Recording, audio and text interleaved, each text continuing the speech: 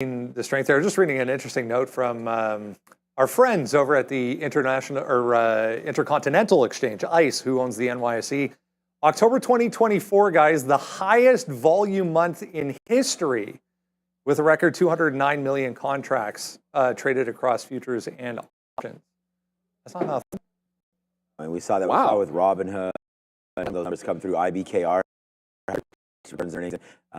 so did Schwab. So I mean, some of these plays there definitely getting interested with options, and I think that that's what Palantir, a lot of what sort of spurns this trade as well, is that it's been popular for a minute. This is a cult stock. I mean, and I thought that when Jim Cramer named this a cult stock, I was like, perfect, get part of it. I mean, part of this for a minute, right? So Palantir, a huge move up. I still do hear Adara in our ear, which is no problem. But there it goes. Nice move to the upside there for Palantir today. As Adara said, it's nice to see that all the contracts aren't coming from commercial sides of things and government contracts. They're now starting to split it up here, some private sector, some commercial, to match that government side of things. So it's a real nice move for Palantir. We got that inclusion into the S&P 100. TARP came on and was talking with and talking all about defense. And we see right now, I wonder if part of the move up, and we've talked about this here, not just today, I mean, Palantir was getting hit. And we actually talked about how we liked the quarter yesterday before it happened, just because of the setup. But again, it was only down 10%. If they missed, probably would have been, you know, a little worse than that. We talked about maybe buying some if we got into 35. Good luck with that. But Palantir just continues to go higher here. I'm long, so it's broken, right? No matter, we can talk the quarter, it doesn't matter, it's in the past. Let's talk about the future, and that's what I said. Some people will talk about it, some traders will trade it. Well, if you're gonna trade this name today, and you're not long here, I think this is almost just a reload spot. So the money's in the pot now, it's a big trade, but we wanna make more, and we wanna take an opportunity if it comes in. So the trade for me is always very simple. When there's earnings and you like the play, you wait for the gap to come back in here to VWAP. So that's what we're going to do. That's what it is right here. You can play a little more aggressive if you want to take the 50-period moving average, which is 48.12. But at the end of the day, this 47 and change is right there. I put an order in my own account to sell some at 49.50. So if it gets up there in and around 50 bucks, let's sell it out. We're long this name sub 10 bucks. So this has been a big, huge move. It's making a difference. So I don't want to just stare at this profit and let some of it, you know, disappear. So I'm going to take a little bit off here, like maybe 10% or so in my account, if we could get near that 50 buck mark. If we don't, here's fine as well. So nice move to the high side here for Palantir. It's made a real big difference for my investment account, and you know, really proud and happy that we've been talking about this for a very long time. So congratulations. No hat. And the hat's around here somewhere. So look, I'm not too much to add to that, except for, you know, I like to dip into 46. And that, and then I like VWAP as well, but for almost a different reason. It's essentially just a confirmation level as well above that prior high on PLTR. Not really looking at any reversion trades on Palantir. I think the 50, some people are probably going to look to take some profit, but as long as it holds on a trend, want to look for some dip buys in Palantir. There was a question in the chat. Someone was asking about Palantir and the hack ETF. And all I will say is when I looked it up, and I was surprised too, Palantir's not in the hack ETF. And there was actually, I looked up the holdings, and there's also, I mean, there's a couple of websites you can look. One of them, like ETF.com. Now, we're not affiliated. You can actually check to see like what ETFs are a stock in. Yeah. So you can search for Palantir and then see what it's in and what it's not in. But no, it's not in the hack ETF, which is a bit strange for me, but although I feel like at some point it's going to get added to it, but it's in like 200 different ETFs. So ideally, you hold on to VWAP and you hold on to trend. If you lose VWAP, what I said in my note, if you lose VWAP, 46. 46 was the prior high in the daily. 46 was where support came in the aftermarket right towards the end of the show. So I think that's going to make a lot of sense if it does any kind of larger gap fill on Palantir. And none of the ETFs that I looked at that it was in are more interested than watching it itself. All right. As far as the election trade is concerned, a ton of things we can look at individually. I mean, Mitch brought the Tesla angle up when we were speaking to him. If you missed that, just go back and listen to his comments on Tesla back below 250 here. I mean, it was kind of a nothing day when all was said and done yesterday. We test lower, we test higher, we end the day basically flat. Elon Musk on Rogan yesterday with some controversial comments. If you haven't seen that, go look that up. We don't need to dig into it, but we'll see how this plays out. For Tesla, I mean, fundamentally, the company's still the company. Yeah, Tesla is really interesting too. I was just actually saying to Brendan off screen, one of the comments that was made here, I guess Elon Musk was asked if Tesla would do a phone. He said they wouldn't, but they could if they have to. So interesting note there, potential Tesla phone somewhere down the line. I think one of the more interesting names here though could be Funware. We did have on Monday morning a filing here with announcing that its CFO Troy Reisner going to step down sometime between November 15th and November 30th. They also this morning announced this new global technology and AI leader who's going to be their chairman of their board. So potential AI push for Funware. The other Trump-related trades on watch include names like INTC, TSM. There's also crypto, which we're going to get into in the next item here. So there's really a lot of different ways this can be played. Yeah, different angles to take today, guys. What are we looking at? I mean, Tesla, the most popular, probably just below 250 here. Well, I mean, if you're talking election trades, I mean, the purest in terms of volume and volatility and move is going to be DJT, which we went over a little bit already. So with that being said, I mean, Tesla, I get it, the Elon endorsement angle, but it is trading a bit on its own after earnings, and we don't want to lose sight of that. So I think in the long term, let's try to separate any hype from, you know, the good move that it had off earnings, which was Tesla had a fantastic quarter. So it doesn't really matter. I know it's pulling right back in the 50 period, I guess doesn't come into play after this gap up. I thought that move failing at 47 was going to get us a test of the 50 period today. With the gap up, that's not going to happen. It's just that 250 level. 250 is where you didn't get to yesterday, and then 255 up top. You bust through 250, the reversion waits to 55. Now, yesterday, my mistake was not waiting for it to get for the level to revert, such that by the time we got the reversion trade, it was like the fifth one that I was in, so essentially went like 1 for 5, and ultimately I got half it back on that one trade, but I want to wait for it to get to those key levels. So you can see 250 is a big line, and then the other one is going to be just slightly underneath the 255 level as Tesla gets to the upside. So that's what I want to wait for. DJT, we kind of already went over that one, and we'll talk a little bit more about that. Like, as long as it holds on at 36, I think that one looks pretty good. And only looking at Funware for when DJT feels like a little bit of a sell. And if there's anything else that you guys think is an election play, let us know. But if you want to let us know in the chat, you got to be a subscriber to be in the chat. So hit that subscribe, join the conversation, join the fun, no pun intended, with some Funware and DJT here today. So hit that like, hit that subscribe, and while the water is nice and warm. Yeah, so Palantir right back up to near that $49 mark again. So we're taking a little bit more out right there. So for me, for DJT, I just want to see it fall back into some of these areas. Yesterday we had a big move early. It made that move up to 32, then fell all the way back in to 29. So it fell 10% before eventually getting going. So there's the move up yesterday to start with. There's the fall back in, right? And so where did we fall back into? 29 bucks. I don't know if there's any sort of, you know, meaning for that. I don't know if I don't think we're going to get to that level today. We could. And if we do, then hopefully I'm not long.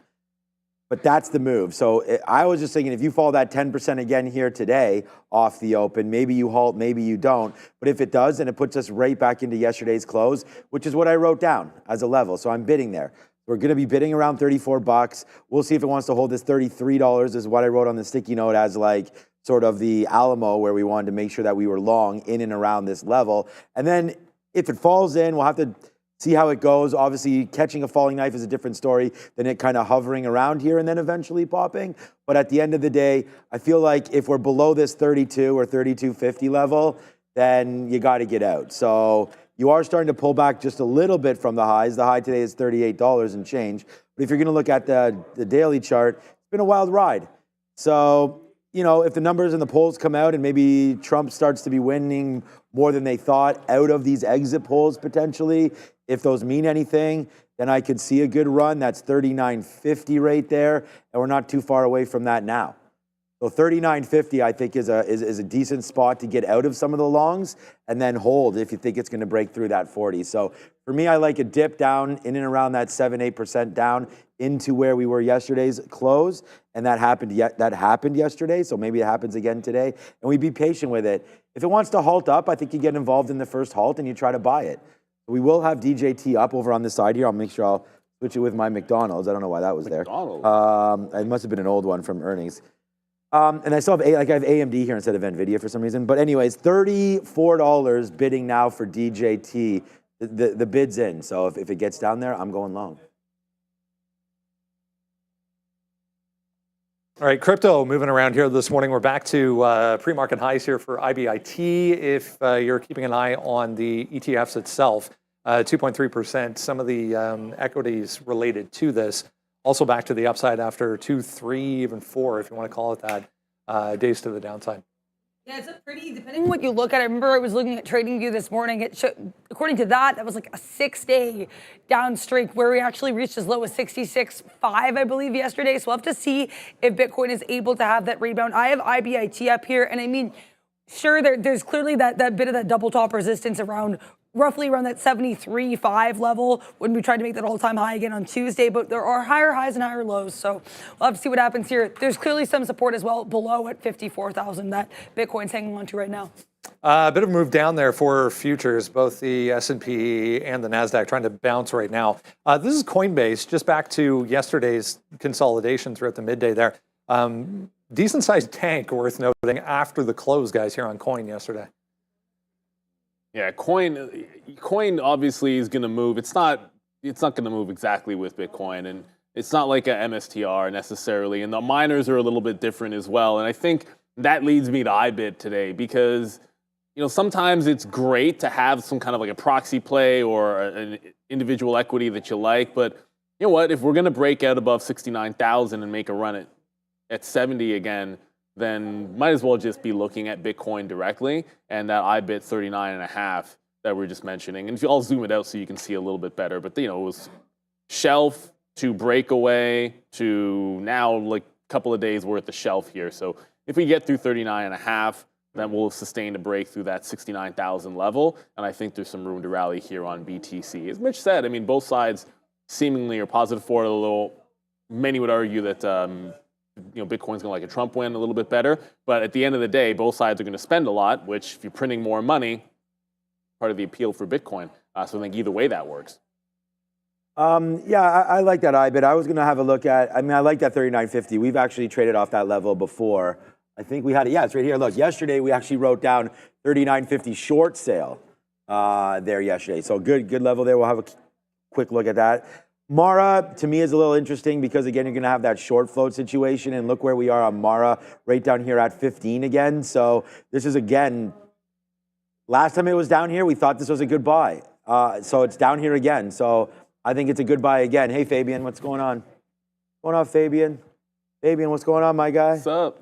No problem. Right down here, 15, I think, is a good little level right there to possibly buy. We talked about this. Look at this. Yeah, no problem. Me and Neil are very, very similar. Obviously. So there it is. 15, 15, 15, 15, 15. All right, so as you can see, 13.50. Okay, so we just got out some more Palantir. Palantir just ripped back into 75. So Palantir just touched the 50-period moving average again. We are still waiting at 83 for some random reason. Here it comes, and there it is again. There's the big trade of the day. Continues to happen right here. Palantir back near highs of the day. PLTR continuing to sort of rip faces off. So that's a good little out right there for us. I love that $49.50 area. No reason other than it's $50. So I do have an order in my long-term account. Well, actually, it's more my swing trade account, but this stock I've been held now for probably 2 years and change anyways. But as Palantir continues to go up, that's going to be a level for me to sell. As we trade through, though, I'm starting to get out now. The one thing that we haven't talked about is the imbalance. It's a 1.35 million buy imbalance right now for Palantir. So that's pretty spicy to look at that. But again, I'd prefer it not even have an imbalance or even a sell imbalance because right now it's kind of going up. And I think that a lot of the run up could be due to this. And then it has like a little bit of a hangover off the open. So if it does have that hangover, we're going to look to see in and around that 48 now. I mean, we wanted to play VWAP. We had written down 47.75 is where we wanted to get long. That's exactly where we are long. But a place back into VWAP, I like that too. So there it is, man. HIMS was a big stock, man. A lot of people made some money on that one yesterday. I think Sharif was actually trading that one really well yesterday in the midday. So HIMS, another mover today, up 6%. So wow, chill vibes. If Palantir gets to 59 today, 59, then I may or may not be in tomorrow. All right, back over to the desk. SMCI coming up tonight. Yes, we are higher, but if you zoom out a little bit on SMCI, get a better picture. If you missed this day, the auditor essentially said they want nothing to do with this company, which leaves the question, even after they report, do we trust anything that they actually report? We'll see. I mean, there's also this business update call coming up along with these earnings today. I've been saying to basically everybody off screen, I'm more excited about the business update call because I think that could potentially be more revealing than the earnings themselves. That's scheduled for 5 p.m. Eastern, but it's worth noting when they initially announced it, they said it was going to be on November 5th, 2025, which I think says a lot about the SMCI situation right now. Analysts are looking for 51 cents per earnings per share. They're looking for revenue of $6.52 billion. So we'll see if those estimates are actually met, exceeded, or missed, but that's what analysts are looking for. This SMCI daily chart says it does a lot of the talking. Yeah, tried to bounce yesterday, came back in at the end of the day, but we are holding, guys, where we found support yesterday. Yeah, that they'll actually have earnings is a story, but yeah, that you want to see how they can respond to all of the allegations. Let's be real. You know, how the earnings go, at least you're getting a report, but you got the short seller report, you've got an investigation going on here with them. So there's a lot to be answered for at 5 o'clock. Obviously, it'll be after the aftermarket show. There's going to be a lot to decompress tonight. I think there's a lot of risk, obviously, baked into this name. That said, it's given you every single time it's popped, you've got to feel like there's going to be at least a few people looking to de-risk in a situation like this. So when it gets to any kind of key level, now yesterday it was 28, you can't make this up. The day before it was like a 29 hold, and then this high is effectively 30. So looking at all of these even dollar levels, just double check here. Yeah, so looking at all of these even dollar levels for some fades. Now it's not if it was SSR today, short sell restricted, I'd be looking for bounce plays. But I just want to be waiting for it to get to those crests and look for reversions. And I have to go pay for locates. They're not free on SMCI. I did pay for Funware and DJT in case I need them. They'll be super dirt cheap on SMCI. I feel like it gets to some of those even dollar levels, and I'm just going to look for scalp trades, maybe reversions back into VWAP. I feel like there's going to be some people looking to de-risk on any kind of pops on SMCI. Just be careful. If you're holding on to this one in the long term, I suppose it's gone down so far. Maybe they have a good response tonight, but the risk is tremendous here. Yeah, so for me, I only want to look long on SMCI today. It's up today. It's much better than the market. I don't think they can say anything worse than what people already fear, which is, you know, I mean, we're down. I don't want to know what people fear, to be honest with you. Maybe that's a bad statement, but we're already down here. How much? From 49 is where this thing came from. So 40. So you're chopped in half already. So let's just wait to see what the story is. I wouldn't want to be caught short this name, not today. So, you know, for me, I feel like the only thing they could do is report numbers that would be good. Like, how bad do the numbers have to be for this to go lower? You know, so let's just wait to see. I mean, it's more about, to me, the earnings almost don't mean that much. To me, it's more about, I see Palantir's come back into 48 here. Again, it's a good thing. Like, we just got out $1 higher, actually.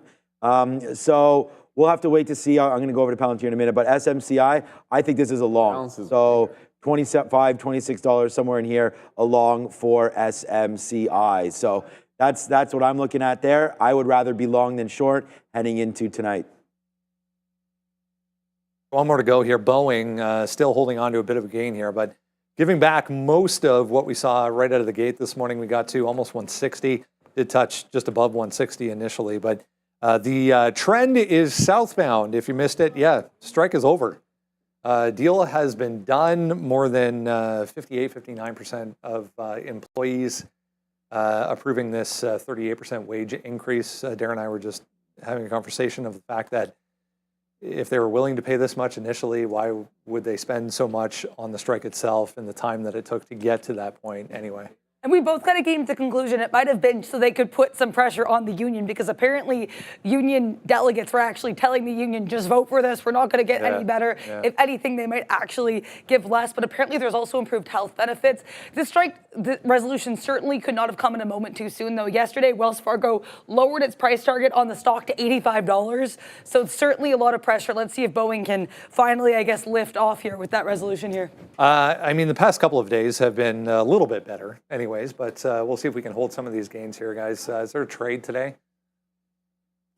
As it can hold on to 157 for like 1, 2, 3, I don't know, 5 or 6 days in a row now has been a wall. And I guess waiting until they got a deal done here, maybe to take out that wall. Now it's gapped above without any real test of 157. So I think you might have to weather that storm at the open, but you know, kind of all clear. The 50-period moving average on the daily also sits down here for Boeing, so it has a chance to close above the 50-period for the first time. I mean, it kind of did it back in August. Let's be real, it barely did. The last real time it was there was in July. But I think a close above that 50 looking pretty good. It just has to hold on to the 157.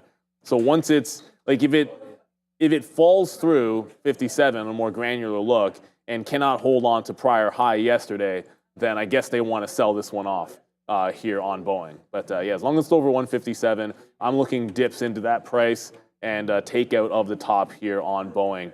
Only looking longs unless we lose yesterday's high at 156.5. Okay, we're reloaded. Palantir came back into a level. We got 47.91s right there as a dip buy, and then we just got some out there at 11s or something, and now you're up here at 48.15 on a reloaded position now on Palantir, but we only put back on like 10%, like barely anything. Like I said, remember what I talked about with this imbalance? I don't like to see it when it's here like this, so that's why I took it out. Like you can see my average price didn't really change, right? We were long at 47.75. Now we just took another little bid there at that level. So now we'll wait to see where we go from here. A little bit of a reload, another 5% right now for Palantir. Nothing worth going crazy for now on PLTR. So there it is. SMCI is that sell imbalance. There it is. So now at 925. So get ready. It's going to give me the opportunity to get long. DJT with a buy imbalance. So that's starting to go back there to the upside. Apple small sell. That's going to do nothing. All these numbers now are relatively small. I mean, Google, see, there's just no volume today on, oh, that's Google. Okay, so that's not Google. Let's look at Amazon right now, another name that could have some volume in it. I mean, this name continues to fall off of that $200 level that we've seen. 197, 198 has been the top. I actually like a buy on this name, and this could be another one of those sort of election-sensitive names as well. Alphabet? Amazon. Oh, Amazon now. Coming through there as, you know, Trump has said some not nice things about it, but in the past, but you know, who knows.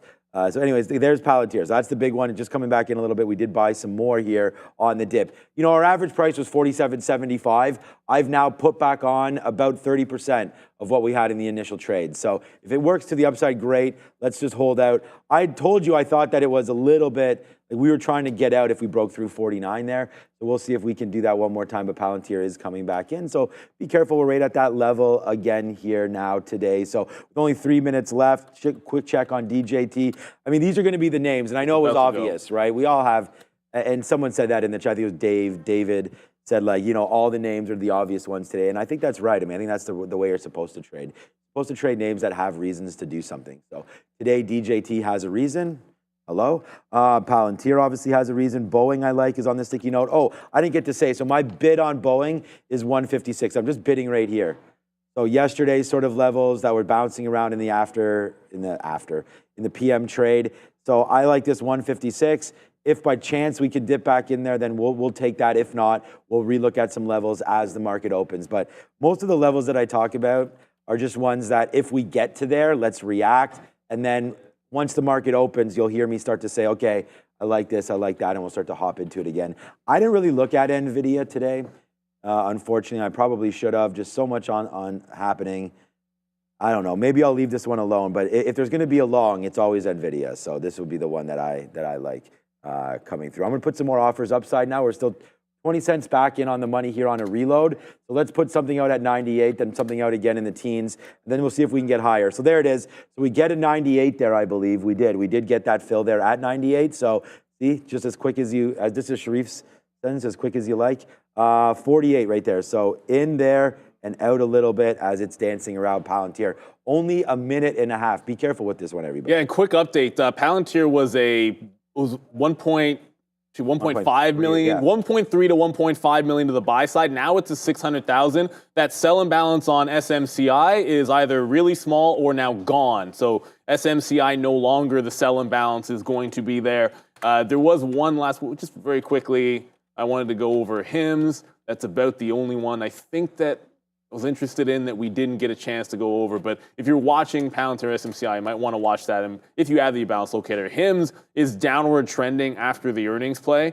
So I think it has to now pull back into 21. Had it been putting in higher lows, simple breakout of the top would have been a nice one for us. But unfortunately, it is now trending down. So I need this one to hold on to VWAP. So Boeing is just chilling 157.5 with less than 1 minute to go. IBIT looks like it wants to make a run at that 39.5, and Palantir, which still has a buy imbalance, is underneath VWAP. I said if it's for myself, if it's underneath VWAP, I want that 46 level, which was essentially its prior highs on the daily, and it's where support came in the aftermarket. So if it does come back, I'm looking for that 46 dip.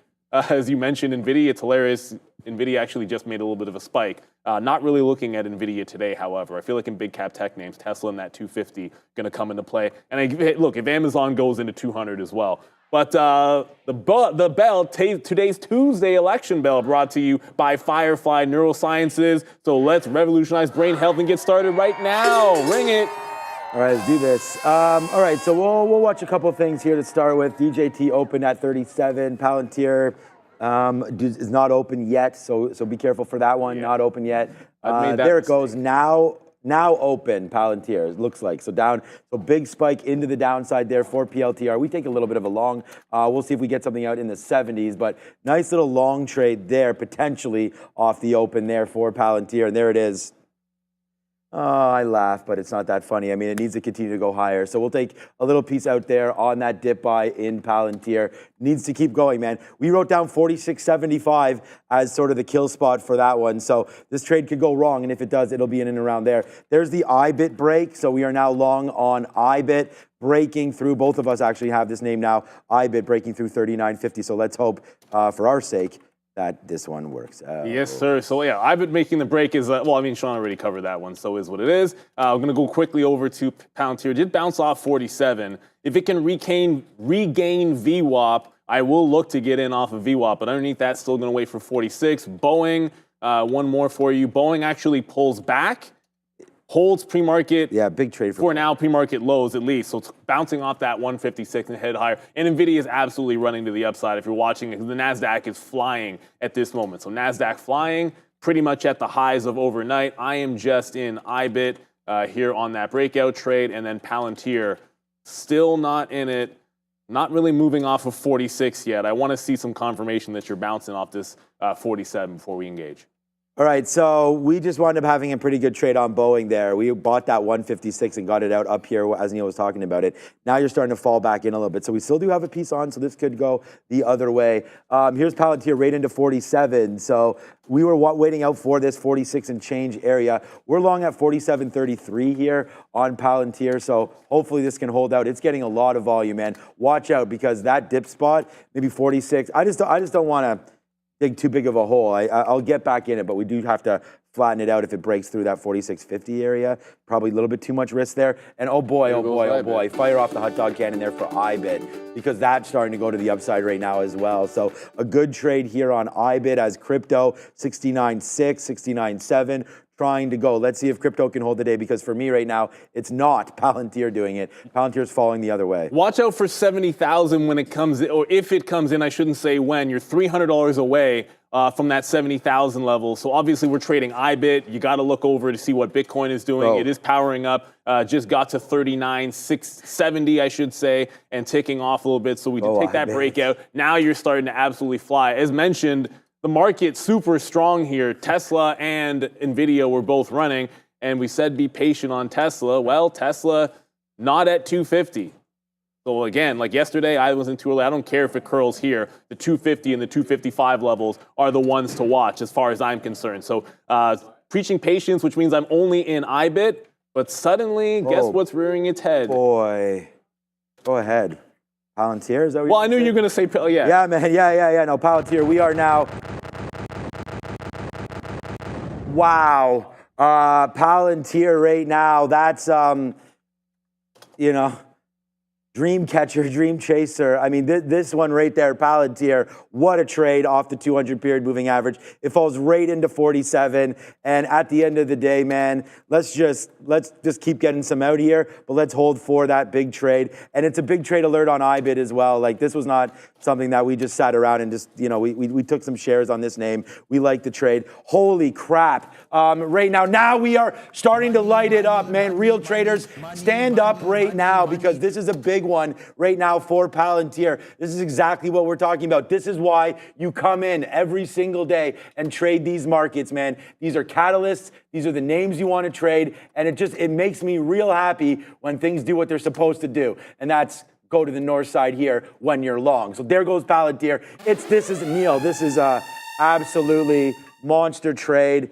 Congratulations, everybody, on this Palantir tip, man. This is a big one right there. Thank you for checking out the sticky note. Thank you for checking out the watch list. Thank you for checking out everything that we do here at Trader TV Live. And just come back every single day for more of this excitement.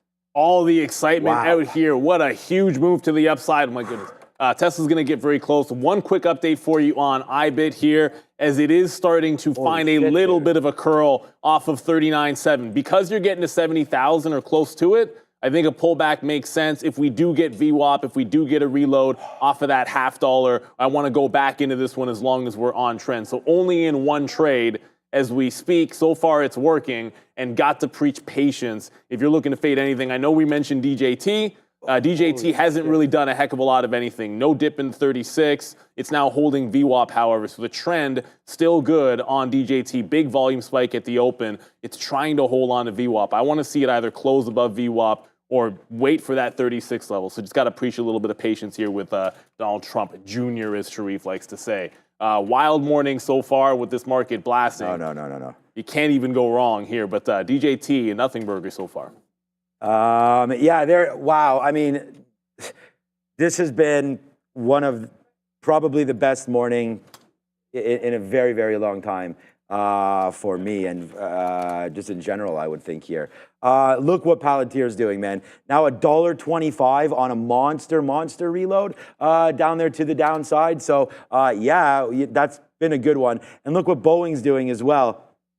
Can't believe we got that dip actually in Boeing. That was a pretty good one there into 154s. We got a piece out early and was able to hold. So far so good here on Boeing. But let's get a piece out right now at 36s if we can, and put another chicken dinner winner on board right now. We don't want to get too carried away with this. I'm going to get out another piece right now on Palantir up here in the teens if we can. We just had a monster run on this. I would love for this to continue higher, but we are now out of probably about 65 to 70%. Again, we had different amounts of shares coming through there, but let's get in. There it is. Yes, sir. We got a 15 out right there.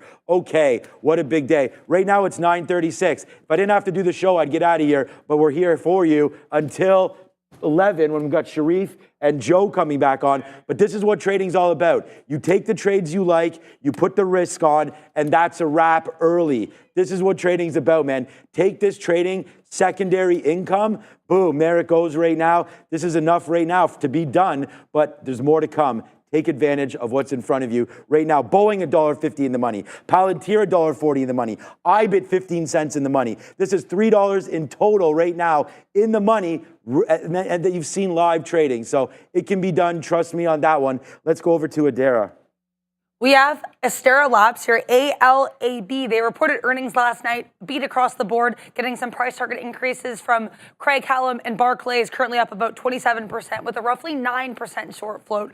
We also have GME on watch here. GameStop up about 1%. Not seeing any news on this, but nice volume pop to the upside. So keep an eye on GME. We know this one has a tendency to run, guys. GameStop today? That seems a little bit rando. Gotta admit to you, I don't know if I wanted that one on the radar, especially when you've got too many other names capturing a little bit of attention.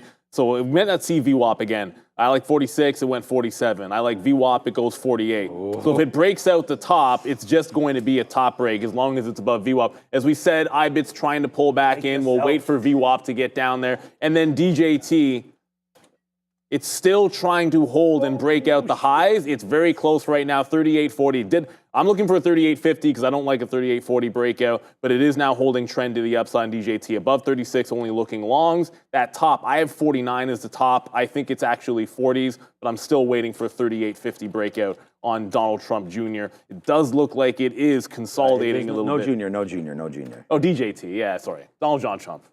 You know, yeah, my bad. No. So I want that 38.50 break. I do have eyeballs on NVIDIA, but the thing I'm actually the most happy about is just not being in a Tesla short. Because was there any curl, was there any entry off of 250 that would suggest you'd be short? Absolutely not. So we don't touch it with a 10-foot pole. Don't want to fight it. Now 250 has to come into play. So solely in one name we like to the upside that's set up, and 1 for 1, but Tesla got to wait for 255. It's flying now. Oh boy. Yeah, for me, maybe a little bit of a different story over here. This is now $1.70 right now on Palantir, and we're in IBIT. GameStop is popping right now. We can look at that again. I mean, this Palantir trade is an absolute, like, there's no better. We actually wrote down, you guys aren't gonna, you're not gonna believe this. Well, you probably are because we do it every day, or what this price is what? Play what? 46.75 for an early dip. We wrote down on our sticky note, where's Lars? I got to get some campus people to listen to this. 46.75 on a dip. It went down 46.87 or something there as the bottom. So, I mean, that's going to be pretty much a perfect setup for us. You know, we talked about the hangover that could exist off of that imbalance. Let's just keep clearing out a little bit here and then just watch to see what happens. And again, very, very proud of this trade as well. IBIT, you know, put our money where our mouth was on this one and took this one long and have the position that we wanted. We always want more shares, but what are we going to do there? Wow, Palantir just continues to go. Now we do have FXI. We just took this one against 3250. This is a level that we wrote down, but honestly, we are over the moon right now with what's been happening with Palantir. Wow, here it goes, man. $49. Are you even kidding me right now? So we'll take a piece out now at 48.87 there. We just grabbed that one. And man, the sky is the limit here for day trading with real trading for this account as we continue to go higher and higher and higher. Huge monster on PLTR. And then we've obviously both got IBIT. So, I mean, we're going to go 4 for 4 here, but nice moves up. IBIT or FXI and IBIT really starting to go now. So good trade over there, Neil. But wow, this Palantir is really, really starting to get it very, very exciting here, up to $49. I don't know if you got to look at the 49 offer. I did not. No. I was suspecting, you know, maybe there'll be enough shares on there to pull it back into VWAP. I don't know. It's probably a million. No, never mind. I just saw it. It's going to chew that like a hot knife through butter. I'd say about 250, 300,000 shares are on that bid. Tesla through 250, doesn't get to 255, but if I like a level and it busts it through, I like support turning into resistance and vice versa. So Tesla here at the 250 level, going to look to see if we can dip long on the way to that 255. The market's starting to come in pretty heavily, and Palantir is now at 49. It just went right through. So Palantir with the break. No fill. Gonna leave it in, see if we get picked up there. No pickup. Only crossed a 3 on that one. Not aggressive enough on the cross. Actually crossed a 3. Let's go with Eric. Keep an eye here on PAYO, another smaller cap earnings name here, Payoneer. They do have a market cap of around $3.25 billion, so not insignificant, but definitely smaller. They beat here on earnings per share and sales. Also here, raising their guidance here and also above estimates for fiscal 2024 revenue. So PAYO, great start to the day with strong volume across the board, guys. Oh, man. Okay. Great day. Absolutely great day. I could hear, hopefully some of the guys behind us have it. It sounds like Wayne might have it as well. Wow. I mean, this is, you know, hopefully you watch the show for trading, for insights and all this kind of stuff. But like these are the trades that, you know, we had Mitch on, you know, Palantir, all me and Neil, Palantir. So there it goes, man. Huge move to the upside. And I just said, oh my God, if I get filled at this 49.50. See, now I'm feeling like I got to get into my own account and adjust it, but we'll sit there and watch. Okay, IBIT. Again, because we have more shares, we're trying to get out of some of this here to the upside. For myself, I have a decent sized position, and we're going to try to get that out. We did just give up and go flat now on Boeing. So Boeing actually breaks lower right now, and not very happy with that play. But we did have that there. So we're actually going to be pretty break even on this stock, which is kind of crazy because we got into there, but that was a decent size, and we didn't reload everything. So when it came back to the upside, we were able to get out and then dropped it down. So our average price was around 155, I believe. I should have checked that out. But there goes Boeing. I said if it breaks 154 and turns red, then let's get out of that one. We have way too much money here on Palantir on these great trades to have worried about it over there. So here it goes, nicely done to the upside here for PLTR. Neil, it's 250 right now in the money. So this is a money bag yo trade. That is for sure as we continue to go higher and higher and higher, right up to that 49.50 and almost stopping on a dime. So did you put it at 50 or at like 49, 47 or something? Really 49.50. I didn't think it was going to hit it, but it looks like we might get there. I also have an off. I just got out on our rate here. It just printed for some rate there. I got, well, I think it printed 46s. I got 40. I got 35s, but I'm also waiting at 50 flat as well. So that'll be, wow, what a trade there. And then IBIT, guys, come on right now. This is another. awesome. We are over the moon right now today. So again, thank you so much to everybody for watching, and thanks for supporting the channel as we continue to put up numbers. Yeah, so I actually left my bid in when I didn't get the breakout at 49. Actually crossed to 5s, it looks like, and didn't get filled. But I left the bid in at 5s, and we're able to pick it up on the way back in here. It just tagged 40s. So in at the break of the high at the first even dollar after the 49 break. But let's go to Adara. We've got economic data right now. Slightly lower than expected S&P Global Composite PMI here, 54.1 versus the consensus of 54.3. Slightly above, though, the previous print of 54. Then we get the S&P Global Services PMI, 55 here, also below estimates of 55.3. This one also below the previous print of 55.2. So a lower than expected S&P Global Services and Composite PMI here for the month of October. Market not reacting too much to this, continuing to push higher. We have the NASDAQ up about 2/3% right now. At 10 a.m., we'll get more data. Most chief among these numbers here is going to be the ISM Services PMI. So after the S&P, we'll get ISM at 10, guys. All right. I mean, here we go, man. Glad Neil joined this party for sure as we break through 49. Good call on that one. Here we go, man. Oh boy, what's up to Chill Vibes? What's up to everybody that was like, man, if Palantir can get to 50, man, that would be a dream. It's not a dream, my guy. Wake up right now, everybody. Wake up, America. Go get those votes in. Then go give Alex Karp a high five. There goes Palantir up 20%. And by far going to be the biggest stock that's been traded here in a hell of a long time. So there goes Palantir. Huge move to the upside, continuously going. IBIT, I mean, Bitcoin, these trades have really worked out today. The trades that we talked about there heading into election and some possible moves here. So Palantir, again, earnings play. I know you were in that DJT. That's a good one. We'll see about FXI, which we're in right now. Just a quick little update, though. If FXI breaks through this 200 period, we're gone. That's 43s, 44s. We will be gone on that one. But I'm not even, like, right now, nah. We'll just wait to see what winds up happening right here. Palantir just continues. I'm going to take another piece right here. Why not? I mean, we could take millions of pieces on the way up as it continues to go. So we'll continue to do that one for you and just continue to have a great time here live every single day. What's up, Sebastian? What's up, Chill Vibes? Luis, everybody there in the chat. Congratulations to everybody trading there today, especially these names. If there's anything else you want us to look at, let's call that stuff up. I mean, I know Neil. I saw someone just said on DJT. Intel, any news? I haven't heard anything on Intel. I haven't looked at it in a bit, but one quick update. IBIT has managed to hold on to the same trend the whole way. Right now, if it loses 39.7, I'm going to cover half and look for that VWAP retrace. VWAP retrace works right back to 39.50, which is exactly where we had the entry. So I think that's going to end up being a key level.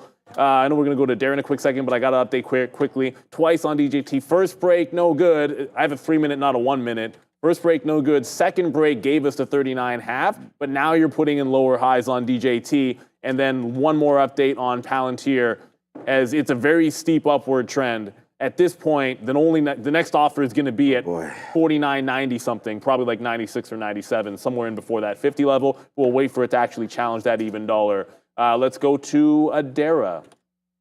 Really nice pop here for Intel, and there actually is news. It came out basically right at the open, right around 9:29, which is likely why it got a little bit lost here, but up about 2.3% at day's highs. We have Digitimes alert reporting that the CEO of Intel, Pat Gelsinger, apparently paid a, quote, brief visit to Taiwan, met with the chairman here of TSMC, so Taiwan Semiconductor, to help finalize their 2nm and 3nm production capacity for 2024 and 2025. So Digitimes reporting this, citing industry sources. Basically, long story short, Intel CEO meeting with the TSM chairman. So keep an eye on INTC and TSM with that in mind, guys. That's why we have Adara. So that explains the 2% on Intel. Watch out that $38.50 level. It's going to be a big one for sure. This 23.5 resistance on Friday, couldn't even touch it. We'll wait for that level. So IBIT's at, like, Bitcoin broke 70,000. Remember we said 70,000 might be a little bit of a, might have been resistance. Well, last out in front of 70,000. I put a trail in case it pulled back off that level. Instead, it's broken out. It just got to the 40. We're going to take another leg out in front of 40, in 39.5. Now you're touching that 40 level. Tesla, you know what? Tesla not really, it's not pulling back into VWAP. It's not testing 255. So the difference between today and yesterday is, hey, I'm not forcing any trades in Tesla early. Got to wait for 55 for any reversion, and then 250 was the key level. So if it's not going to dip back into that, then I don't need to be involved in Tesla just yet. Still a strong move, up 4% here on Tesla, above north of that 250. I think it looks good. Nvidia is having a strong day as well, but I don't think that's the thing that people are concerned with right now. You know, Nvidia is a great stock, but I think we're going to get, hopefully, this 50. Did we come all this way not to get 50? I'd like to think that's unlikely, but we just curled at 49.89 up here. But I think we're getting to 50.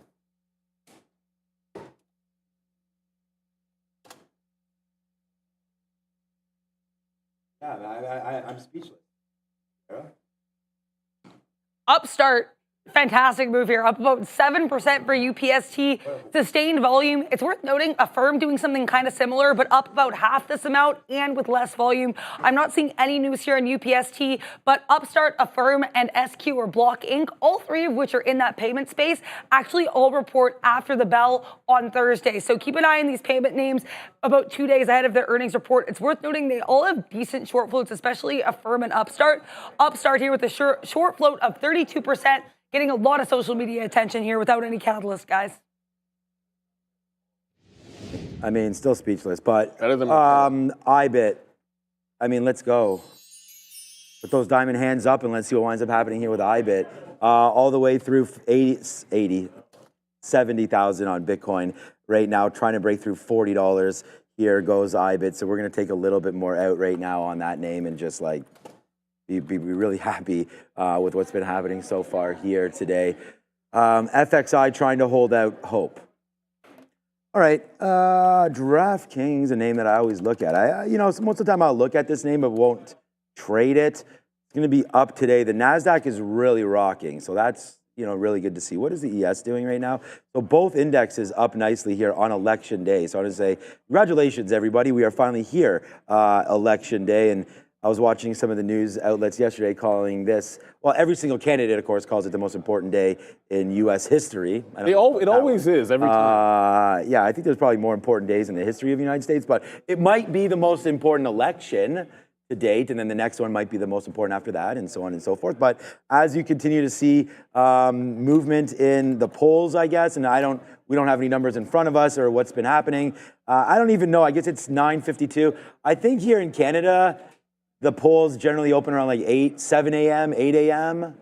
local time. I don't know where they open. But DJT right now is really starting to go again. Like it just came up to that $40 mark. We talked about it earlier today when I said if you're long into here, I think 40 is a decent spot. So if we come over here, Ramin, quickly, we'll just show this DJT chart, and then right into there. So there's 39.60 as a top there for Donald John Trump. Shout out to my good friend over there, Sharif, who will be here on the midday with Joseph coming through very, very soon. Okay, so IBIT, great out on IBIT. Let's go, boom, boom. We'll see what happens now where it goes. I'm going to take another piece out here at 88 or 89, so whatever we just got there. Nice little move out there on IBIT. So we are starting to get lower and lower. We only have 10% left right now of IBIT.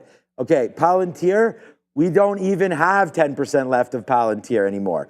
So that just kept on going up. We are a little bit speechless. Whenever that happens, we exit our trades. So we have a bunch of outs up here. 83s, we have 90s, we have, 87s as an out right there. So we have an out 2 pennies from the high, and we have a bunch out right here in the 60s for Palantir. And in fact, let's just take another piece out right now at 50 on PLTR.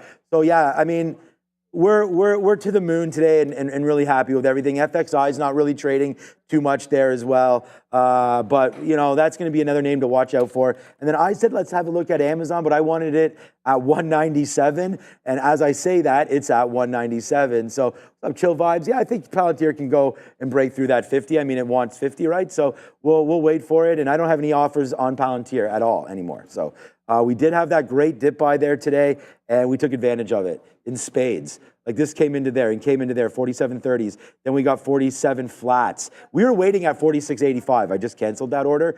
So that would have been, wow, if that would have came in. Oh, I actually did come into 80. It did come into 85.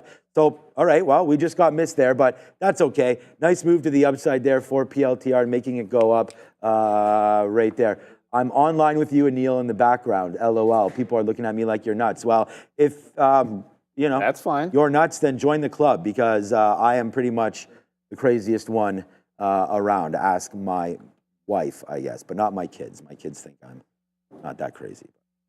That's how it should be at the end of the day, man. The parents have a go.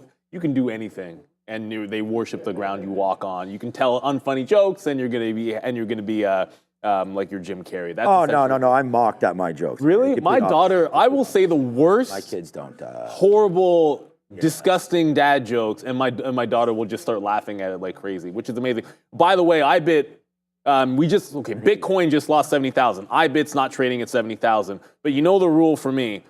Once we make a breakout trade, put it on trend, I took it out in front of 40, there's the trend line. Once it closes above, I'm going to take more out. So I'm now holding on to the last 5% of the trade, looking for the dip trade opportunity. And I'm always going to do this. If I'm not going short the stock, when it breaks the trend after the break, a breakout or off of the morning trend, then I want to make sure I'm dipping out.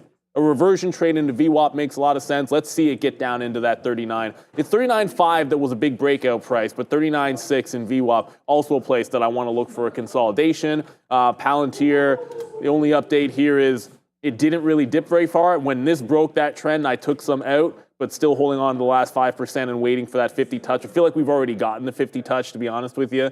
I mean, when it goes 47 to 49.89, you don't quabble over the fact that it didn't get there by 10 cents. Effectively, we did have a test of $50. So at this point, it's got a huge range on it. It's not ridiculous that it could pull back into VWAP. Now, I don't like 49 all the way to 48.5. So if it loses break even, I want to wait for VWAP and then make that trade as it comes. I guess Tesla's not going to go to 255 anytime soon. It's pulling into VWAP. So if I like 50 more than I like VWAP on Tesla, the $250 level is much more significant than the line on the chart, right? Like it's been a resistance, so I want to look for that as support and let other people try to buy the dip at VWAP. I'm going to look for that 250 level as the key one here on Tesla. So IBIT and DJT still, and IBIT and Palantir still going out of DJT. That'll be my red one today. But I've only traded those 3 names. Amazon I do like for short still. But yesterday, all you had to do was wait. Like it held trend up, had to wait for it to do a big reversion trade off of that 197. I was in it early and then missed the mean reversion trade. So this time I sit out the opening range, let it make the trend up, and now if it wants to revert it after the opening range is set, then I can engage in the shorts. Just difference in execution. I like the same area, but I'm not going to make the mistake of yesterday where you're in it too many times and then you miss the one that's the perfect one. So letting Amazon do its thing, it hasn't busted through. Now you have some higher lows to work off of. A couple more minutes and we'll have that first 30-minute range set on Amazon for a little mean revert. All right. All right. So again, we'll sort of pat ourselves on the back for some IBIT trading right here because it did hit that level and we started to cash out a little bit there. We watched Bitcoin take 70,000. We were actually talking about it when it hit. So, and then I told you we only had 20% left of that trade. So nice move back in there as it comes back down. So we're getting less and less. Now we only have 17% left of that trade. All right, FXI went 4 cents in the money. I was like, oh, 4 cents in the money. Okay. But then I went and realized that that was VWAP. So now we have an offer here to get out at 58.59, just to get out at 10%, and then a little bit higher into 60s if we can get that. They get another 10%, and then I'm trying to get something out up here realistically, 65, 66 for this trade. But what a day it's been here live one more time. And it's about to get even better because we have our friend Randy showing up right now with the good stuff. Thank you, Randy, for that one. Yeah, man. I mean, I don't know if we've been drinking like some, I'm not sure if we've been drinking some magic potion here or not lately, Randy, but we're hitting the keys at the right times. And we're the piano man here. Yeah, my bad. We got we got to. I got to film a couple things today. I got to find some examples of RSI apparently. So we'll be doing some RSI things. Yeah, we've done later on. Some good stuff coming through that we're going to be giving out to you guys on Learning Bits. We're talking some RSI. We've talked some moving averages. Speaking of moving averages, they point up on Palantir. Shocking. Let's go to Adara. It's happening now already. Yeah, what's happening? ISM Services PMI, previous print here of 54.9. It's interesting, the consensus 53.8, but a forecast of 54.8, and the actual number comes above all of those at 56. So again, we got a print of 56 here compared to the previous print of 54.9, forecast of 54.8, and consensus of 53.8. So 56, the actual print here.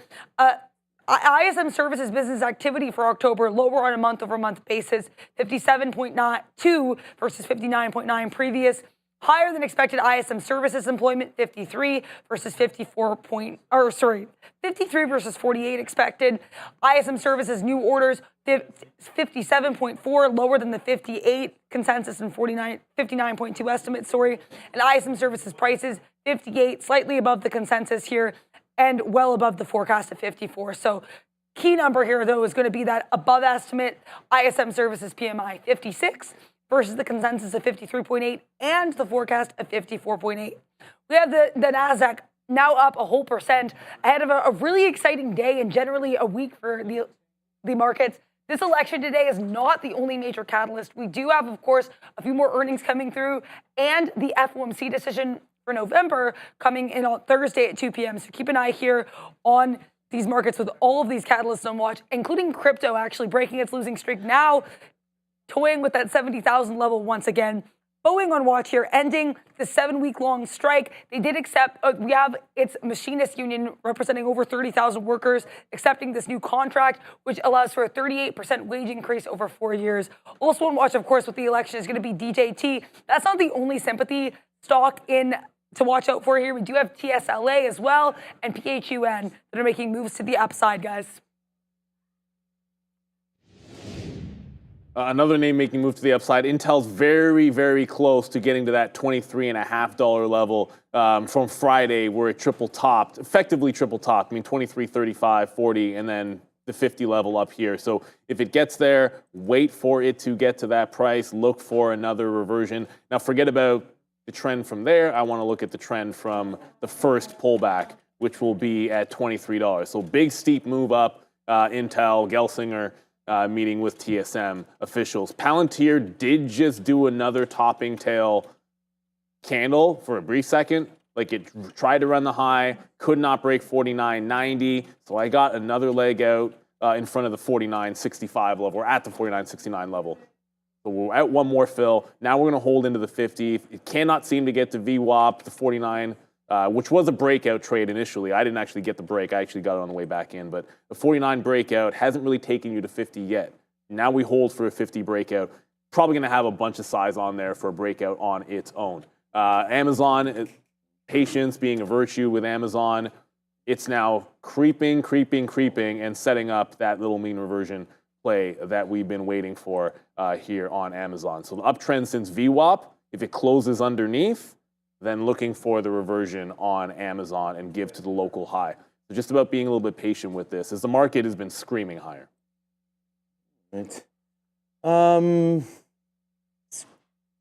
Yeah, I mean, I don't have much happening right now. We're going to be huge today. We're going to be 3 for 3 with a flat trade on Boeing.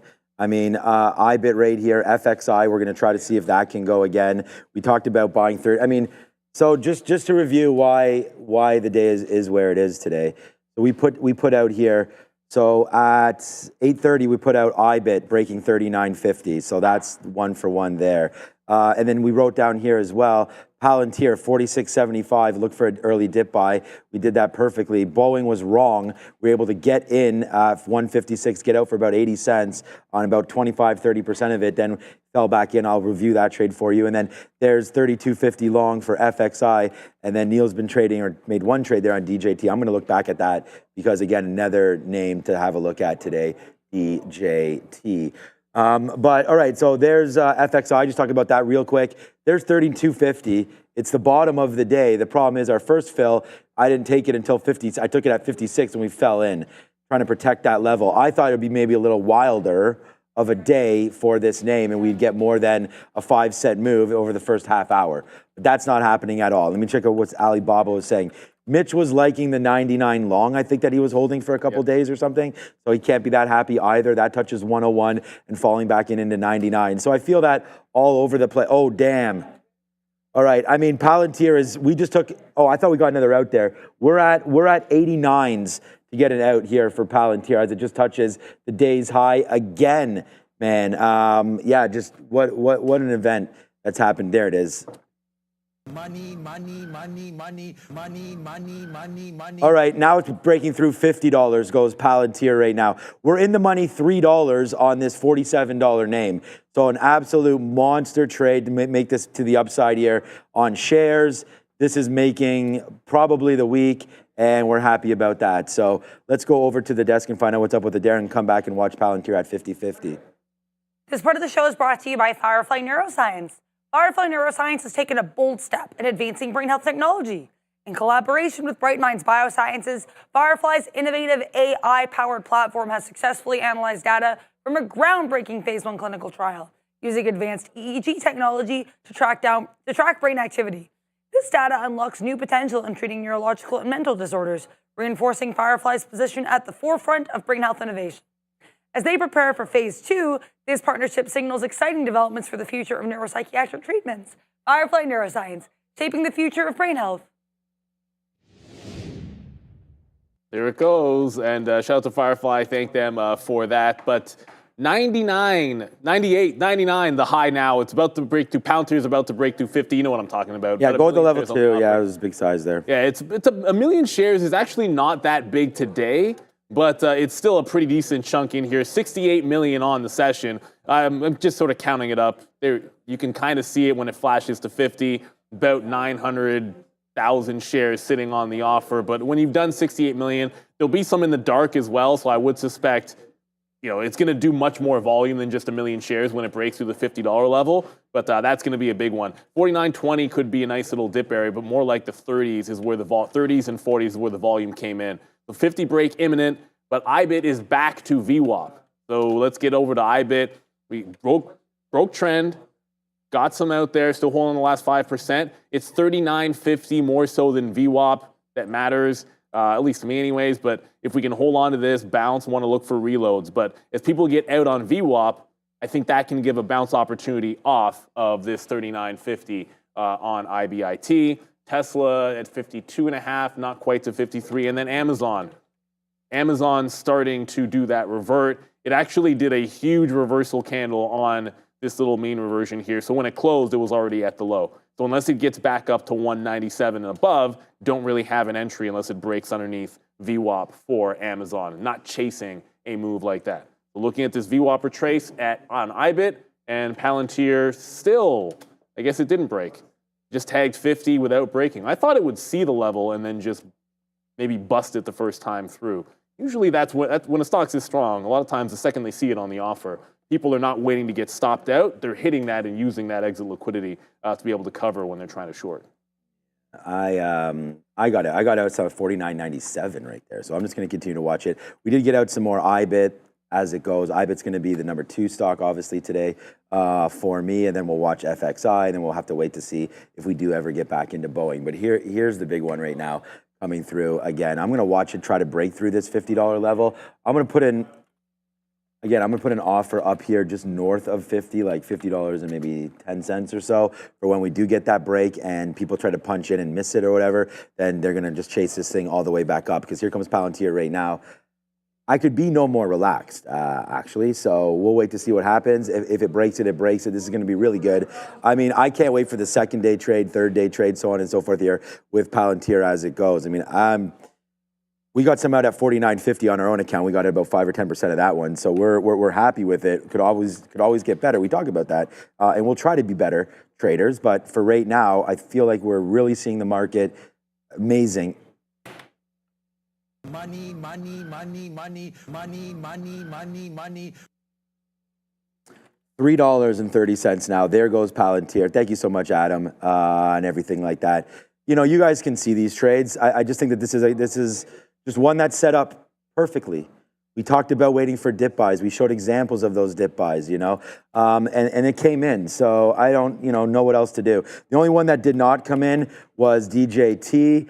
And it's now breaking through 40 and continuing to go. So let's go. Sirens up for Donald J. Trump right now as that continues to go higher and higher and higher. Wow, to the moon right now. DJT continues to get going. Nice move, man. And watch Bitcoin right now as well. Oh boy, the day we're having now. Oh boy. Oh wow, there's some size there on Palantir as well, but yeah, it's nothing. It's going to just rip through that anyways. But there it is, IBIT trying to get back into 80s. Let's take out another piece right now. I mean, this has been an NFT kind of trading day for me, man. If I could just sort of look at all these fills, and we have way too many fills up here at 48.50 for Palantir. But honestly, man, I mean, I'm not going to complain anything about what we've been doing here today. So I just said that, Sean Fry. You're right. I don't call in sick. I mean, if I was sick, I would, but we haven't been sick in probably 3 years. We have 0 sick days. But we may call in sick for another reason tomorrow. You are right about that one. So we'll wait to see what happens with Palantir. And you're damn no way in hell I'm not coming in tomorrow, guys. When you're on this kind of a streak trading, there's no point. You should be coming in every single day anyways.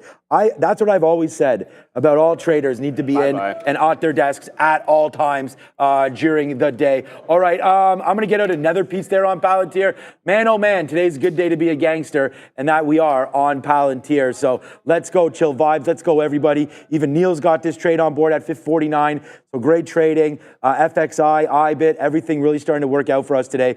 Banner day for me. Yeah, it's a big banner. Look, the market's turning and Palantir isn't. The market actually curled at 1% on the NASDAQ, but there was, and I know you said there was that size on the offer. The second I saw it, when the 50 broke, I was waiting for somebody to jam something or it looked like there would be the first area of selling. So I got some out at 23s on that first push. It just got to 44. So $50.50 now in play. IBIT bounced and I got 39.78s out on IBIT there. It is making a little bit of a shallow bounce on IBIT. Yeah, I don't necessarily love that wick. It didn't give me a chance to reload at 39.5. It didn't really give you a consolidation off of VWAP. And then it got up here to this 39.8 level, and then immediately the selling came in at that lower high. So it took another leg out of IBIT as you're continuing to rally. Palantir is the one that's just going and going and going at this point. I don't want to ignore the chip names, everybody, but wasn't really planning on any trades for the chip names. NVIDIA holding trend, looking good, up 2%. Just to recap for everybody, AMD holding trend, holding VWAP, up almost 2% as well. AMD, its first green. Hopefully its first green day in a week. The day is not even close to done, so I can't speak for how it's going to end up. And then Intel, with that news of Gelsinger meeting with TSM, it doesn't quite get to 23.5. It got to 23.35. I said I wanted to be more patient looking for any shorts today. I'm happy that I'm not in any of them, but this might have been a missed opportunity for that pullback into into Intel. If we do get back and retest that high, I can look for some shorts at that 23 and a half. So we'll see what happens next. I mean, Palantir has not really shown any signs of dipping. I think if you're looking for another dip buy at this point, 50 is probably the obvious area. You're so detached from VWAP here that if you get to VWAP, you'll probably have made a decision or two before then. No longer looking at a 49 or a break even out. Just going to set up a new trend line there on Palantir now that you've broken through the $50 level. If we lose the trend on the break of 50, then I'm going to dip out of this trade. It's already given pretty much everything you want, and you're looking at a blue sky setup on that daily chart. So still going to the upside here is Palantir. We're going to hang on to it. And then IBIT, I want to reload it, but I want it to be on my terms, either consolidating off VWAP or giving us some higher lows. The break got you to where you wanted to on 40. Let's see 70,000 actually hold above on Bitcoin, which hasn't happened yet. It's still resisting 70,000 on the way up. Kind words. Thank you, Kevin F., for the sticky note, the kind words on the sticky note. I appreciate that if you're in our chat. Thank you so much for that. All right, so 350 now in the money. So still, man, still continuing to go higher there. And yeah, man, I'm very, very focused on one stock, apparently, and one stock only. All right, I'm going to take another. I'm just going to put this back in. And then if it drips out, man, I mean, honestly, at this point, if FXI just loses for me, it loses for me. I'm not going to worry about this anymore. So I do have I might as well cancel my 34 DJT bid, right? If we get a 50 fill, we'll take that. We were going to drop out at the 200 period.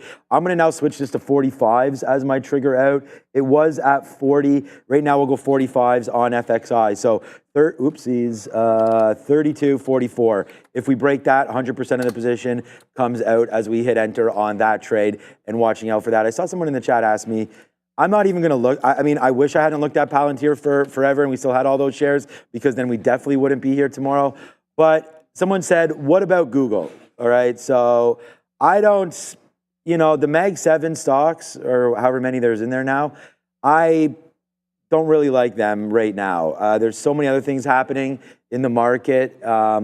We've seen DOJ, FTC, all these guys and sort of that come after Lena Khan and so on, come after some of the mergers and acquisitions and things like that. And I just would rather wait to trade these names after we know who's in office. I'm not sure it's going to necessarily change the trajectory of any of these names, but Google had a great quarter and has been getting hit every day since.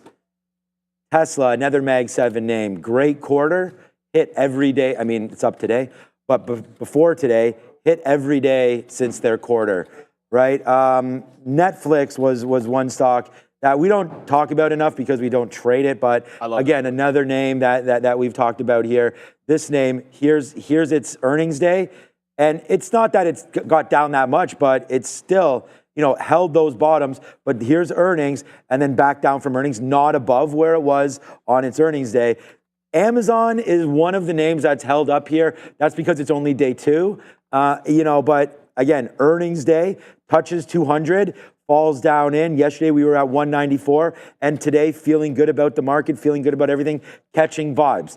So Microsoft and Meta and Apple, I think that story, we've told that a little bit as well, as these continue to be low and probably great buying opportunities, but at the end of the day, there's earnings, straight to the downside for Microsoft. They didn't even get a chance to go up off earnings. Apple, I mean, we heard that Warren Buffett only has, Crimea River, a bajillion shares, $70 billion worth of Apple. Okay, so maybe that's going to come down. But where's earnings on Apple? Oh yeah, right here, downside for Apple. So anyways, my opinion on all of this is stay away from all the Mag 7 names as far as investments are concerned. Look at some of these other ones that have earnings plays. And, the chip names, I think, continue to work out well. You still have NVIDIA earnings coming, right? So that could be another sort of shot in the arm for that sector. And then someone asked me yesterday, calls or puts. I talked about it because we were short this name yesterday. We made more money on Palantir today or yesterday, obviously not then today, but just as much yesterday going short. And then now today, obviously these vibes hit good and we make it back. We were making like 30, 40, 50 cents short. Today, obviously 350, sorry, in the money long is going to be a little bit of a different story. So, all right. I mean, that's it. It's only 10:17. I feel like this day is getting longer in the tooth right now. Maybe it's because it's party time, but nice move there. I'm excited. I got to go home and we start our winter training sessions. And then we're home it's a crazy day because we're home at 8:30. Well, it ends at 8:30, so I'm home at 9. Again. And then the daughter's got to be up tomorrow at like 5:36. Be back on the ice. So that's going to be wild. And then I'm going to watch out for this, or the election all night. And then we're in here tomorrow for an Italian bank show. They're doing a show for an Italian bank. That's tomorrow at 7. So we have lots to do tomorrow. And we did have, earlier on today, of course, we did have Mitch on from Trade the Pool. So Speaking of which, Sean. yeah, Oh, you're going to do it? Go. well, that's fine. I already had it up. Yeah, go. Speaking of which, Trade the Pool allows traders like you to get evaluated and trade real shares using the company's capital with no PDT rule holding you back. That's a real edge in trading. And here's the exciting part. Trade the Pool has just launched a limited edition program for stock traders.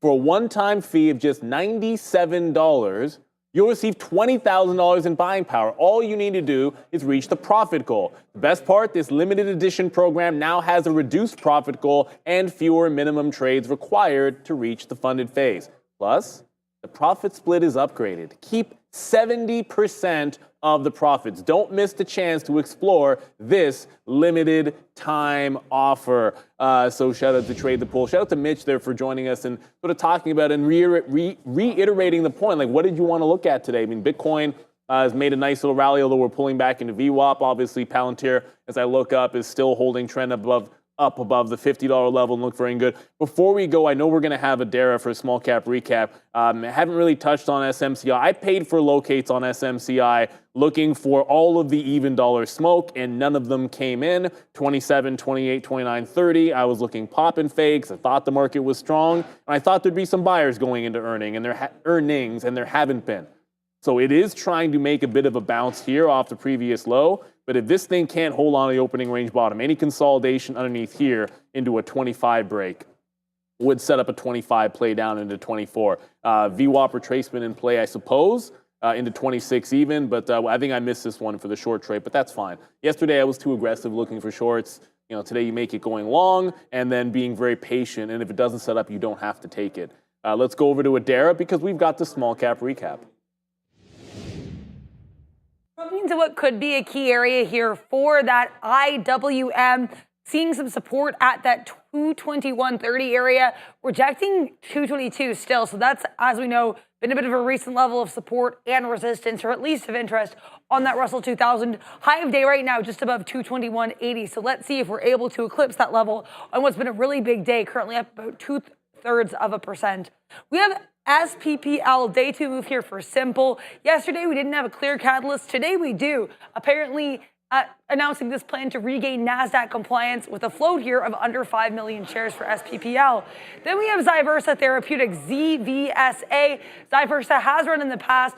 Today though, forming a little bit of a bull flag with some support resistance, a bit of a range after this run up.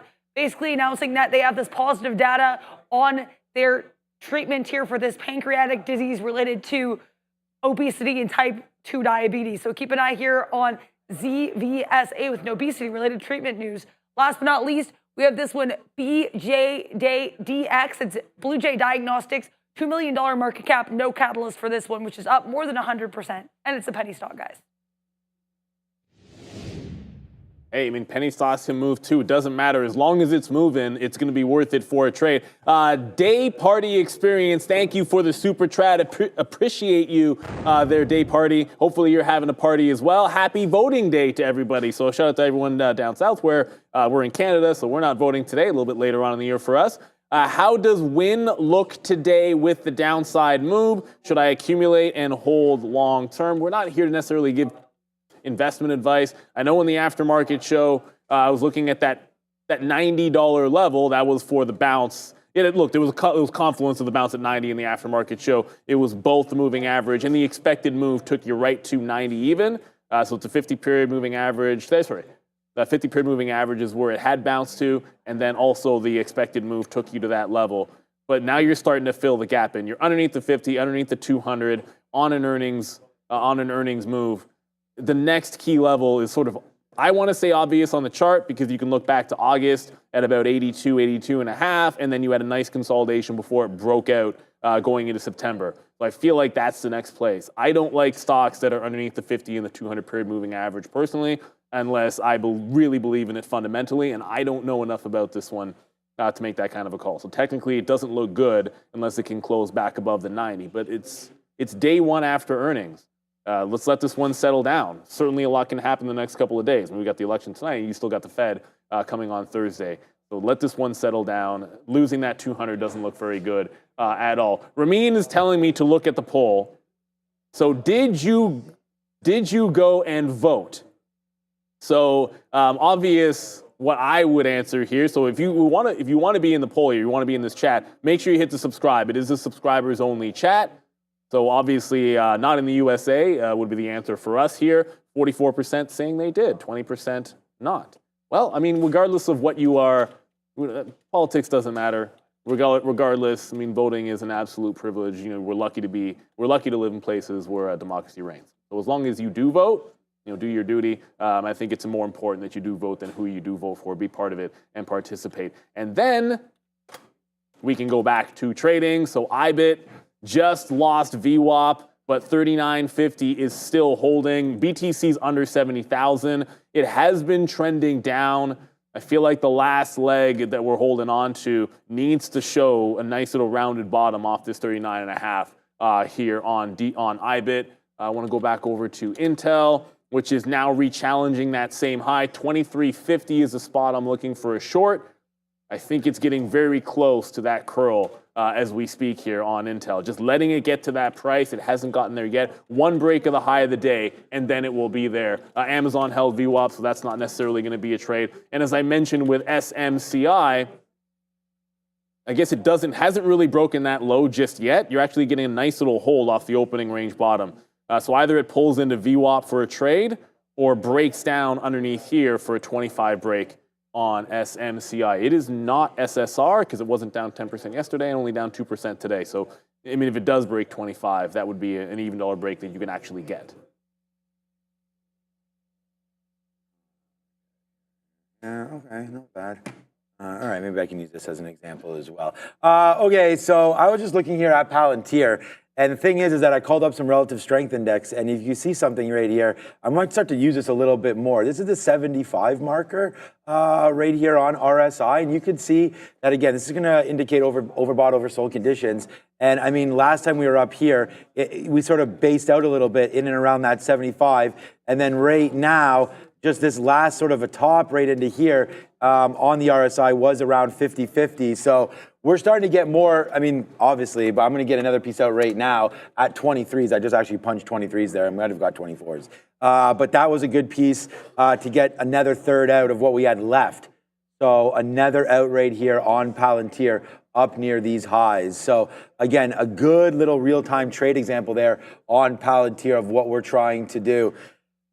IBIT, I mean, let's go, man. The chef is cooking in this one. We talked about, you know, when we only had 20% left, when we were getting out. We only had 20% left up here. So all of these outs are just little baby outs, but it is trying to pull back just a little bit here now on IBIT. Let's check out our flat stock of the day right now today, and that's going to be Boeing. It's funny that me and Neil both have IBIT and Palantir, and then I have FXI right now. And I think you mentioned the stock. You've only traded. The only other one I traded was DJT. It's yeah. Only three. It's only three. So yeah, we're, you know, it's going to be a big day because we'll basically not wind up losing anything on FXI. It seems like. I mean, I don't know. What am I long at? 53. It's like, come on. This is just not moving. So a little disappointed there. The name that, and I know it was Neil traded this, but this was the one. I feel like right now we sort of did miss an opportunity. I had looked at 34s for a bid there because I thought there was that chance that we could drop down 10% and possibly enter a halt mode, but that did not happen. It actually just went from 38 to 36.50, which is halfway there. So, and then boom to the upside. So now IBIT DJT looking to hold this 38.50, which is VWAP. So 38, 38.50. Like these are great levels now because now you have the 200 period here at 38 and a 38.50 with VWAP. So really good levels here to work with. And wow, good out there on Palantir. We got out of a third of what we had left. This is real trading. Like those of you guys that are out there, man, stand up for these kind of decisions. Like this is the stuff that makes a difference when you are able to take these out. So good job there. You don't want to be stubborn and hold this all the way back in, of course. That's not going to happen, but nice trade there on Palantir. Unfortunately, we got some out on our own account, 49.50. Looks like I could have been a little more greedy and went to 50.50. Small piece, though. We're not going to worry too much about that. But yeah, Palantir, nice trade, pulling back into the 50 period. I think you want to go long if you get back into 49 again, but that would be a trade that probably I won't be here for. I've got to film some stuff. Then if I have time, probably go out for a walk or hit the gym again, and then be back here for the close, and then real quick after show, man. Like I got to be in the middle of Mississauga here for like 6:15. So real quick after show. So Ramin, you must be doing the after show. Yep. So that'll be a real quick one. I haven't had a guest on the after show in like 2 weeks, but today we'll welcome back Brian Shannon. Yeah. Who should come back there tonight. So that should be a lot of fun coming through there. Brian Shannon and SMCI should be fun. Well, SMCI, and the rest of it. SMCI reports tonight, but I think I don't know why they're not calling an earnings call. You can look at our watch list. I forget the something business update is what they're referring it to. That's not till 5 o'clock for SMCI. Right. So that's the big one. Yeah, I think the big thing is I don't think it's going to matter too much unless somehow they have some ridiculous miss. But it has to be some kind of a huge aversion of expectations. The call is going to matter. How do they respond to all of these allegations? And can they reassure the investors? I think that's the important thing, and that's not going to happen until 5 o'clock. So you got the election tonight. You have that.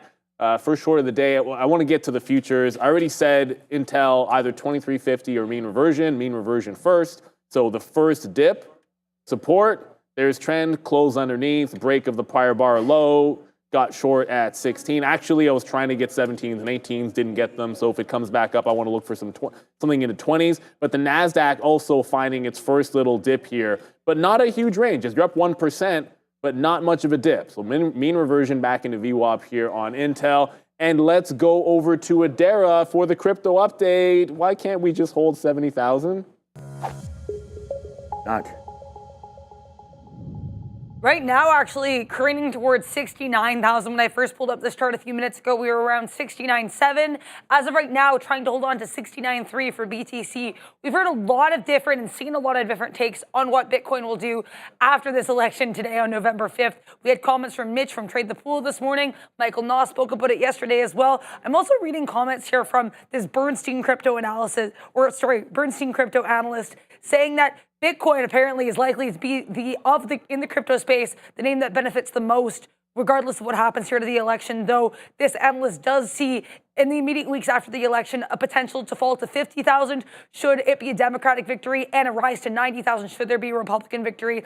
However, this analyst believes that as long as the SEC is crypto friendly, should be a positive outlook regardless. And that could actually happen on either side of the coin. So right now, what we need to see is a hold of 69,000, especially given that this level has been a little bit of an area of interest going back to resistance on October 20th, so a couple weeks ago. Bitcoin here, as we said, trying to hold on to 69.3. Ethereum actually down on the day ever so slightly, still above 2,400 for now. BNB slightly positive on the day. Solana up about 1.5%. Dogecoin, which had a pretty strong day yesterday, along with Shiba Inu, up about 10%. Shiba Inu not bad here either, up about 7.5%. And Cardano, which sold off yesterday, up about 2% today. So really mixed performance as people head for the polls, guys. Yeah, and as people head to the polls, and make sure you do that, I said, why can't we hold on to 70,000? Part of that was because they just never set up the re-entry trade for me on IBIT there, but I'm now out of the 39.50 breakout. It just took out the local bottom. If we come to the chart just quickly, so I want to be able to explain.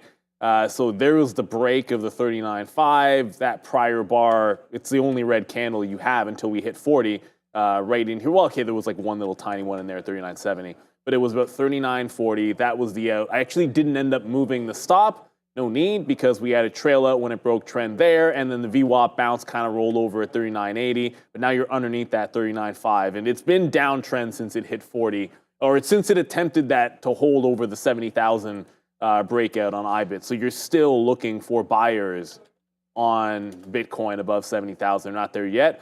So Intel just pulled back into 23.05. I want VWAP retrace here. The market is still very strong. Intel with news of Gelsinger meeting, Pat Gelsinger, the CEO, meeting with TSM. So a good look for them. That's part of the reason why they're up more than NVIDIA. I mean, all the chips are up, but if you're looking for a reason why they're up slightly more than NVIDIA, it's because there was a news story with Intel. Usually you'd see these guys leading the pack. NVIDIA strong today, holding on to VWAP, as is AMD, but the real story has been all morning long Palantir. It had been IBIT, at least until now, that IBIT pulls back underneath that breakout price. So that's pretty much all we're looking at. We got into Intel as a new trade.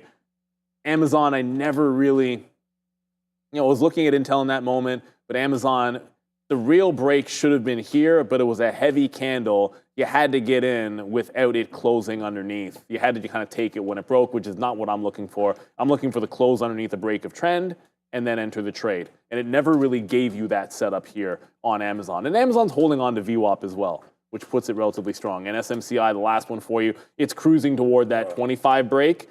So it's close. It's at 25.25. I'm going to take a shot at this breakdown. We had to pay for locates here on SMCI, but they've been fractions of shares pretty much every single day. So when 25 breaks, we're going to take it. Okay, so I'm not going to be out of IBIT quite yet. We've made a lot of money on this name, so I'm going to try to stick with it. It's down to the 200 period moving out. This is what we used for our good friend Palantir before, which we're pretty happy with. So right there, nice move here for IBIT. So let's just see if it does pull back out. Again, really, really happy with how we discussed this trade so that all of you guys can maximize how much you made on this. We only had 20% left after this move to the downside right there. And then we only had like 7 or 8% left, and now we'll reload some more down here. I mean, that's how you could tell that we didn't have that much left, is that now on the reload, my average price changes to 39.40, and we just bought 39.30. We bought 39s and 37s right there. So I'm just going to hold this until it breaks. So if this breaks like this little level right there, 25s, then we will get out of that. So 39.26. This is the first time I put a stop in for IBIT today. But we did get fail. And part of being honest with your trading, right, is like, it's one thing to say that, you're having a good day trading. It's another day to have a good day trading. I don't want to let this thing turn around against me. And all of a sudden, a good day trading is not, and it's because I'm hiding like how much I made or lost here on FXI. We did not take that many shares on this name. We talked about how disappointed we were that it had a 5-cent move in the first half hour. So we didn't do anything there. We put back that same 10% that we got there, and then we lost an amazing 7 cents right there. I just went up, refilled. So Hydration Nation will let us refocus right now. Take a sip of water, and guess what's happening right now to IBIT?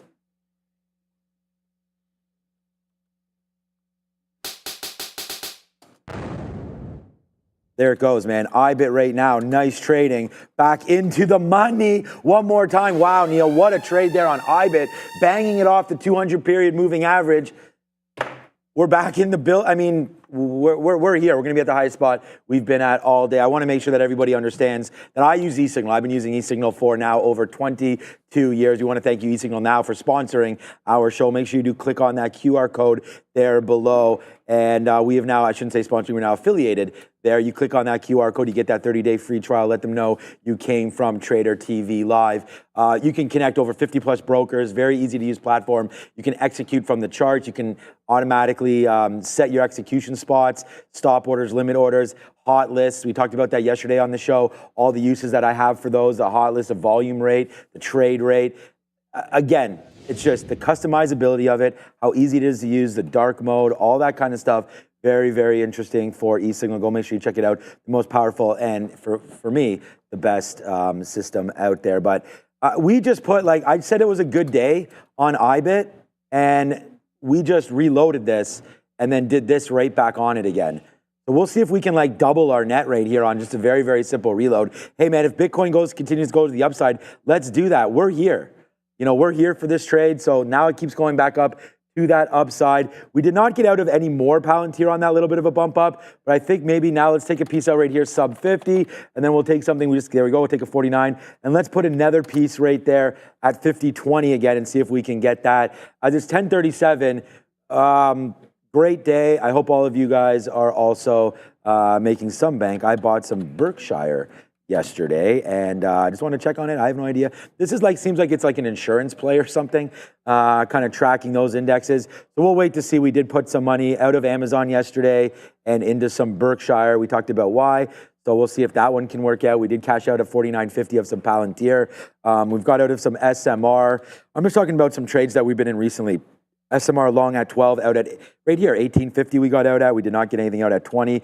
Alibaba has been a recent trade of mine. We were long in the 70s and 80s. We got out at 117, believe it or not, right there on the after show, 117.50. Debating buying some back right now. Haven't done too much else. We got out of some Tesla there. We talked about that on earnings day. We always try to get out of some of those plays. Did not get out of any Google as that went all the way to the upside and then faded back out. But I'm in the long game for this. And then NVIDIA was a recent buy, but not a recent sell. So I'm thinking about maybe if we can get back into 143, 144, probably happens by the end of the week, then we'll get out of some of that as well and just sort of regroup. But again, I don't have nowhere to put my money. So, I know where it can go. It just goes to my kids. But that's and that's honestly, that's part of why. That's where the stocks go. I try to, that's where, I can't pay for stuff with stocks. I can have to sell them and then pay for them. So right now, having one kid is great. Having three is expensive. So maybe Neil could. Well, again, that's part of the problem. Everyone out there that has multiple kids knows what I'm talking about. Multiple kids. Fun, but expensive. But you got to especially when you got to pay for that the Taylor Swift tickets. Got to support them. Don't even get me started on that one. Those are running for $4,000 right now, nosebleeds. So we we're gonna go to Sector Watch, but because we have season tickets to the Blue Jays, offered all season ticket holders, you could just buy. I almost bought season tickets for that reason. You could buy a couple, so we sold ours to a friend, but because we sold to a friend, we're not gonna sell them. We get sold for a profit, but we didn't sell them for the profit that we could have sold them for. Taylor Swift tickets, they go for a grip. And let's see what else is going for a grip with Sector Watch. See what else is going higher, but probably nothing more than DJT. What's up, JSO? The sector board is very green, as is the market. We're going to start with sectors here that are strong across the board. Retail trade here, very few red names to be seen. Finance especially strong here, producer manufacturing. We have consumer services. We have consumer durables as well. Communications, industrials, health services, all really strong here. Now, some sectors that are lagging a little bit here, a few more red names are more or less flat, include health technology, consumer non-durables, and energy minerals. Energy minerals especially notable because this one has tended to have huge upside or downside moves. Today, kind of chopping around. We haven't heard too much here in the way of what's going on in the Middle East. So without any huge catalyst, we have a little bit more subdued action right now in that oil space. Consumer durables is certainly going to be on watch here as well ahead of the election. TSLA is being viewed a little bit as a potential election sympathy play. So that's certainly something to keep an eye on here. And the technology sector, it's actually worth noting here. Lots of strength in general in electronic technology, but INTC outperforming NVIDIA here on a percentage basis. Vastly different from what we saw yesterday with NVIDIA to the upside and INTC to the downside on the Dow Jones switch up. Intel, though, up here after a DigiTimes alert report that its CEO, Pat Gelsinger, has met with the chairman of TSM with regards to production. So the semiconductor space could get pretty interesting, guys. Well, I'd say it's already pretty interesting, the semiconductor space. And look, we talk about earnings, but as Sean mentioned, NVIDIA doesn't even report for another couple of weeks in here. I think exactly 2 weeks tomorrow. It'll be 2 weeks tomorrow that NVIDIA reports, so it's not exactly still a $3 trillion company. And temporarily Intel is having a stronger day. But at least I'll go back to the Intel trade. It bounced off 23. Will end up being a flat trade for me. Did not break through and get down into VWAP. So when I only got one leg out, I only got 1 quarter out, and then it comes back in and then takes out 23.20. So mean reversion trade on Intel, does first bounce, does not get to VWAP, We'll pay some fees on Intel, but I like the patience with it at least. If you're going to try and short a stock that's trending to the upside, you should at least be a little bit patient or not do it at all, Tesla. Although Tesla did pull back at 53, it wasn't 55. So no trades for me on Tesla, but it's SMCI that feels like it's going to be next. About 15 minutes to go here until we get to 11 o'clock. We'll throw you to the midday. But SMCI, it's hanging on at 25 even. It's broken through lows. Has not really made a press into yesterday's bottom, but you're now underneath. Let me just zoom in here. You're underneath that support from yesterday. You're underneath the morning range top. So consolidation underneath that resolves with a break of 25, and I think room to get to that low. Any break at the low of the day at this time of day is always going to be a relatively tight stop. It's not a short sell restricted move where I wouldn't take it at all. If it was SSR, I wouldn't take a breakdown at 25 even at all. But because it's not SSR, I'm going to look for a 25 break. Give it about 11 or 12 cents. I guess that's depending on the price we get. I'm assuming I'll get 97s or 98s to the downside here. So it's at the quarter mark. It's not there just yet. And then Palantir, at this point, it already tagged the 50.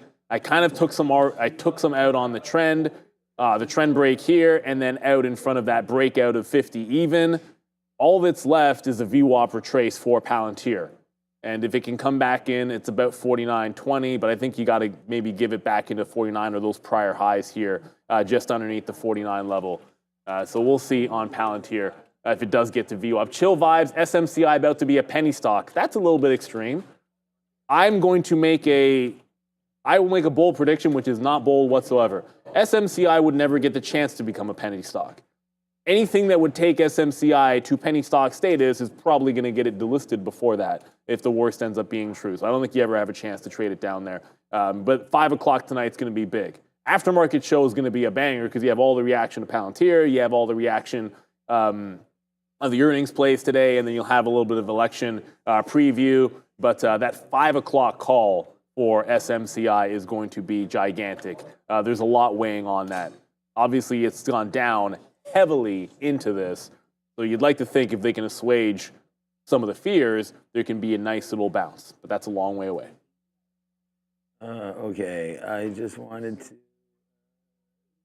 I don't know how to. I'll get it figured out. Okay, so I just without. All right. So quickly, IBIT. I mean, what's up, hey Davis and everybody out there? I mean, I'm not trying to do anything other than trade this, and there it goes. I mean, thank you again for all the kind words about this. But yeah, IBIT is starting to go back to the upside. Like, let's just wait to see what happens when it does finally break through that level, right, of 70,000 and hold it. I think we got a big winner here, guys. So let's hold on to IBIT and just see what winds up happening right now. Auto cancel off. All right, so Palantir, IBIT, we're taking some out. I don't have too much else on my mind right now. Let's just go over to other names. What about Mara in this space, right? So again, that $15 level seems to want to hold. Good run early up to 16 and change. Nice fade up to down to 14.7. So good positioning there for Mara and for IBIT in order to get long, right? IBIT was a little more obvious to me because of where we came from and what it looked like. It came down into the 200 period moving average rate there. So again, if you're looking for trades, like putting on trades, looking for all this, like these are the levels that I'm looking for, and it's been working out so far there today. The names I'll lose on will wind up making 5x on, like for example, what we lost on FXI, we're making 5x on IBIT. What we lost on Boeing, we are making almost 20x on Palantir, right? I mean, this is what we talk about when we talk about risk to reward and making sure that you can stay positive and all that kind of stuff. So, I mean, I think that's important to understand as well, that even though you can go, we'll have whatever, FXI and Boeing, so they're both going to be, this is such a small loss there. And then the Boeing one was, like we had it, and then it dropped down. Like this one, we basically didn't lose anything on it. We just didn't have the right sizing. It should have been a better trade than it was at the end of the day, because picking that up right there at 154, I guess we had rose-colored glasses saying that this was going to be a good story and bringing it all the way back up there to the upside right there. But yeah, there it goes, right? So you got to, and it's not, one thing that I've gotten better at is that you can't ever, compare what you're doing to somebody else, because then that's how it all gets all messed up. You have to stay with what you're doing. People have different like people come into work expecting to make different amounts of money, expecting to do different things, expecting to have different amounts of shares, different risk tolerances, different trade setups, putting more money in different setups than other setups. So it's like you just gotta, be what you're trying to do, which is why I remain as focused as possible on the names that I want to trade, because they're here, it's been working, and some of the trades that we've been looking at have really taken off. When they lose, you got to get out of them, right? Like, there's no point in me sitting here and saying, wow, FXI, like, what's this going to do? We already identified when it was in this range right here in the first hour, that it wasn't really doing anything. So we tried it against what was the bottom. Then the bottom broke right here, and we got out. Now, looking back at it, would have been nice to hold that bottom, but without that crystal ball, it's not worth being stubborn. I look over at our net, and we're at the highest spot we've been at all day right now. So at the end of the day, sure, we'll give this part up, but we refocused, we went back, and we found something that actually set up for us, and that was right here with IBIT. So, we'll put that back in our pocket here and wait to see what's going on. The announcement that I was trying to make that I'm unable to get the picture for is that right now, and shout out to Ramin that's over there, Real Trading has just launched the Saudi Arabia stock market live today, right now. So if you want to go trade like us, trade on the platform that we're doing right now, you got to watch out for all of this. I'm not sure why it says Cube X here. I was under the impression that was gone. But join up Real Trading right now, and you'll be all good on that one. So trade smart, not harder with Real Trading. And we have tons of markets. We talked about that. 50 plus markets. So 51 plus markets right now confirmed for Saudi Arabia. So if you want to go dig on some of that oil money, get into that stock market, I have no idea how many stocks are there. I thought you were going to say the Busta song. No, we're in a good mood. We're not in that good of a mood. But here comes Palantir right now, right back up to day's high again.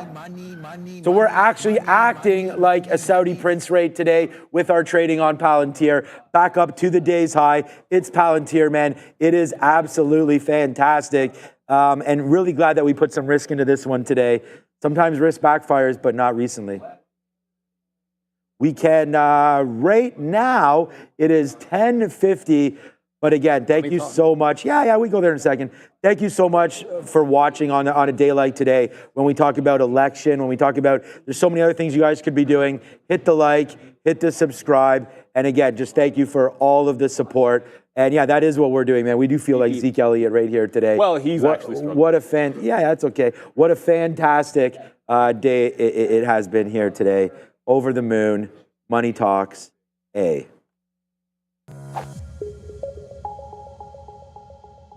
The second straight significant down day here for that DXY on the daily chart. Right now trading around 103.6 and nearing that area of support we held in mid-October around that 103.5. So let's see what happens here for this DXY. This U.S. election could be interesting for the U.S. dollar. But what's interesting here is we got some economic data that I want to go over. S&P Global Services PMI here, 55 versus 55.3 expected, so a little bit lower than expected. Also a bit lower than expected was that S&P Global Composite PMI, 54.1 for October versus 54.3 expected. Then we got the number that was way higher than expected here. It's going to be the ISM non-manufacturing PMI coming out here at 10 a.m. 56 versus 53.8 expected and 54.9 prior. So well above estimates there for that ISM non-manufacturing PMI. The other print we got of note came at 8:30. It was the U.S. trade balance, slightly lower than expected, negative 84.4 billion versus negative 84 billion that we were looking for. I also want to talk quickly here about the Australian dollar versus the USD because that's getting a nice pop to the upside. We did have the Royal Bank of Australia keeping its rate policy at a 12-year high of 4.35%.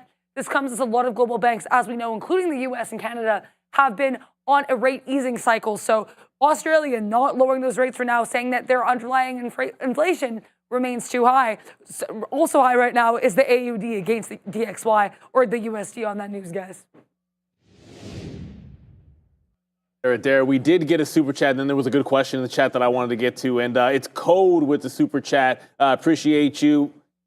All we ever ask, enjoy the show, pass on the love, hit the like, hit the subscribe, share it with your friends and family, and anyone in your trading community so you can join a great trading community here. question, what is the worst case for SMCI? Basically what happens to shares if it's delisted. You've not seen this before.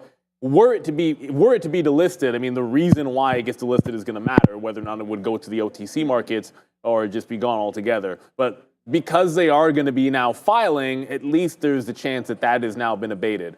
So it's not necessarily imminent that it's going to be delisted. That is, again, it's the worst case scenario because we'd have to find out what the reason would be for that. And now that they are going to file. So they are going to be through that water. So whether we'll go to the OTC markets first, we don't know that. And I think it's a unique situation for them. I think there's certainly some risk, of course, that they could still come out of the index regardless of what happens tonight. But it's quite simply up in the air. And I think that's why there's so much intrigue with it. And there was a good question in here. Where was it? Oh, I can't find it. The question was, oh, here it is, Mark S. Can you please talk about how to move on from a trade? And I think most importantly, before getting into a trade, always have an out. It's an easy thing to say. And I know a lot of times we get that question or anybody gets that question because someone's now in a trade that they're holding on to when they didn't have an out. And so that's the first and most important thing. I'll give you an example here with the execution on Intel, even though regardless of what happens with the stock after the fact, my reason for getting in and then where the out is going to be, and then just stick to that rule. So my reason for getting into a short and upward trending stock was a break of trend in front of resistance. If we can come to my chart for a second, Ramin. There we go. So doesn't get to 2350, double taps underneath 2350 resistance, closing bar underneath this trend on the dip. So enter when it breaks down. My stop goes to the prior bar high. If it gets to VWAP, great. That's what I'm looking for, a VWAP or trace. Hold on to the last bit, probably usually 10, maybe sometimes 20% for a break of VWAP, but prior bar high out. So before I get into that trade, I know I have to pick and choose. Is my exit going to be at the high or is my exit going to be prior bar high? Because it never got to 2350, I think I want to go tight stop instead. So have yourself an out before you get into a trade. That's important. If you don't have an out, then to me, you don't have a trade. You just have like a gamble if you don't have an out. Like, what does it mean to be wrong? And if you can't answer that question, don't necessarily get in. Palantir just took another high. And at this point, the first dip since the breakout of 49 has now put in a double bottom. Unless it breaks this trend, I think just ride it as far as it does want to go here on PLTR. If it loses this trend line, I think a VWAP retracement can be into play. But always have an out before you get into a trade. That way, otherwise, you're not really making a trade if you don't have yourself an out. Yeah. Palantir just like 50-80 we just got some out at right there on Palantir. So, good trade there. What else you guys want to talk about? IBIT is still moving around. What are you guys doing on the midday show? Earnings on the midday show. What a good day to do that. All right, so we'll watch out for that there coming through. Let's have a quick look at Apple. Again, rewind the clock. We did it again on SMCI. We said buy that $25 dip. If you did it, congratulations. We should have put our bid there. We didn't. So I'm a little bit upset about that one because we had looked at that when we talked about this show. We talked about trying to get into yesterday where we had closed in at yesterday, in and around this $25 marker. We did not get it. There's yesterday's close. So $25.70, nice little dip buy opportunity into that, right into $25. So that was definitely a missed opportunity for me. All right. I mean, 10:56. Is there any questions that anybody else there has in the chat?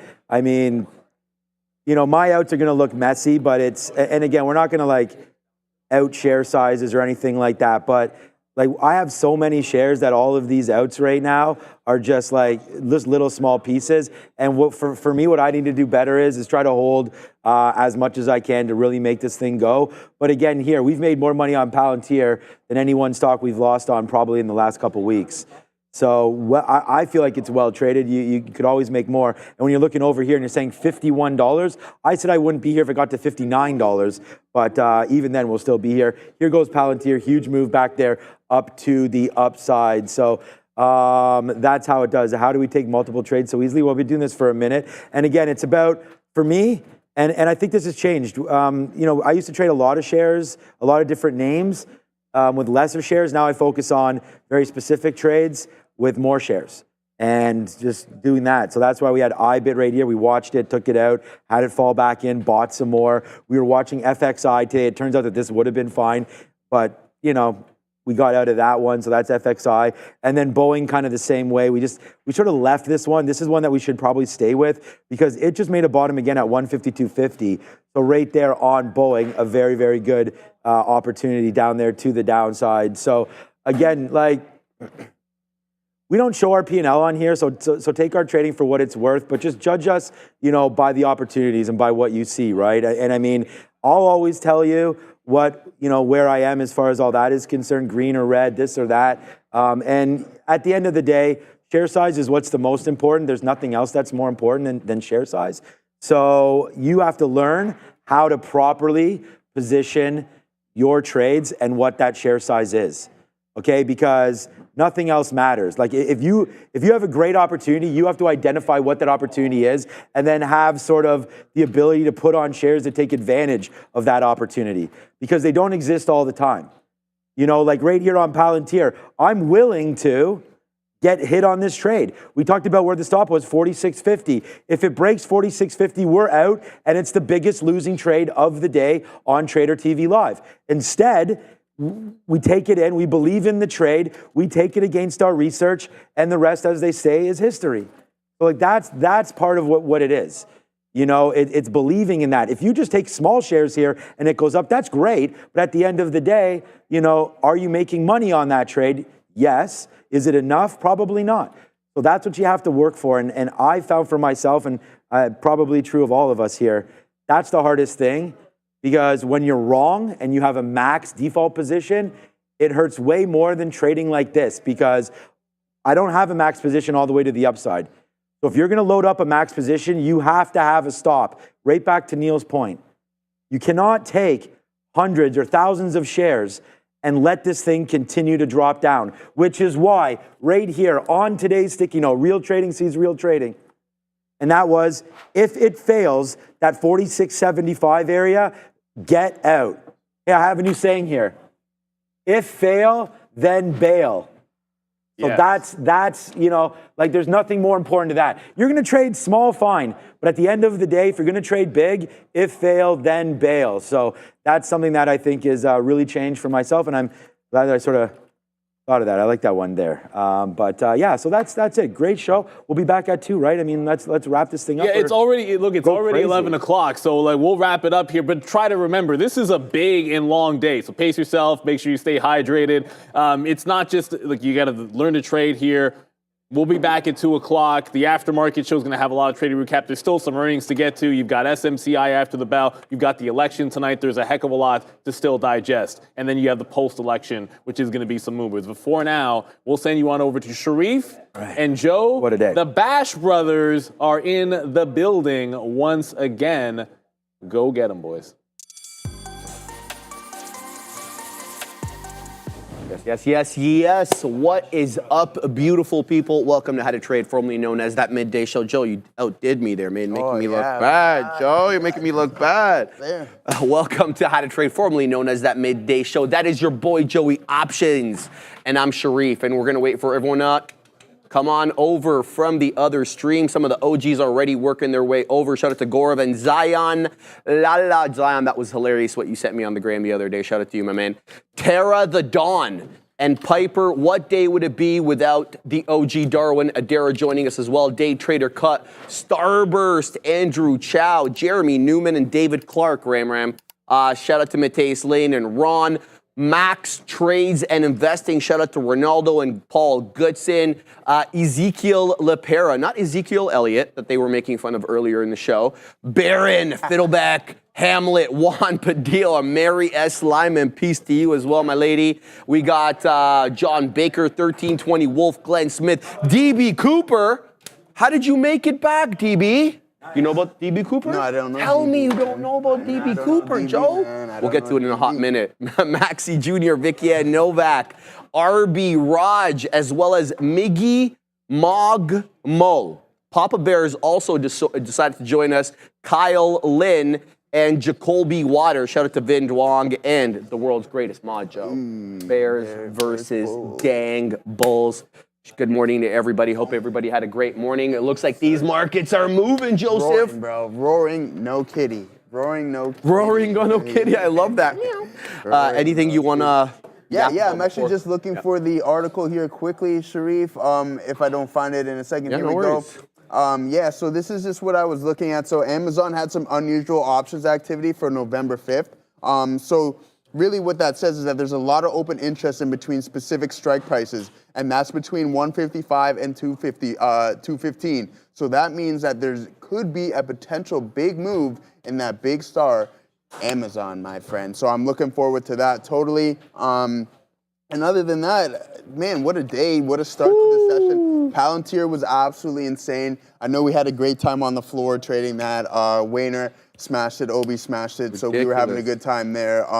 And yeah, we're just looking at, we got the election looming now, so my friend, so there's election. even, yeah. It's an election. Woo, which one, right? So, hey, I mean, it's an actual action-packed day. The markets are roaring, even though we're not up crazy amounts. It's still been a lot of fun, and especially with earnings like PLTR and other things on the horizon, and NVDA and IBIT also ripping as well too, my friend. All right, so Joseph, obviously we're in midst of earnings season. Anybody seen Palantir trading in the aftermarket yesterday knows that we are just that. So let's talk about how to possibly trade in those after hours. I like this. After hours. After hours. All right, Ram, let's get to work. So trading after hours is what we're talking about today, specifically earnings. So the after hours market is a unique trading environment. It's characterized by increased volatility and the potential for significant price moves. I should have your attention now, right?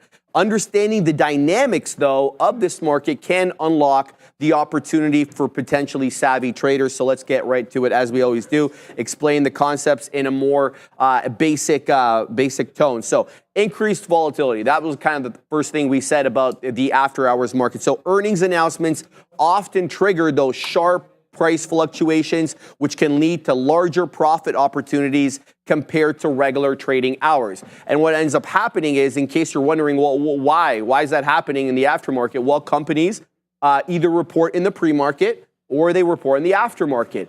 And it's not, just human traders waiting at the computer, waiting to get the earnings release, read it, digest it, think about it, and then go and punch into the computer long or short. That isn't how it works. These algos are doing the reading. They're assessing the EPS. They're assessing revenue. They're assessing other metrics that they've been programmed to assess. And as soon as they do, they react almost instantaneously. So the second the earnings report is released, you're going to see that volatility in the price action. It sometimes spikes up, then down, sometimes down, then up, and sometimes it doesn't zig and zag. It just goes in one direction. And we'll talk about how to possibly trade that. So that's what we're talking about here. You get that increased volatility. It almost happens instantaneously the second the earnings report is released. So if you're into volatility and you like that kind of thing, and all you guys that trade at the open, you guys must love volatility because it's there in spades. It's also there in the after hours when earnings season is.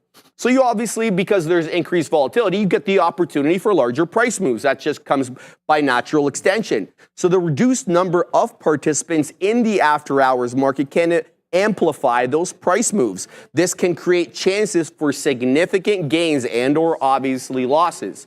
So there's the first mover advantage as well, right? So traders who can quickly react to earnings can potentially capitalize on price trends before they become widely known and they're traded the following morning. Sometimes the meat of the move is already done. So there's also a plethora of risks to trading after hours. We're going to cover those as well. The first is there's a marked drop in liquidity in the after hours. You're not usually going to be putting up the same amount of volume that you would be in regular market hours. That's not a hard and fast rule. Sometimes these earnings reports will garner enough interest from real traders and algos alike that the volume will be akin to, if not exceed, the regular market hours. So it's not a hard and fast rule, but one to keep in mind. So reduced trading volume can result in wider bid-ask spreads. And we all know what that is. That's the cost of doing business just by getting in and getting out simultaneously. So the spread's a little bit wider usually in the aftermarket. And this causes difficulty in executing orders at desired prices because of the spread. This can lead to something called slippage and increased transaction costs. And then there's also a degree of market manipulation because of the lack of liquidity in the aftermarket. So the potential for manipulation is a little higher due, again, to the lower trading volume. There's also the issue of false rumors or misleading information that can distort the prices. So we need to account for that. And as we kind of just obviously prefaced right at the top of the show, increased volatility, volatility certainly offers you opportunities for gains and losses. It also increases the risk of rapid and unpredictable price swings. So that's just some of the things you should be expecting in the aftermarket. So what are some strategies that we can employ to get in and possibly make some money? Let's talk about scalping. Taking advantage of essentially what it is taking advantage of rapid price fluctuations by entering and exiting the trades quickly. This strategy obviously requires precise market timing and a high degree of tolerance to risk. Okay? So in addition to being able to scalp during regular market hours where you're taking larger position sizes for smaller gains, now you have to add to that the nuance of trading in the aftermarket, which is more volatile, more spready, and obviously creates the opportunity for more potential wins or losses. So keep that in mind. And then there's also the equity straddle, Ram. And I'll show you guys what I mean by this in a second. So this is high risk. And I really want to stress that this is high risk. But sometimes it prints. And let's just look at Palantir. Palantir, I looked at the chart yesterday. This is a clear case where the straddle would have been money. All right, so here's a look. Palantir's price action yesterday was the following. Let's just say 41 to the low side and 42 to the high side. So we had a bit of a dollar range. The market was anticipating earnings. So let's just say, for example, right, it's almost 4 o'clock. It looks like Palantir reported at 4 or 5. Let's say now it's 4. No, I need to show the chart. Let's just say it's 4 o'clock, okay? So now what I do is I can place a buy order, stop limit buy order. Again, stop limit buy orders. Your market orders won't work in the aftermarket. And I'm gonna place a buy order right here, and this is a buy limit. So I need to switch this to a stop limit, okay? So then I would switch it, however you switch it to your platform, blah, blah, blah, that's the move. So then you're straddling it from the top side.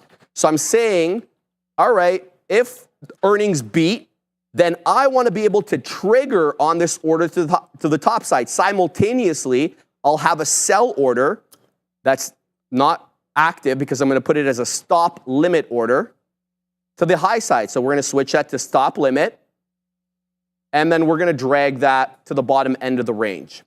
And what ends up happening here is that once the earnings release comes out, you either shoot up or down or you zig and zag. So in this particular case, with Palantir's earnings yesterday, if I had an equity straddle from or basically with a buy order at the top end of the range and a sell order at the bottom end of the range, there was no zig and zag on Palantir yesterday. I would have printed at 42 and change, and then you saw what happened. Now, let me give you a little bit more detail on this. Now, because of the issue of illiquidity in the aftermarket, I have to increase the spread, Ram. So what does that mean?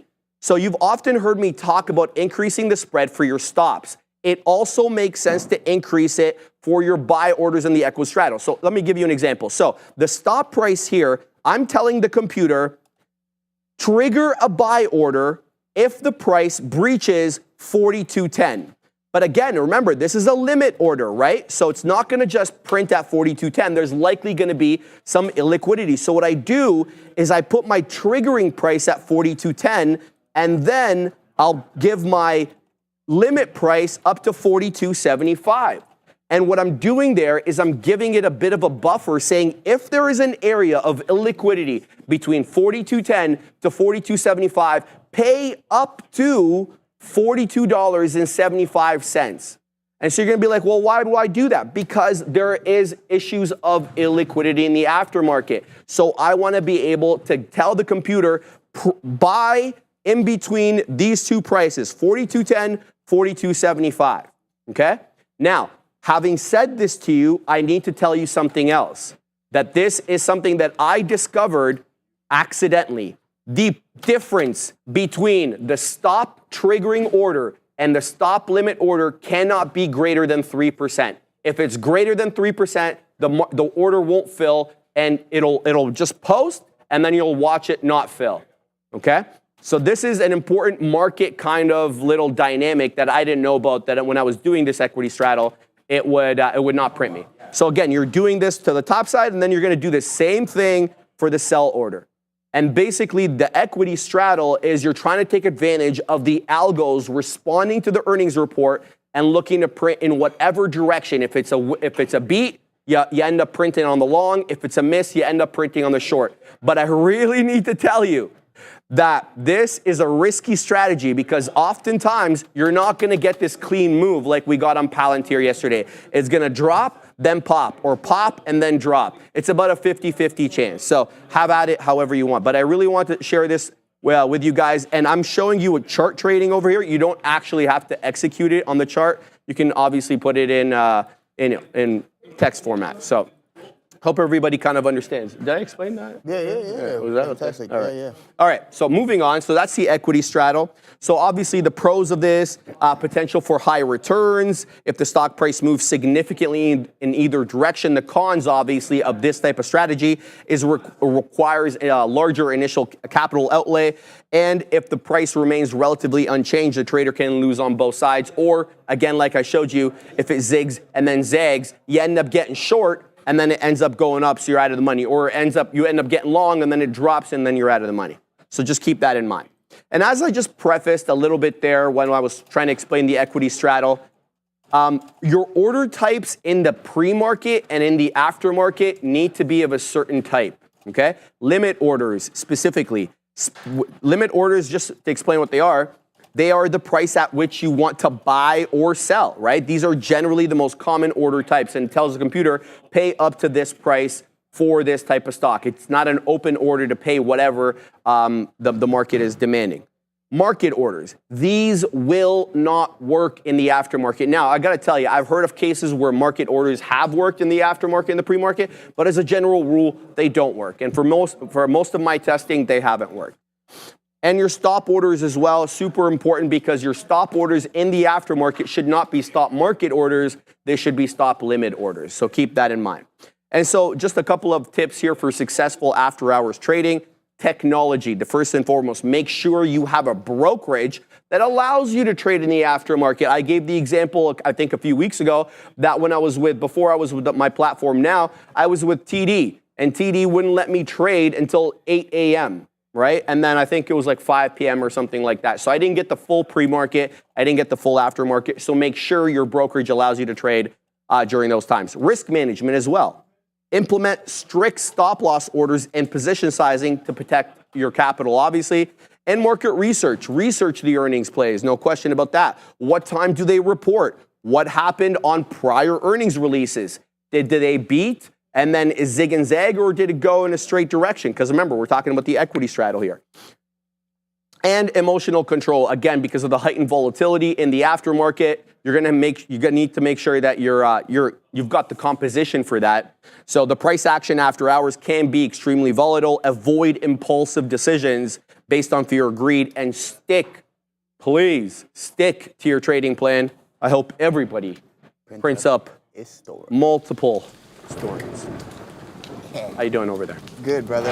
Yeah, we're in some Tesla here, my friend, right at VWAP, right where we want to be. I'll pull it up on my chart here, but I just want to talk a little bit more about earnings because Sharif is doing that. And I just want to emphasize on the importance of stop losses and just being wary of the volatility within the earnings print. If you're looking to play a straddle, then that's absolutely what you want to see in that. But again, from an equity standpoint, just be very, very careful. You don't want to just jump the gun on these reports because I've personally seen people lose an unfathomable amount of money on these, right? So you got to be really, really careful. There's other strategies like the one that Sharif's equity straddle, right? So you're kind of hedging your downside as well on that. You can just run regular option straddles. But also keep in mind, you can't, the way with straddles work, you can't open or close them after the market is closed, right? Or before it's open. So you need to really be wary of that as well too. There's ways where you can lock in prices by selling shares or buying shares against the straddle. But again, that gets a little bit more complex. But guys, when that opening print of the earnings report comes out, please, please, please just like, be weary and don't go too heavy. And honestly, Sharif, before I came on the floor, trading earnings was one of my major strategies. And what I essentially did with trading earnings, Sharif, was essentially a 5-minute orb. So I would wait for the 5-minute print of the earnings report and then play either a 5-minute opening range break up or a 5-minute opening range break down, which allows the volatility to phase out and you're not going to get caught in those crazy price swings of earnings, because that will blow up your account if you don't know how to hedge your position correctly using equity straddles, option straddles, or you're just going straight out, flat out buying equities, right? You need to be very, very careful when you're doing that, because you can have such massive move, 14, 20% moves in the aftermarket that you can see it's like, boom, next thing you know, you're down a couple grand. And it's like, okay, well, what happened, right? And now you're bag holding, hoping for things to either come back to price or go to where you entered, right? So just be really, really careful in that. I personally like to wait for the 5-minute. If I'm not playing a straddle, wait for that 5-minute volatility to phase out, and then you can manage from there. And it's a really good strategy, Sharif. It's really good, it's cool. Risky. Yeah, it's highly risky. Yeah, I want to really high risk. Yeah, and that's why we're emphasizing on the risk of it. But with high risk comes what? High reward, baby. Right? So, okay, so just be really careful of that, guys. And also, there's many strategies you can implement, but just please make sure you have risk mitigation measures in place. Bang. All right, so that's it. But yeah, guys, we're over here. I don't know what's going on with the daily here. I wanted to pull something up on Tesla with my daily chart, but I don't know what's going on with it there. But that's okay. We'll just talk about what's going on here. Once I get that sorted out, I'm going to show something specifically on the daily that why I thought Tesla was going to turn around in the near future, especially after the earnings report. It put in a couple solid sessions, but then it put in about 4 or 5 days of consecutive red days. And it's like, well, that's not good backing of what just was released. Why aren't we continuing or have a modest pullback and then continue? But again, there was a max pain point. It trapped maybe a bunch of longs that were after the report high, and then now we're looking to move. So what I'm, here, maybe that, there we go. Okay, perfect. So I got that sorted out. So let's just take a look at this from a daily standpoint. So we have the earnings, and then we have the solid days post earnings, and then we have these pullbacks, right? And one thing that I pointed out early in the pullbacks is that I like the volume by time profile on them, because it was essentially dwindling volume on this pullback. So this is something that I want to see, diverging volume when price is declining, right? So we're declining in price and the volume is dwindling. Okay, good signal. What I also have here is now, after that extreme, we now have an indecisive candle with the volume now stepping in, which could be at a potential extreme low. And then that's when you look for that long the next day. Unfortunately, we didn't get the continuation. But from this point on, I think, Sharif, I think that it's only a matter of time until Tesla breaks 271 and we break this previous pivot high, and then we can continue with a 3 beside this name. And again, it's going to need a lot to back it. But from a technical standpoint, that's one thing that I wanted to point out. And then I'm going to send it off to Sharif shortly, but this is one thing I want you guys to take a look at as well too. And I mentioned this previously before. So what am I going to correlate this with? Google. You see you have this accumulation phase here, a sell-off, grab some liquidity and more liquidity. Then we have another accumulation phase here, and then boom, this massive breakout, and then we're going to correlate this price action V pattern, I like to call it, with Google as well too. And I just really want you to see how these really, really connect. And when you see this type of pattern, that it can give you really high conviction for a possible breakout, all right? So that's just one thing that I'm keeping an eye out on. And I also want to see if Tesla can hold the volume-weighted average price here as well today, too. We have this flat bottom. Sharif and I were mentioning it today because he says he's going to take a look at Mag 7 today. So we're looking at this flat bottom around 250, 50s, right? Beauty. Right? So it's really beautiful. So if we can hold this, then I'm in this trade until this is breached. I do think that we can take another leg higher. We are only up about 3.5% on the session. So there is still some room to run. And I think that's going to come shortly, my friend. Yes, I do see it. Thank you, Fabian. I see it. It's like white and blue, right? Okay, sounds good. Fantastic. I appreciate that. All right, Joe, that was some solid stuff. But, you know, true to form, I had to throw everybody a curveball. I said I would be in Mag 7. I'm into small cap gappers. Oh, you threw me a curve. I struck out. Man. No, it was not by design, Joe. I swear. All right, here, Fabian, we're in REAL up 17 and change. Only reason, underline only, I'm in this for the VWAP hold, looking for a continuation. Already wet my beak on some profits. Where's that bad boy up there? Beak wetter. There it is, Joe. I got you. I got you, man. I got you, my guy. Always helping out, bro. So we're in. Where are we in? We're in at 57s. Just wet my beak there at 62s, lining up the outs. It's either that or I stop out below 44. Simple as that. I'm in another one for the exact same reason. EGHT, this one up a little bit more, 25.5%. We're in at 90s over here, layering out my outs. It's either going to hold VWAP or I'm out. It's going to really be that simple today with these ones. You know, we've been talking about the strength of the continuation of these small cap gappers starting to dwindle a little bit. Something you need to be acutely aware of if you're going to trade these small cap gappers, because their strength is very much momentum related. They seem to come together, and their continuity, or whether they continue or not, in the direction of the trend, seems to come like in bunches. What I mean by that is, I'm saying this really badly, but as a group, whether they have continuity or whether they give back the morning move, seems to come in waves, and they seem to be doing it together. It's not like one will have continuity and then you know, some others don't. That's obviously not a hard, fast rule, but something that I've Got a money storm going over here. Yeah?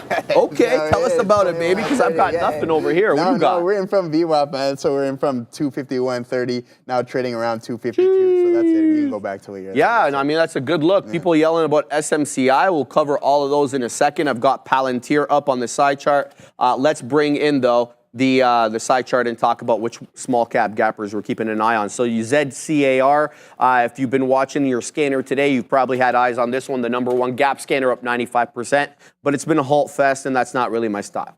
ORKT was really nice. It set up well, took VWAP, very directional, looked like it was going to bull flag. Now it's trading below VWAP, so it's got to get up above that 270 area and stay above 270. I'm not looking for a 2-candle pop and then drop. It's going to have to maintain its position there. VMEO also kind of, this is very interesting to me as well. I'd get into this one at around VWAP if it sets up in the same way. It hasn't made it there quite yet, so we'll pack our patience. We're going to go to Adira, though. She's got something for us at the big desk. Look here at the green screen. We're going to take a look here at the larger movers at the upside and the downside on the S&P 500 so far today. If these or any other tickers are on your mind, make sure to vote for them in our subscribers-only chat. So hit that like and subscribe, then go in the chat and type !join, space, $sign in your ticker of choice. You have until 1:50 to vote, and the top 5 tickers will be covered by Sean and Neil during our rundown at 2 p.m. So I like to have a theme for this segment every day. Today's theme is going to be some names making some rebounds after weakness yesterday. We're going to start here with INTC. Intel got hit pretty hard yesterday as NVIDIA usurped it in the Dow Jones. Now today, higher not only just as a rebound, but also with Digitimes Alert reporting that its CEO, Pat Gelsinger, has met with the chairman of TSM. They're apparently finalizing some production capacity for 2024 and 2025. So a rebound and a positive catalyst for Intel today. Next up, we have VST. This is Vistra. A lot of the names in utilities, including VST, got hit pretty hard yesterday as we had the top energy authority in the U.S. deciding to reject that proposal for Amazon to get some additional power from the Susquehanna plant. Now getting a nice rebound, no catalyst, but a nice push to the upside for VST, up about 4% near high of days. Also near high of days here with a beautiful bullish look here is CCL. This is Carnival Cruise Line. CCL and a lot of other travel names were trading lower yesterday as we had oil pushing higher. We know those names usually trade in antipathy to one another. Today, though, oil a little bit flat and CCL and a lot of other travel and cruise names sharply to the upside. Keep an eye on RCL for the same reason, guys. You ever go on a cruise? I've never been on a cruise. Neither have I. No, Never been on a I'm cruise. an all-inclusive, big all-inclusive guy. Same. Big Same, but all-inclusive it's always resort-based, never Yeah, cruise-based. exactly. We do a lot of those. So we have, me and my friend started a tradition in 2018 going away to Mexico for New Year's, which was just absolutely phenomenal. But I feel like if you're Canadian, you probably hit a lot of all-inclusive because yeah, the weather is what it is up here. Yeah, so, we have to accept it for what it is. I mean, it's November. It felt like a spring day. Dude, I don't know if you've been outside the last couple hours. It's 22 degrees. Yeah. It was just, it felt like spring this morning. But yeah, us Canadians, we like the all-inclusive snow. Oh yes, absolutely. All right, let's look at what we're doing over here. EG. HT, I'm waiting for the print. Bang! We get the first print there. All right, baby. Let's see if we can weasel on up into that $3 area. It's a VWAP hold underline for now. I'm not really pleased with the liquidity or the volume currently on EGHT. What do we print? We're printing 2.5 million on a $2 name. I mean, give me a little bit more, please. So there you go, zigging and zagging right now. Zcar is flying, guys. I'm not going to trade this because it halts far too much, and I don't enjoy trading the multiple halters. But here's the 1 minute on ZCAR. It's trending. So it found support for whatever reason at 7 3/4, 7.5, and now there you go, 9 1/5 HOD. All these little gray dashes on my chart are areas where there was no trading because it was halted for volatility. And each dash on the 1 minute chart is a 1 minute. Is 1 minute. So when you see them longer like that, that's a 10, that's a 15, these are 5, right? So Zcar is flying up, baby. But yeah, I'm going to steer clear of that one. That's all you guys there. Let me know how that one goes. We'll report on it though for those who want to trade it. So ZCAR still moving up. I've also got my eye out here on Palantir. That kind of goes without saying. It's very directional. Took 51.10. It's been kind of, really has that magnetic kind of effect that the OB always talks about. It's coming into the 10 a lot. It's still putting in higher lows and, marginally higher highs, but we'll look for a bit of a deeper pullback possibly here before getting in. Now, I should tell you, this area crest on Palantir that we put in at 10.15, 10.20 is exactly the price we're at right now, 5 2/3. So this is a former area of resistance which could act, which I will submit to you, has been acting as support ever since we've been kind of ranging sideways over here, 5 2/3, 50 2/3 right now, Palantir region. Now, of course, we're going to be looking at Donald John Trump. It's election day. It moved big boy yesterday. It's up 15% today. It's above VWAP. It's off the highs. It's been doing a dance with no pants with $40, or at least it tried. It weaseled up into that $0.75. South of it right now, we're going to look to set up possibly at VWAP. I mean, it did have this double candle on the 5 that breached VWAP momentarily into the 37 1/4. So no question about it. Donald John Trump in focus today. I've also left Plug Power from yesterday. Plug had a really good day yesterday. And I mean, you can't really say that for Plug Power too often these days, but it's above yesterday's high, but it's doing the straddle right now, or I mean, it's hugging. I shouldn't say straddle because that usually means something else in trading, but it's really hugging the closing price from yesterday. I think it's 251, and we've been kind of just stuck at that 251 level all day. So I don't think this is going to be the continuation trade you kind of thought it might be. So I'm going to leave that one there. And then, as I mentioned, ORKT. If this one can get back above that 270, 280 area, it could present us with a good opportunity for trading, Joe. Yeah, good stuff there, as always, my friend. So someone in the chat, Jaspreet Singh, asked me about BCTX.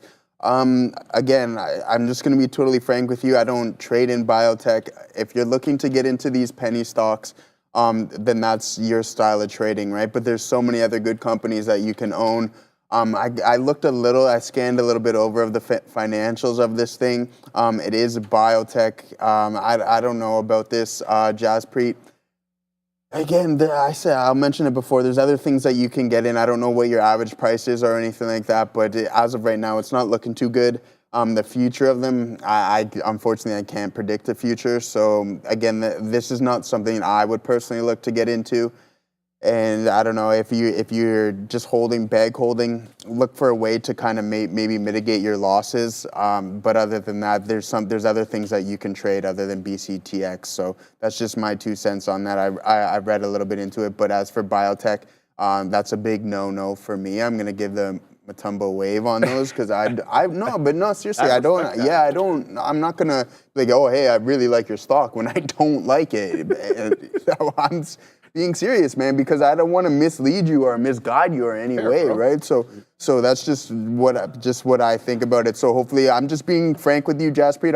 I'm more than happy to answer your questions, and hopefully my insight will lead you to something like, okay, hey, yeah, maybe he's right, and maybe I'll allocate my capital to something else. So that's just my look on that, and maybe just look to mitigate the losses on that as well too. But Sharif, look, yes, sir. IBIT. We're trading higher, trading around 39.94. Are we going to go and test that 70,000 again today? Highs, I think we're going into the highs. Let's see, and we get in the momentum. I got to see what the underlying asset is actually doing. So we are at 70,000. We're just above 70,000 right now, 70,200. Bitcoin's going. So yeah, so Bitcoin is moving, and I'm glad this is exactly what I wanted to see. It's kind of identical to the Tesla pattern. You can see that we had these really, really strong up days, and then we had the gradual pullback with the indecision within the candles. And I think that's a lesson I'm going to do for maybe next week, Sharif, is the correlation between volume and price, volume by time and price, I should say, right? Volume price analysis. It's really key. It's really fundamental to my trading. And I said this before. The candles, each bar is essentially a story, and when you can correlate those with volume, then you can get a better picture of the overall market. But as of right now, I'm absolutely loving what Tesla and what IBIT are doing. I wanted to get into IBIT, but unfortunately, it's starting to roar without me now. But guys, I'm going to bring up this, what I was talking about with Tesla and Google, and I'm going to bring up the Google chart now, from the daily perspective. And I just want you to remember that V pattern that we were talking about on Tesla. And I don't know if things were identical twins, they would probably be this two setup right here. So as you can see, we have an accumulation phase, boom, massive liquidity grab, we trade higher, more accumulation, and then we rip to the top side on the earnings report. Woo. Fantastic. So now we're pulling back. The volume is dwindling, which is a good sign. But with this specific setup on Google, is just keep an eye out. We want to hold this 166 level essentially. So what was once resistance, we now want to become support, all right? So keep in mind, this is the Google pattern, right? I'll pull up Tesla one more time, and then you can see the correlation within the two setups, and then the large moves that came after them. And as you can see, Tesla as well too, after an extended period of time, held the resistance level. Wayner, what are you cooking up back there, brother? Wayner's is pumped, bro. All right, let's go. I love when he like meekly says, "Send it." Send it. Yeah, in the background. Send it. It's gonna be louder than that, Wade. So guys, yeah, just keep an eye on these patterns because they're absolutely fantastic. Yes, please. I have learned that unless there's volume, never trade a stock. So we'll look forward to lesson. Thank you. Okay, yeah, that's great already. There's already hype about the correlation between volume and price. So that's really good because it's really key.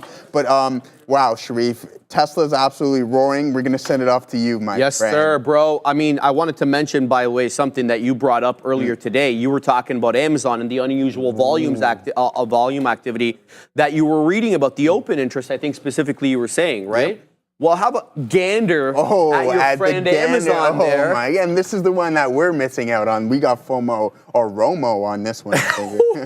more Dallas Cowboys shots. All right, no problem. That wasn't even. But okay, but now that you think about it, no, we got the Tony Romo going on. Yeah. Yo, man, that's so funny, dude. My buddy, this meme lives in my mind rent-free, Joe. It was because Tony Romo was injury prone. Yeah. This guy was a band. So it was like, remember when he broke his collarbone? It was like a 6-week injury or a 12-week injury or something like that. So it was like he's on the ground and there's like the referee looking at Romo and one of his players looking at Romo. It's like, come on, Romo, get up. It's just a coin toss, bro. It's like, he can't even hang after the coin toss. But Tony? we have this guy in hockey that I play pickup with outside of the league. Yeah. But every pickup game he gets hurt, so it's hard to take him serious after some point. Oh, and that's how it is. It's like how hurt are you really? So you're questioning the heart. Yeah. So shots fired there. Guys, seriously though, man, we're moving up here in a lot of these names. Joe, Amazon into the high of the day. As you see, Joe's holding.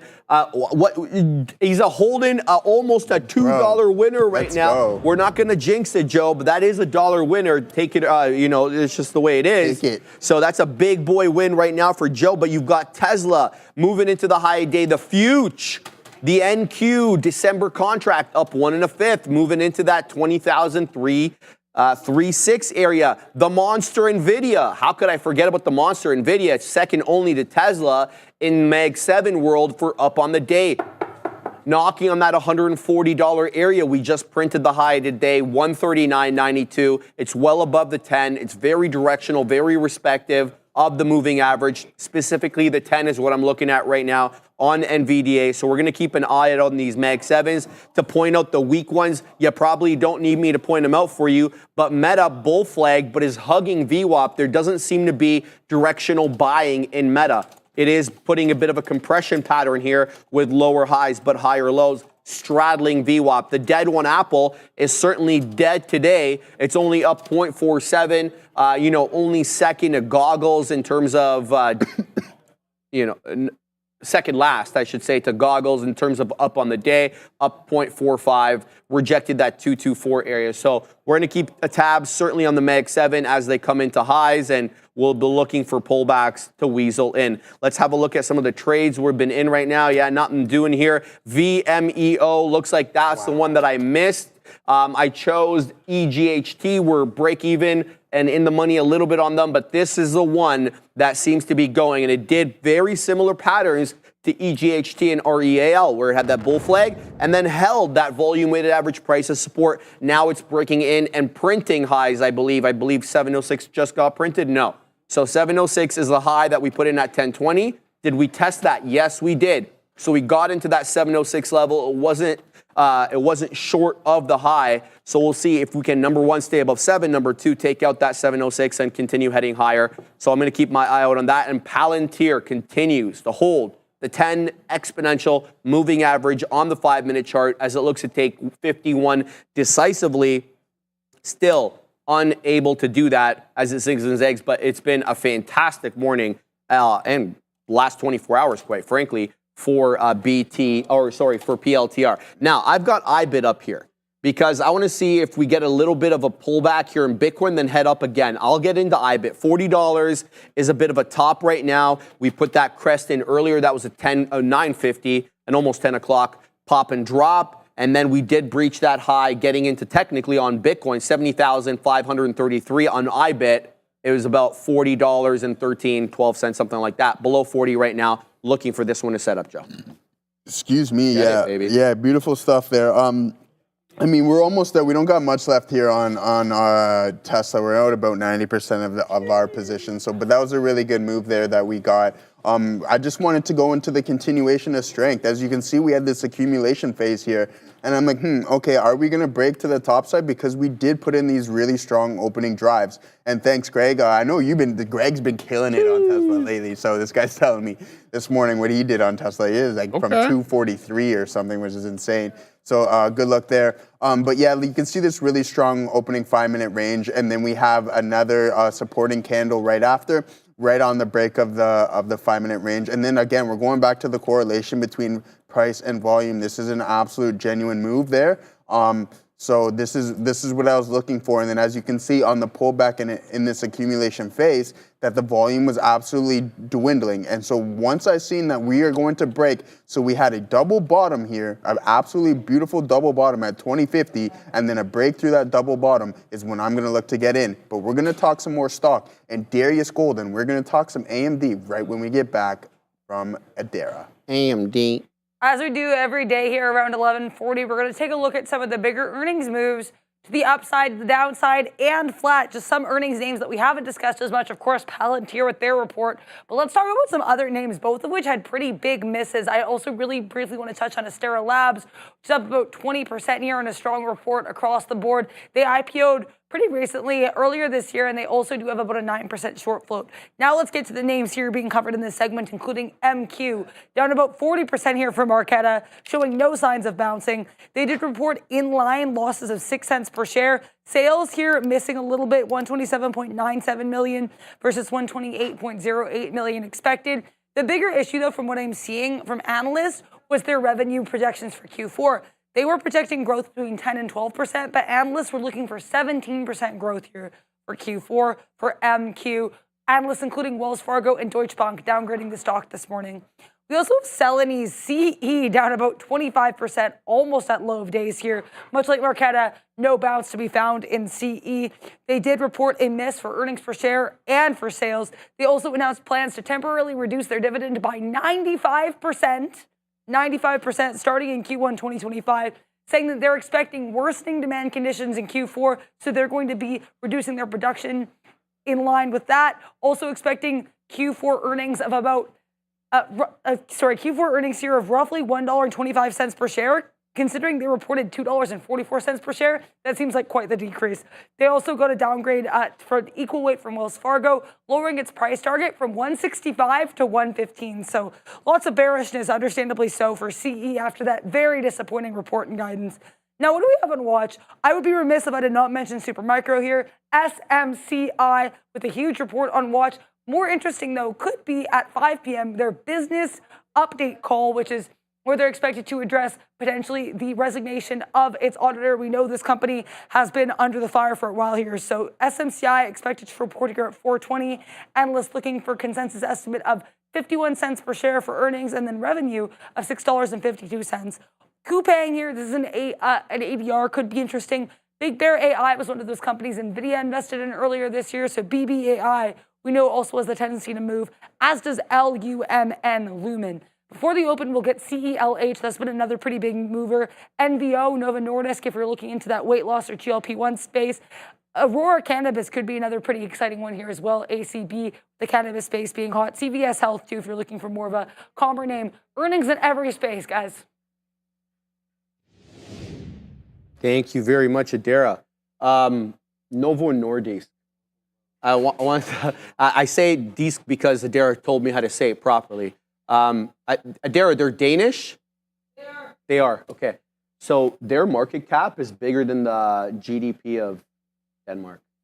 Yeah, it's just the way it is, Joe. The entire country, GDP, is smaller than this company's market cap. Well, it goes the same with the top one. Top big boys, right? Microsoft, Apple. I was reading that their GDP is larger than the Brazil. The market cap? European. Something's wrong with your mic. I'll take over for a bit, and then Ram will help you out with that. I'm not sure. It's just, Ram instructs. I do, right? That's right. All right, guys, let's have a look over here. All right, you're good apparently. I'm good. Okay, so yeah, back to GDP. Yeah, it's just larger than some European companies. Like the market cap on Apple, Microsoft, and NVIDIA is larger than some European and South American countries, which is absolutely insane if you think about that. Intense, so, dude. Wow, look at this, dude. You watching Tesla here? I'm not. I'm living vicariously through you, Joe. How's it looking? I don't know if I want to punch out this last little bit I got here, Shreve, or do we continue? Ram. Or do we continue? Yeah, if we can pull up my chart here, that'd be absolutely fantastic. He doesn't want to do it. I mean, hey, okay, that's all right. Violent today, bro. If we can pull up my chart, yeah. 8. That's it. Boom. That's it. Good, Boom. man. That's it. Do we punch out? I don't know. I don't know. I think we hold this last little bit here, guys, because this was absolutely an absolute stellar of a trade. Just want to go back to the daily price action. Darius, I know you had a question in the chat too, saying, what does a wick tell you in a candle? It can tell you so many different things, my friends. It's all about where that wick is and the time that wick is. So we'll get more into that, but I mentioned this book before. If you want to get a head start, Volume Price Analysis by Anna Cooling, all right? That's a book that will really help you correlate, even though she's from the UK and it's kind of a Forex-based book, but it still absolutely applies to the equities front. So, yeah, that's a good look there, guys. I don't know, I was going to say something else. Oh, yeah, AMD.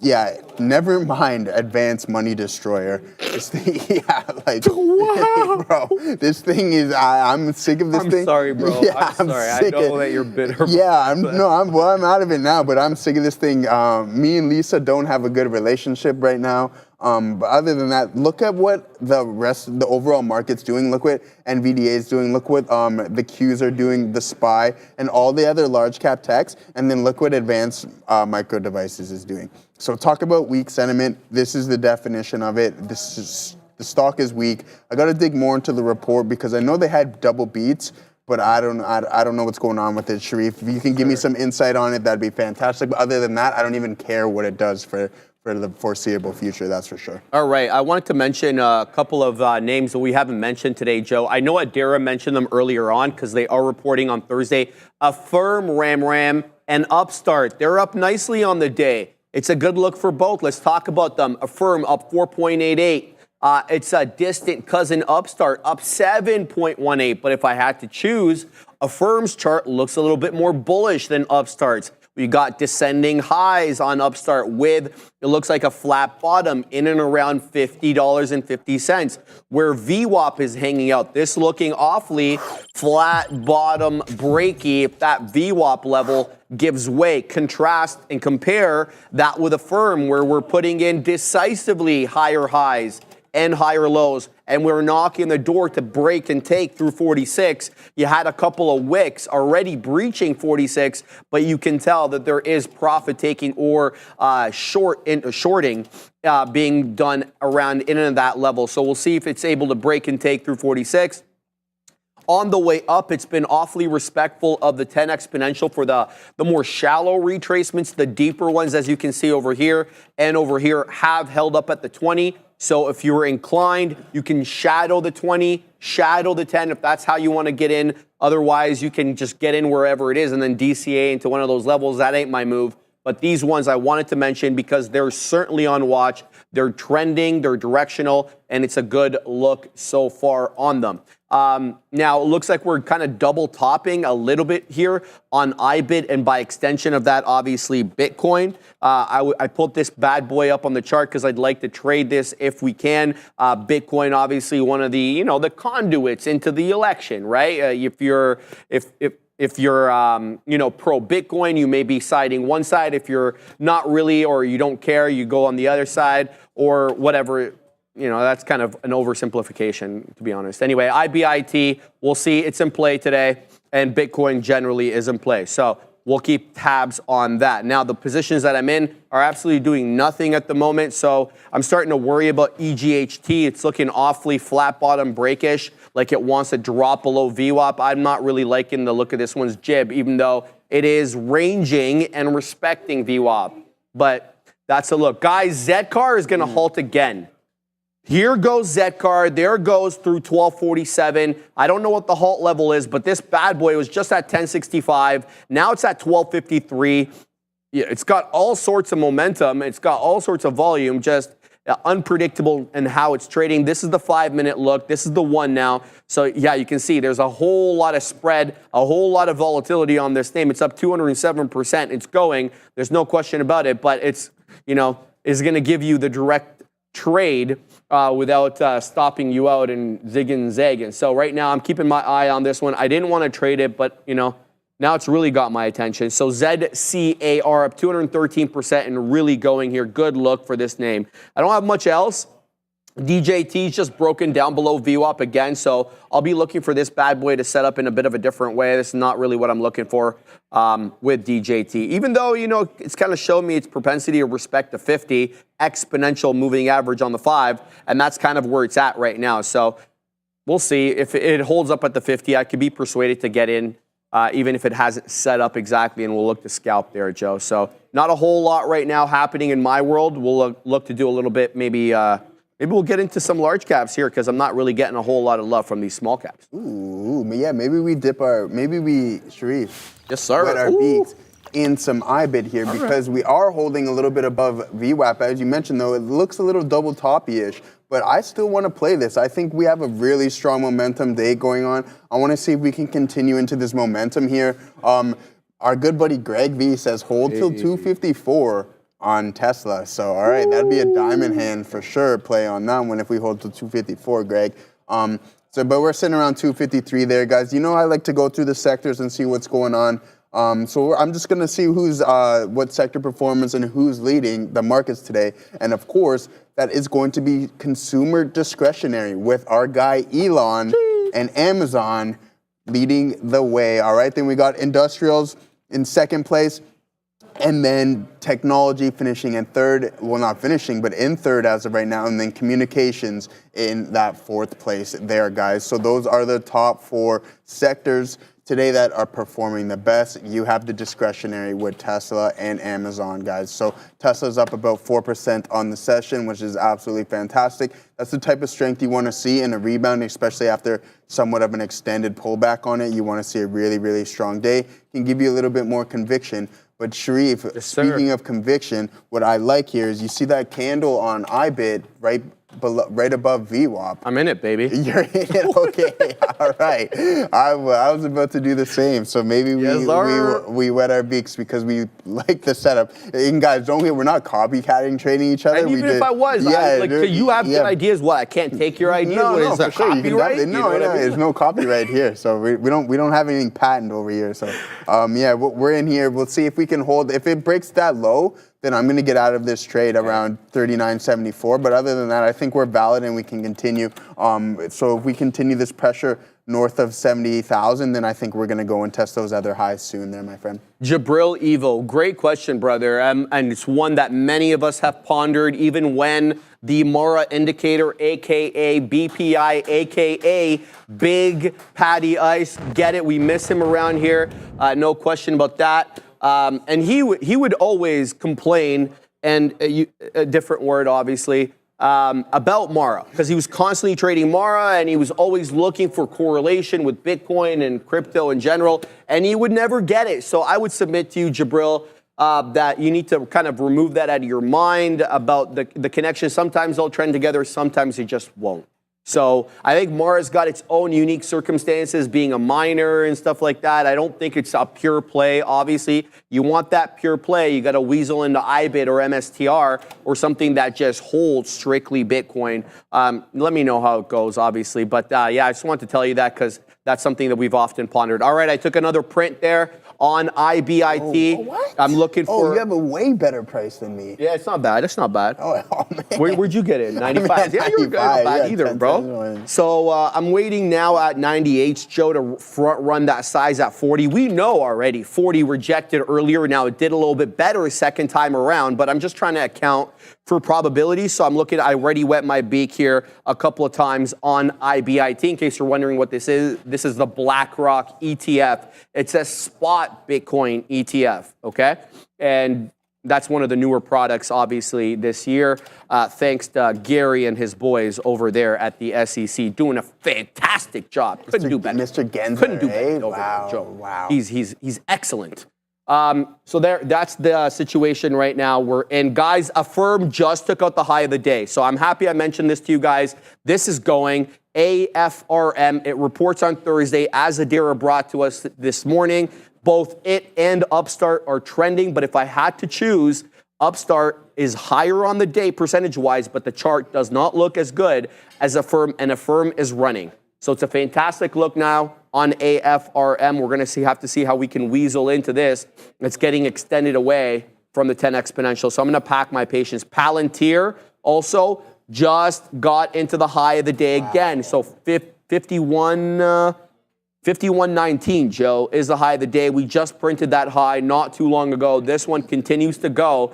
And anything, as you can see, anything off that green solid line you printed, it's just really where you put your stop, because you do have wick breaches of the 10 exponential, but you don't have any closing prints south of that. So if you're able to pack your patience and wait until the 5-minute candle closes before you execute a stop, you've been rewarded today on Palantir. So it's going, guys. Keep that one on watch. What are you looking at, Joe? Yeah, I'm just over here keeping my eye on our IBIT position. I don't know if I want to get out of it and then potentially get a better price here, Sharif, or just hold a little bit longer. But I'm thinking that we're going to start to pull back a little bit here. I could be totally wrong, and if I exit, then I'm going to miss out on the trade for sure. But that's okay, because we had a really nice trade on Tesla earlier in the day, and I seen a couple people mention NVDA in the chat, and this is what we need in order for this market to continue to move the way that it is. We need to see some clean price action from some of the larger players in the game, and that's NVDA. It's been a little bit of a choppy mess since it broke its all-time high not too long ago,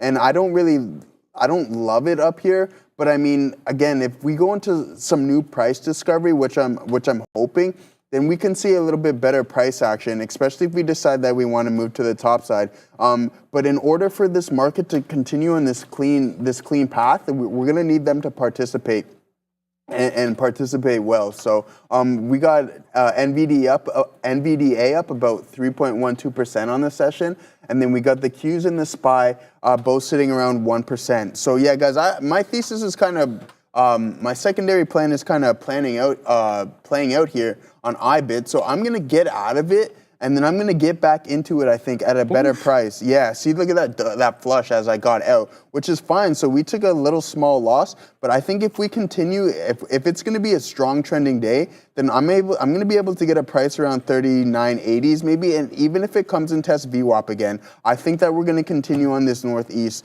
path. So that's something that I want to continue and keep my eye on. As for anything else, guys, let us know what you're looking at. We can run some analysis through those. But as of right now, I got my eyes on the mega cap tech. I'm gonna stay in Tesla. I don't know if I'm gonna add into Tesla here, Sharif, because it is super strong and it is up 4% on the session. I do think we can continue a little bit higher. Greg mentioned 254, but I do like 254 and 255 as a potential target on the day. But we're going to need a lot of the big boys to participate in order to get that type of price. So, but as of right now, we're absolutely happy with this trade on Tesla, and that's why we don't care about taking a little small slap on the wrist with that IBIT trade, because I think a better price is coming shortly soon. Yeah, I moved up my stop, Joe, to account for the latest drop below 40. This was something that we were worried about. That $40 level, given what it had done earlier at exactly 9.52, 9.53, whatever, rejected 40, almost to the dollar. It did end up breaching it. Look at that. I mean, it weaseled up to $40.13, but it was quick. It was a very, very brief moment spent above 40, and then down we went again. And that's why I got in there to account for that drop, thinking, it could have been a liquidity grab for the shorts. We'll pack our patience. I've moved up my stop, but I'm leaving my beak wetters exactly where they are. Now, this trade continues to lull me to sleep. REAL, I've been waiting at 63s to get printed for a hot minute. It hasn't been printing because it hasn't crossed. So this one I'm really starting to run out of patience with, especially if there's no liquidity that's coming into the name. This is not one of those ones that, I'm in because there's some sort of fundamental reason. This was a pop due to a catalyst, a VWAP hold, and then a respect of VWAP. If it doesn't respect VWAP, or if it wants to put in lower highs, I need to account for that, because then the trade could be in trouble. So we'll keep tabs on that. Now, up we go again into IBIT. Where am I waiting? I'm waiting at 98, so we'll see if we get printed in and around there. Let's flip back to ZCAR, because this one could be a really good one now. Now it's setting up in a way that I like. Look at this. Now, 4 candle setup over here with $13 generally. Technically, it's $12.87, but we'll say 13 as the high. But look at what every successive candle has done. Higher low, higher low, higher low, and you guessed it, higher low. So could we be bull flagging for that 13 break and take? Here, you're going to have to stomach $1 a share. there in terms of range for your stop. Why do I say that? Because like, look at where we're at right now. We're at 12 and a third, 12 and a quarter.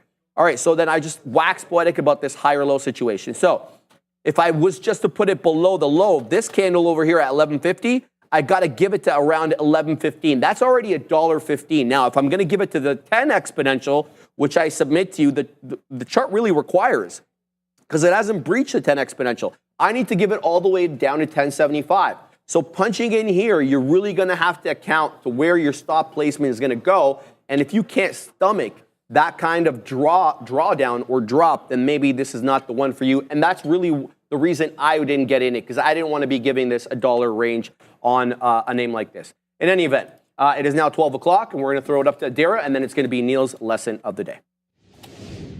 Huge day for these markets, of course, with the election on watch, as well as the FOMC meeting in just over 48 hours. We'll get that rate decision. S&P 500 coming into a pretty critical area here of potential resistance and previous support, just around 570, just above 575, sorry, up almost 1%. NASDAQ here looking very similar chart-wise, up even more, up about 1.25% here. So indices really strong with chips and Mag 7s leading the way as everyone awaits these election results. Palantir, of course, really strong off of earnings. Intel rebounding nicely after that Dow Jones removal. We also have INTC CEO Pat Gelsinger reportedly meeting with the chairman of TSM. So some more chip news on watch, as is always. Lots going on in that space. We also, of course, with the election, have DJT on watch here, gapping up about 13%, hanging out around that $40 level. This will absolutely be a stock to keep an eye on as we head into the rest of the day and the week. Then we've got Palantir here, PLTR off of its earnings. Right now wrestling with that 51 level. Bit of a shelf, but seeing some higher lows. If these or any other tickers are on your mind right now, get in the chat and vote. Exclamation point join, space, $sign, and your ticker of choice. You've just under 2 hours left to vote. You have until 1:50 p.m. Then at 2 p.m., the top 5 tickers will be gone over by Neil and Sean, with Sharif providing some commentary there on the green screen. With that in mind, we'll actually see Neil right now at the big desk. Enjoy the lesson of the day. Thank you very much, Adara. Lesson of the day is going to be spurred by a question we got this morning, but I just want to quickly, if I can, live here. Moderna just dropped a couple of dollars. I still haven't seen a reason for this move here just yet. I have nothing on Twitter. I've got nothing on our news source. But on volume, Moderna with a really big move to the downside. Anyone watching it here just went $2, trying to rebound. But the question we got today was, and I'll discuss that, and I'll discuss, you know what, I'll just show it now. Palantir was a 49 breakout. Once it confirmed higher low since the break, second higher low, that gave me a trend line. Hold on to the last piece until it got out of the trend. So I'm going to come back with the lesson of the day, but I'm now out of Palantir as it broke the trend line down. Let's go to Adara for that news story on Moderna and come back. I have the story of Moderna. I'm seeing one source post this on Twitter. I could not find this in Benziga. I'm not seeing a citation. So as I get more information, I will let you guys know post-haste. But I'm seeing about 5 minutes ago this tweet here. Apparently, Moderna's chief commercial officer has resigned, according to a source. I'm not seeing who reported this, not seeing who the source is. So I'm going to find more information. But as of right now, we're seeing this circulate at the very least. Volume spike to the downside for mRNA, which is actually set to report here later this week with about a 9.7% short float here. CCO reportedly resigning. Thank you so much, Adara. That's why we try to give you everything. When something is moving, we're going to talk about it for sure. So back to the lesson of the day. The question we got, can we get back on my chart for a second there, Ramin? We come to my chart. If you have a stock or a trade that you want to set up or that you want to be into, you've got to have an out first. And if you don't have an out, then you don't have a trade. And the reason for this, we got a question: how do you get away from a losing trade? And I think the answer needs to be before you get into the trade.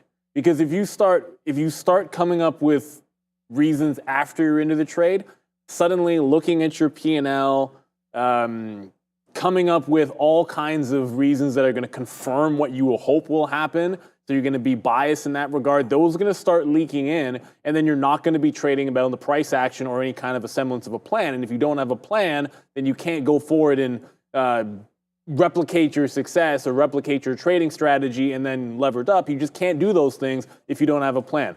So when we say you have a reason to get out before you get in, now I'm going to get into what I like for Palantir, which was a couple of things.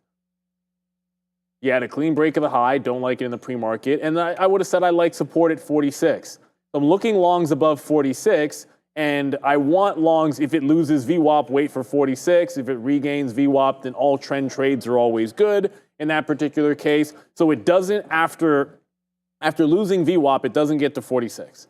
When it regains VWAP, it didn't really give me a solid entry. The only trade I take is the breakout trade. I'm going to get into where I want to get out on a breakout, but there's multiple ways you can do this. For myself, I generally look at the previous support area if I'm taking a breakout trade, because I want to go dip buying on a trend without having to hold that original breakout. So I simply just look at what is the prior lows. You might give it a viewed extra, but down here about that 48, 75 to 80 level in here is where I had to stop on that breakout. It was a pretty clean one, although I missed it at 03s. I got it on the way back in, and I like to scalp out in the 1-to-1 range. Usually at least a quarter to a half of the trade on a scalp trade, looking for then dip buys a little bit more aggressively. But you have to ask yourself, okay, well, it almost came to $46. Why no entry? And the way I would see it is, if my Alamo is going to be down here, and to be honest, this is 45.85, which means any long trade, my stop's going to be underneath 45.85. That's where I believe I'm wrong.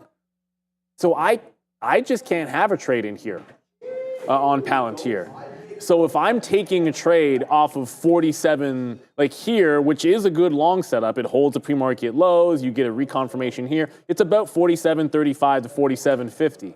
That's $1.70 worth of risk. So when that plays into that high, that's less than 1-to-1 if it gets to a double top. So that trade in here, if I take that trade, I need to hold basically the whole position until it's getting back into that high and then look for extension, because it's too wide of a stop for me if I'm getting an entry there. Now, if I decide that I like the pre-market low and you get that wick, it's one thing to say I want to be long 47.50, but because it's not at my kill zone, I'm going to stop out at low of the day or prior bar low, something along those lines with a tighter stop. If I can make that determination that I'm wrong under here, then I don't mind taking that trade. Otherwise, I have to wait for a trade that sets up on trend where I actually have myself an out. Because ultimately, you don't want to take that headshot if it's going to be unnecessary. And everyone's going to be a little bit different in terms of how you want to trade and find an entry point. But I got to have that exit, which means sometimes you don't pull the trigger. Now, in terms of maybe another trade here that I want to show you where you've got to have that exit point before you get into it, I'll show you one on trend and against that grain on Intel. I actually have a couple of, but one I already talked about. So you had a couple of trend reversals on Intel, and I will always predetermine, am I going to take these trades on Intel? 100%. When it's at resistance, 23.5, when it's underneath resistance at 23.30. So I'm waiting after it trends up to make a trend reversal into VWAP. When I get the entry, this is a specific strategy, and you've probably seen it a few times. I only have one thing to decide. It closes underneath. I'm either taking a consolidation here or a breakdown of that prior bar. And then the only decision I have to make is, am I out prior bar high or the high of the day? That's the only decision I'm making. And here I made the decision tight stop because resistance was at 23.50. But before I'm even in the trade, as a matter of fact, when the trade is just setting up, I've made that determination. Unless it gets to 23.50, I'm not going with a high of the day stop. I'm going with a tight stop. And you can see tight stop in there. I have nothing else to do. When it gives me the other trend, I wasn't actually even at my desk. And when I came back, it was pretty much at the same level. So I would have got the same entry here as I did there. But because it's at 23.50, which was my resistance zone, my stop is predetermined at a fresh high of the day. So I'm, again, looking for a VWAP retracement. And when I get 46s in here, I'm not scalping anything out for 5 cents because I'm risking 10. I need this moving down into 30s, 25, 20, 15. That's predetermined before I'm even in the trade. And so if you can't determine where you want to get out or what style, let's say I can't decide between where my stop is going to be, then just don't take the entry. If you can't figure that part out, then just don't get into the trade. And until you get that part of the equation, it's okay to sit them out. Everybody's going to be at a different point in their journey. Trust me.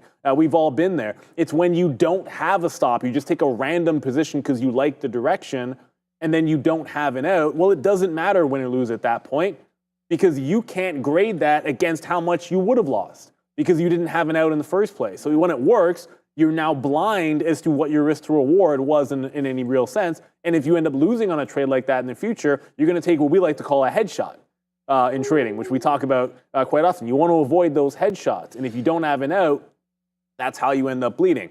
The other way to think about this as well is the trades that you don't take because you don't have an out. Now, anybody that's been watching Boeing for the last little bit knows I've been looking for this to make a rounded bottom and a breakout. And I wanted this thing, yesterday I said a 50-period hold, 157, longs over 157, over under 157 on Boeing. So as simple as this, it's gapped above, stock opens up, are there buyers above 157? And when that flat out doesn't emerge, I'm not bidding in here. I can't take any longs on any bounces because it's underneath that 157. Now in the pre-market, if I had this trade, I'd probably stop it out under the pre-market low in there. I don't like it in the pre-market, so I wouldn't have had it. But it just never gives you an entry. So yes, was I only looking long in Boeing? 100%. But if I only have, in my sense, the outs down here and I don't have support levels I like, then I can't take a trade in Boeing. Unless for some reason I'm going back and saying, okay, well, look at yesterday's low, and I'm working off of yesterday's low. That's a different story. But I wasn't. I was looking at resistance into support, so no trade sets up, and I can't have a trade in that regard. And I'll give you one last one that I'm really happy that I never shorted, and that was going to be Tesla, because there were only two levels to look at for me. It was 250 and it was 255. So if I know that 255 is my out, it never really went high enough to give me an entry into the short on trend, so I'm not taking those trades. And then the 250 level, okay, it got to 250, but why no short of 250? Because where is the execution in with a 250 stop on Tesla? I use a 3-minute chart, and if there isn't some semblance of a reasonable entry point where there's confirmation that the level is holding as resistance, then why am I going to stand out in front of it? It doesn't even make any sense. So in this particular case, that one line in the sand never presents itself with an entry, so I don't take it. If you get this type of price action around 250 and I don't have a short, then I would slap the fail on myself. Because if that had been 250, I should have had it. Because that would have given me trades where I can have a reasonable execution and a reasonable out before I get in. But if I like 250 as a level, the only way you could have played 250 is for longs. That's about it. So you don't take the trade. Boeing, Tesla never set up the trades. Palantir, it only set up for me the breakout trade. And you've got to be able to determine in your own trading strategy where your out is going to be and what it means to be wrong. Maybe it's not a level. Maybe it's not like $47 or $250 or 100 even. Maybe it's a moving average. Maybe you're looking at Bollinger Bands. I'm not saying one is right or one is wrong. You can use indicators if you want. You can use prices, support and resistance. You can use trend lines, whatever works for you.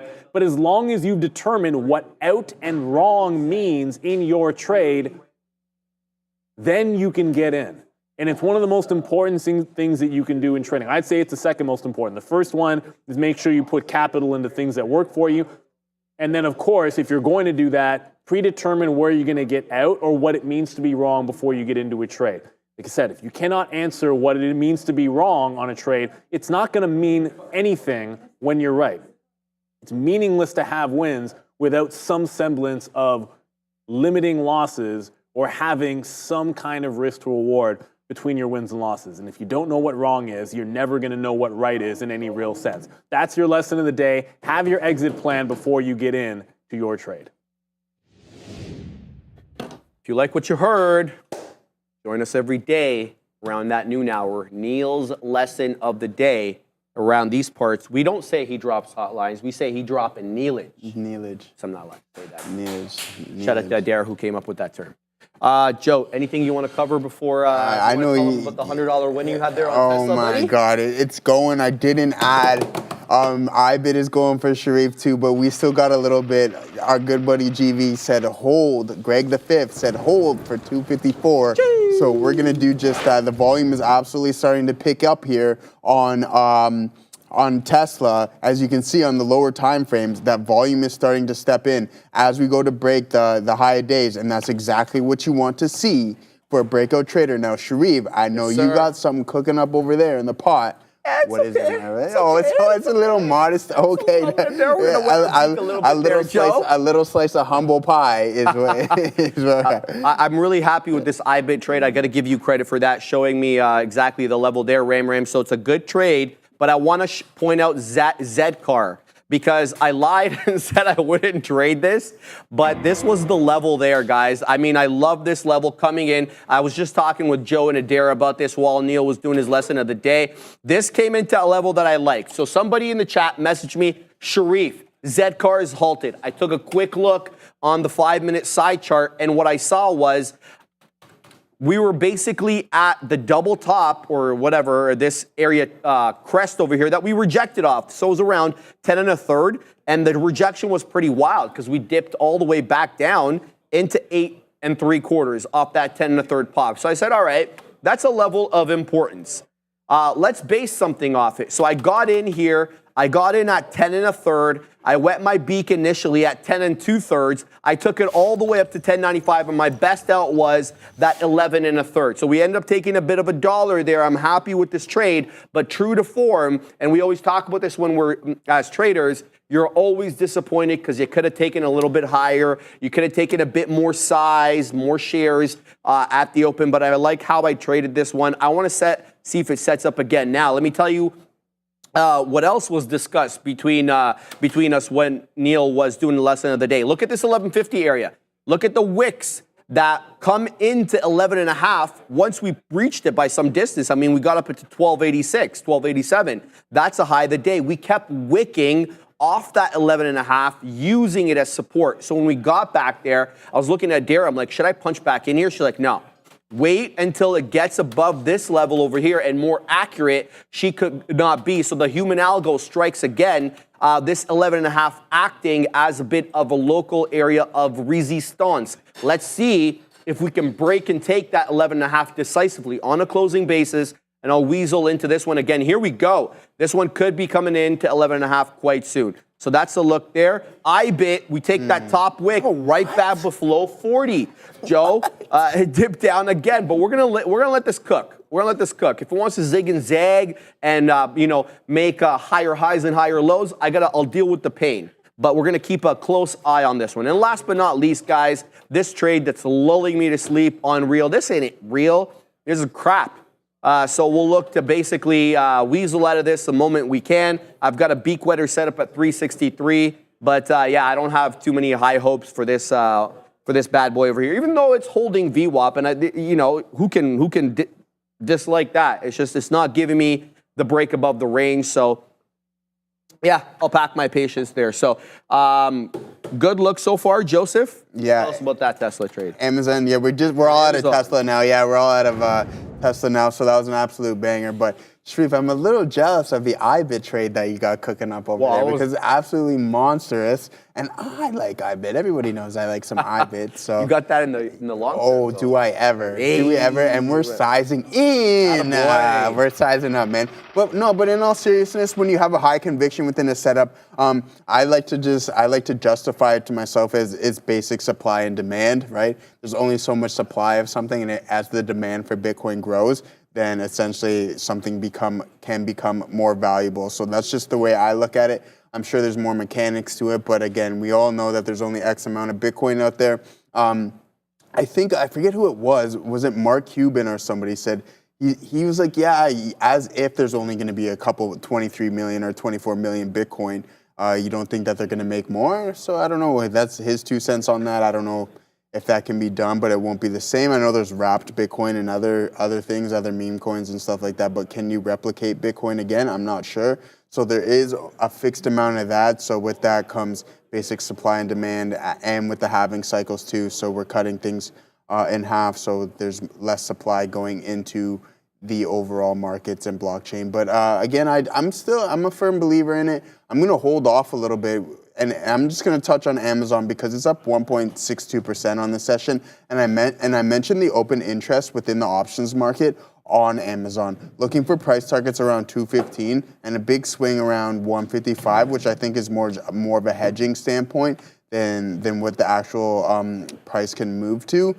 So we're going to continue to look here, and I think if we go for 200, which I think is the all-time high on it, 201-ish is the all-time high on Amazon, which I think is going to be breached within the coming weeks, and especially after the election. So whatever, if the market direction decides to go northeast, then Amazon is definitely going to follow that, and I think it goes for all-time highs there. But it's just an absolute party of higher lows here. This thing is trending really, really strong, and that's something that you would want to be a part of. And the overall market is participating in that as well too there, guys. So when you have these mega tech cap stocks moving higher and the overall market is moving higher with them because of the weight, then you can just look to join that trend. And I don't know if you look for the reversals as of right now, because on the pullbacks, you can notice on every consolidation or accumulation phase that the volume is extremely low. So keep that in mind, that this can signal a really strong market. And in this case, it is, right? We are extremely strong. We're up 1.6 on the session with Amazon. The Qs are up 1.35% and the SPY about 1%. So everything is really strong. Everything's putting in a really strong session, especially with Tesla, the consumer discretionary, now printing highs. I got out Greg. I paper handed the 254. I'm sorry, my friend. But again, Tesla up 4.6%. It's ridiculous. We were talking off camera, you and I, about our friend Elon. Going on the Joe Rogan experience yesterday. So I got about an hour deep into that. I haven't been able to do to watch the entire thing. Obviously, a lot of Elon specific talk, stuff, and you and I were talking off camera as well. He's not a really eloquent guy. It's hard to get information out of him. You have to be paying attention. He's not a great speaker, eh? No. Brilliant. But not. You know what he kind of reminds me of? It's what Kanye West said about his brain. It's like a symphony in his brain. He has so many different thoughts, and he's trying to project them onto you. But it's like, okay, focus, say what you have to say, get to the point. But there's just so much going. He's so smart. There's so much going on that normal people like myself, it's like, all right, just calm down and just like project what you have to say. But he's not the best at it. No. Remember the last time he was on Joe Rogan? He tried the marijuana. That was the first time. That was the first time. The second time, I think like a year ago or something like that. And then like he obviously came on yesterday. Did you know that he had like everybody at Tesla had to get like drug tested in SpaceX and stuff after that? Yeah. You did that.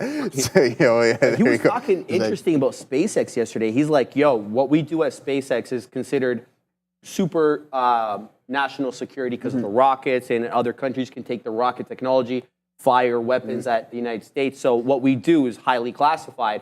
And then they came at him, one of the government agencies, one of these 3-letter agencies came at him for not hiring asylum seekers. But he's like, but hold on, I thought I wasn't allowed exactly. because of the whole thing. So he gets into a lot of stuff anyway, kind of beyond the scope of the show. But if you're interested in Elon talk, there is 3 hours of it. Bro did not just compare Elon to Kanye. No, I'm not. I'm just saying from a thought process standpoint, there's so much going on. And you guys know what Kanye West, the guy just says whatever, and he's got too much going on there. Yeah, are you looking at this Tesla here? I am, man. I am. It's just going higher and higher and higher. Joe, 255 incoming here on TSLA. It's coming up to 5%. It's a great look. We just took the top off there. I don't know why I'm analyzing this when you're the one that was trading it excellent, but there was obviously a level here at 253 and change. That was initially the 1010 high. We tested it again, Joe, at 1145, and look at that break and take right there. This last little candle over here, the 5-minute going into that 254.70.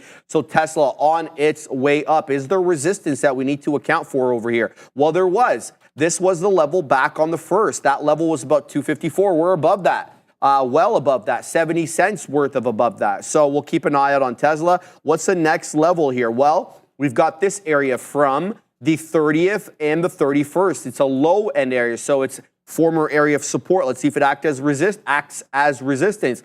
I'll submit to you, it's about 255.75 to about 256, give or take. So area trough over here from back in the 30th And then you have this pre-market low on the 31st, so on Halloween. So Tesla certainly strong, the strongest of the Mag 7, no question about it, followed by, I believe it is NVIDIA. Is it not? Yes, it is. 2 3/4 on NVDA. Someone was yelling me, yo, Sharif, UCAR, back above 12. Yeah, it spent like all of 10 seconds up there and then zigged and zagged, and now it's at 11. But what I do like about this is we're still buying the dips. Like, look at this big drop over here into 10, and then now every successive candle has a bit of a higher low. Not strictly in that sense, so it could be in a consolidative mood right now. We'll see if this one keeps trending. IBIT, we're still involved in IBIT, obviously, and we're still involved in Real. So let's pull up these bad boys, see how they're doing right now. IBIT, below 40. I'm going to leave whatever I've got on this one. So I want to see if we can break and take above that 40.10. Obviously, we've been using that level as a level of resistance. IBIT, though, up 4.5% on the day. Not a bad look at all. And Real, maybe I should move down my order. Just an idea if I'm complaining about the range not printing me. So let's go ahead over here and hang out at 362. And so maybe we'll get printed if we move down the range a little bit. So REAL in focus. I don't want to take out too much here, guys, on Real. And let me show you why. Because when you look at this from the 5-minute chart, it does look like it's not a rounded bottom. It's not. But what we do have is a little bit of a higher low situation going on here. And if that's the case, then we could not flat top break, because obviously we have a higher price on the day, but we could break through the resistance. And I'll submit to you that resistance is around 364, 365. I haven't been able to see the book above those levels quite yet. But if we do get up there, I'll have a better perspective of what kind of resistance is waiting for us above that 365 and then into that $3 3/4 level. Because I don't want to take out the entire position if we're going to do a VWAP hold high of daybreak, right? Because the point of that trade is to wait for the initial move up and then a consolidation above or at VWAP in the illiquid time of the day, only to have that high day tested again in the more liquid time of the day. And these are a bit, like, think about it. Think about that. So it makes sense from a logical perspective. Forget about the technical side of the trade. If something was very directional early and then the buying dries up, but it doesn't give back the move. So that means somebody's interested in it enough to keep it above the volume weighted average price and not have it revert back into some lower area. So we'll keep tabs on that. I still, even though I put my order at 362, I'm still not getting printed. So there's obviously issues of liquidity here. Maybe I'm just not first in priority. I don't know what the hell it is, but REAL, probably not the best trade on the day, but we're profitable on it. So that's all I'm going to say about that. Let's flip back to IBIT, have a look at that. That's still at, I believe, $40, a little bit below $40, Joe. We're straddling about $39.95, give or take. What are you looking at? Yeah, I'm over here at SMCI. I'm taking a look. I like the way the price is starting to form out a little bit here.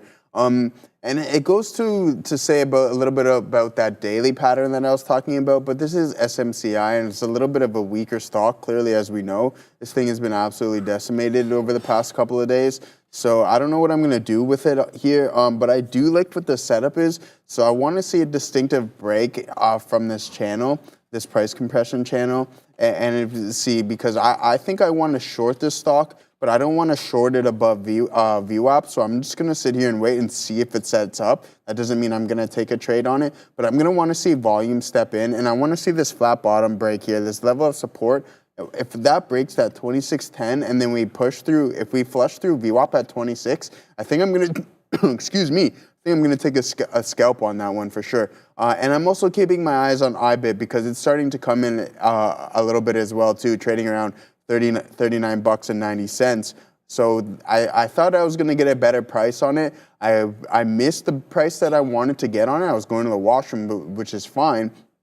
But then it made the move that I was looking up to north of $40. So I'm going to wait for it to come back here. I think it does retest VWAP here again, and then maybe we can take that other leg up. But as for breaching the high day on it, it is pretty extended. So I don't know if that's going to set up the way I want it to, but I'm going to still keep an eye on it if it does pull back through VWAP. I'm going to keep my eyes on SMCI because just in case it does break VWAP as well. But guys, I just want to mention this absolute dumpster fire that I absolutely, or I was talking about earlier today, and that is advanced micro devices. This thing, like, I don't know.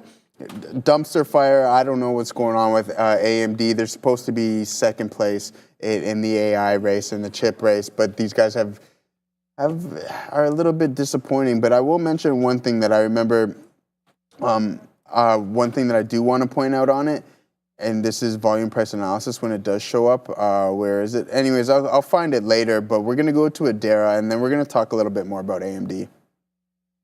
To take a look here at some of these small cap movers during the midday, small and mid cap actually for these. If you like these or any other tickers and you want to know what Sean and Neil have to say about them, vote for them in our chat. Make sure you've subscribed because it is a subscribers only chat. Then type !join space $, and your ticker of choice. You have until 1:50 to do so. And the top 5 tickers will be featured during our afternoon rundown at 2 p.m. IWM pushing higher here, up about 1%, mirroring the S&P 500 and the NASDAQ in that regard. And most importantly here, above that 222 level as of right now, trading right now about 222 halves. We pushed above this level. Next resistance looks like that area just above 224 that I'm kind of gesturing here to, that we last got to on Wednesday. So let's see if we're able to clear that high after finally reclaiming 222.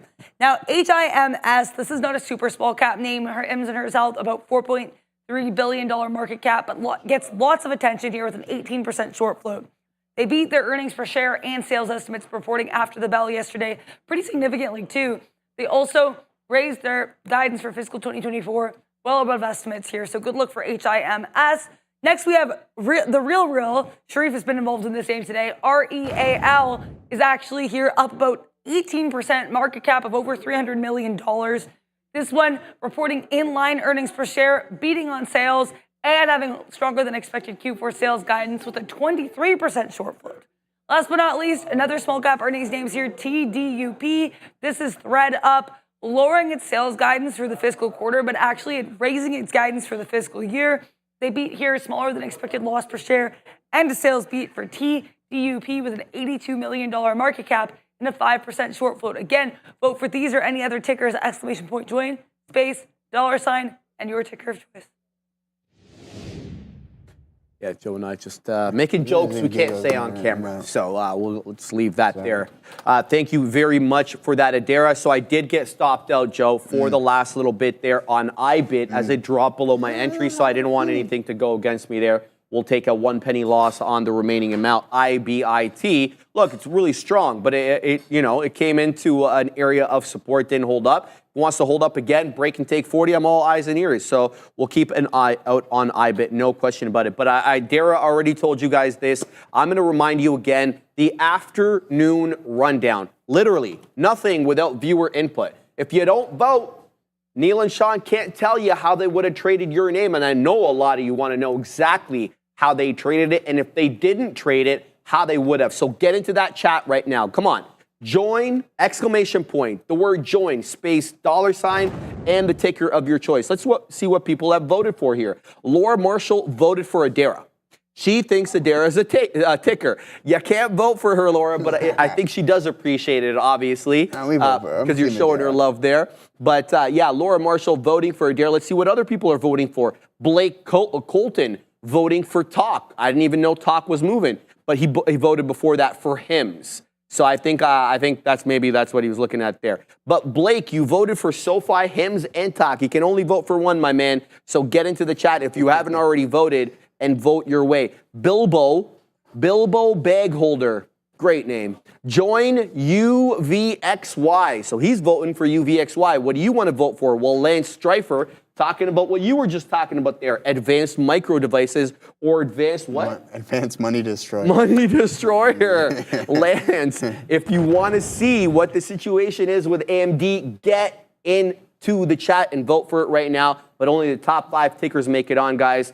We would love to be able to, obviously review every single one, but only the top 5 make it on. There you go. SRMRM He's voting for Boeing. Lake South Tiger, make SMCI great again. Maybe if you vote for it, it'll get to be great again. Crazy. I know, right? So get into the chat, guys. There you go. Daniel GM voting for SMCI. Almog voting for Palantir. But Almog, you missed the $sign, bro. It's going to be very upset. And by it, I mean Streamlabs. It won't register your vote. And then we'll blame it on Raymer. So that's the look there. Guys, REAL, I didn't even get filled at 62, so I'm really getting frustrated with this one. It's back into my entry over here, but it is ranging, so I'm going to assess it now as a range and nothing else. I think if I add here and then just get 61.60, that's going to be the end of the trade for this one. I don't want to trade it as a breakout anymore because it is awfully consolidative right now.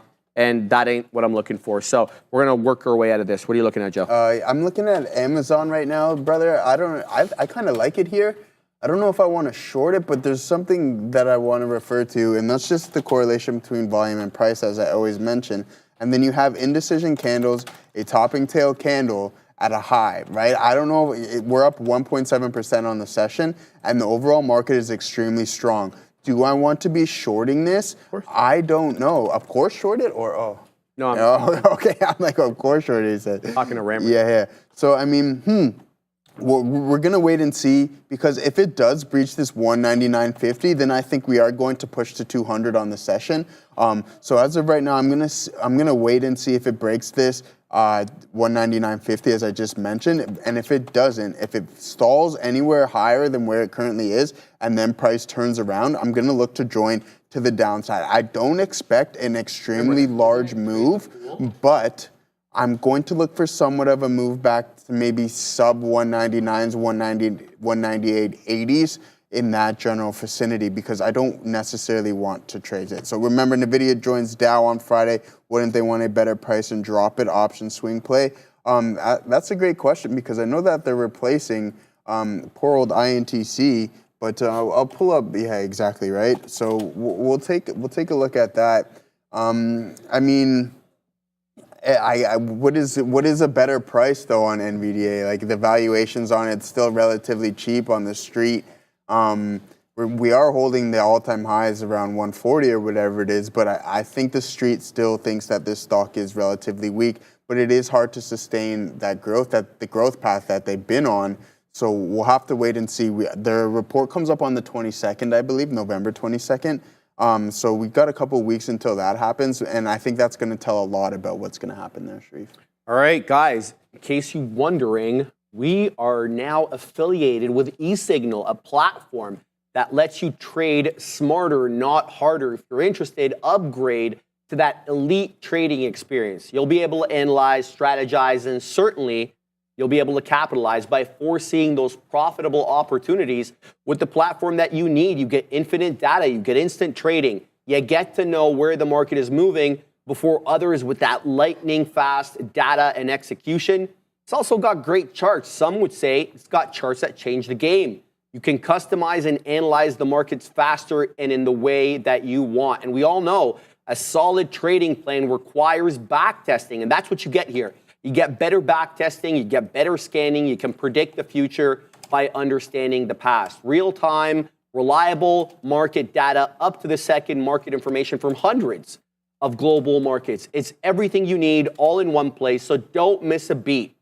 Execute your best trades now. So if you're ready to elevate your trading, scan the QR code on the bottom right of your screen, or click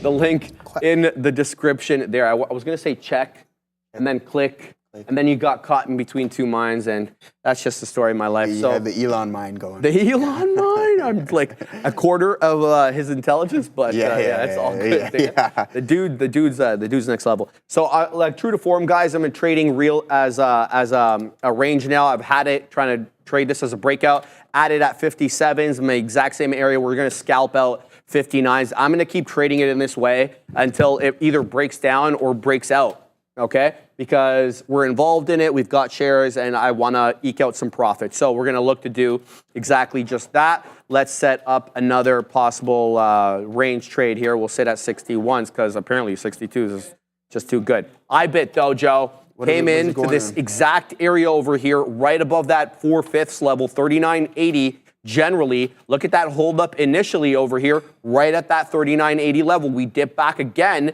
a little bit higher this time though, Joe. We got into about 82s there, the closing print. Last time, the closing prints were at 78 or 79. So I don't want to call this a double bottom, but it's an obvious area of support. We have a rejection area there initially, and now we've got two hold up areas. So if this wants to set up in a different way, like a break and take above 40 and then use 40 as support. It didn't do that last time, and it certainly didn't do it initially. Look how quickly we dropped when we took 40 on the initial attempt. And we kind of did the exact same thing there on the second attempt. We took 40 and then popped up into 10s, and then, we just kept putting in lower lows and lower highs. So there was never that direction, that momentum that said, yeah, that made you feel, okay, we're going to hold 40 as support. At least I didn't feel that. So we're going to set up on this one.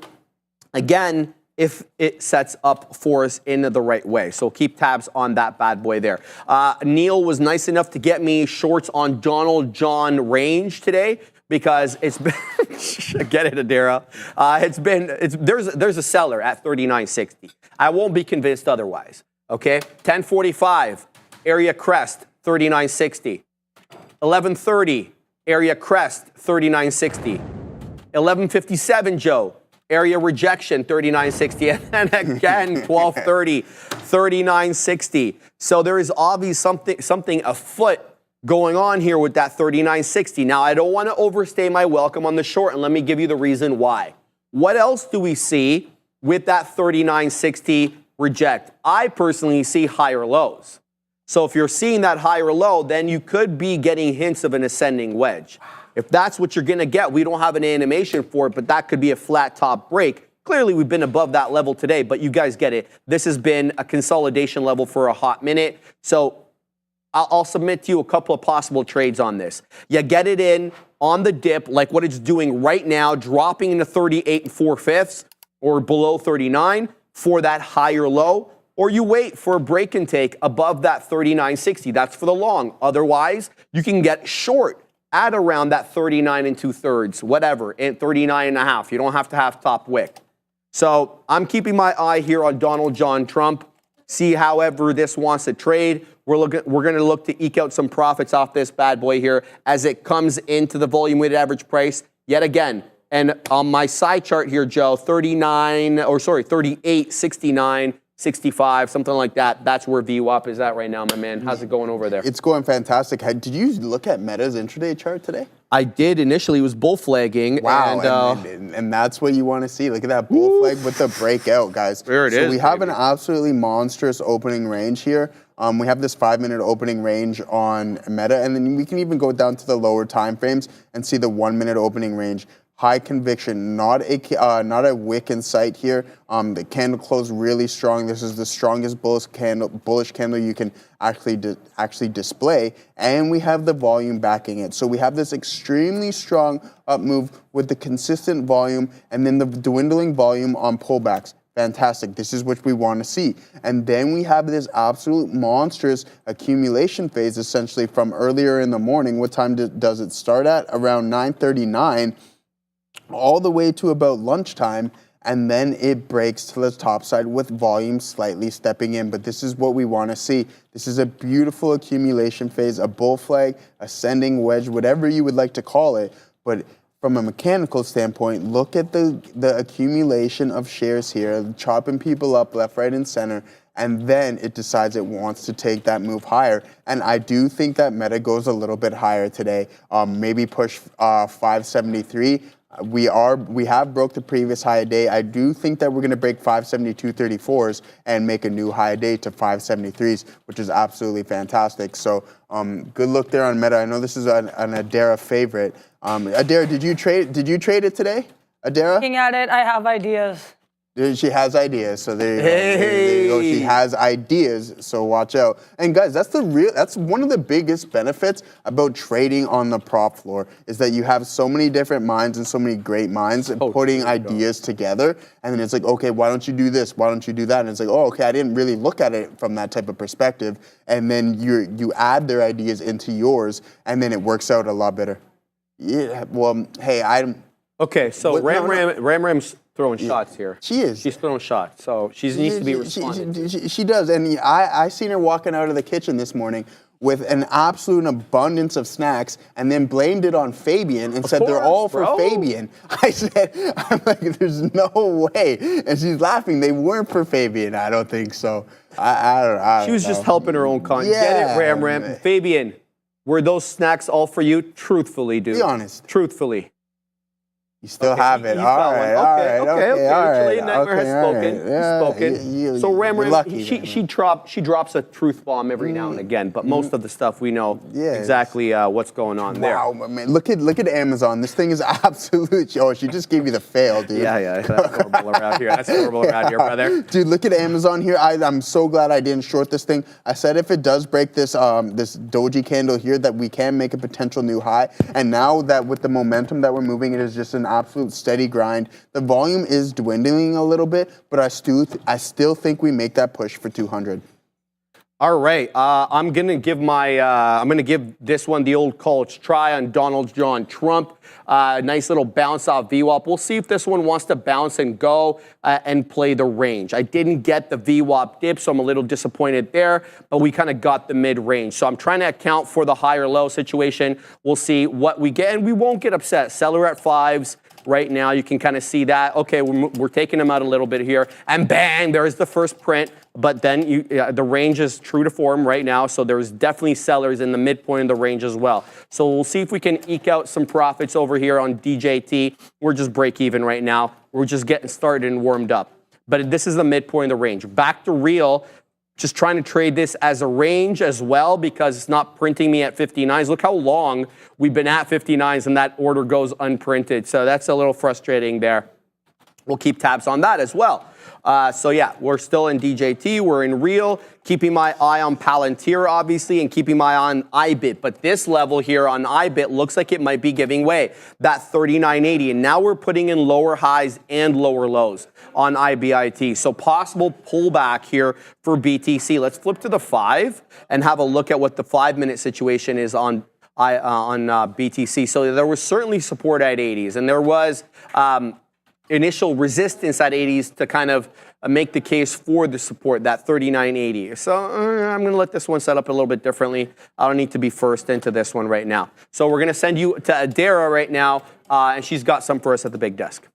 Great look here for Astera Labs. I mentioned this one briefly earlier, but actually an earnings winner now pushing into new all-time highs here above the $96 level for ALAB, up about 38% for context. This one was trading around $70 yesterday. Now again around 96, hanging out around all-time highs. So keep an eye on ALAB with that earnings beat here, well-received earnings, and popping up for me on a volume spike. But we are brought to you here by Trade the Pool. Trade the Pool allows traders like you to get evaluated and trade real shares using the company's capital with no PDT rule holding you back. That's a real edge in trading. Here's the exciting part.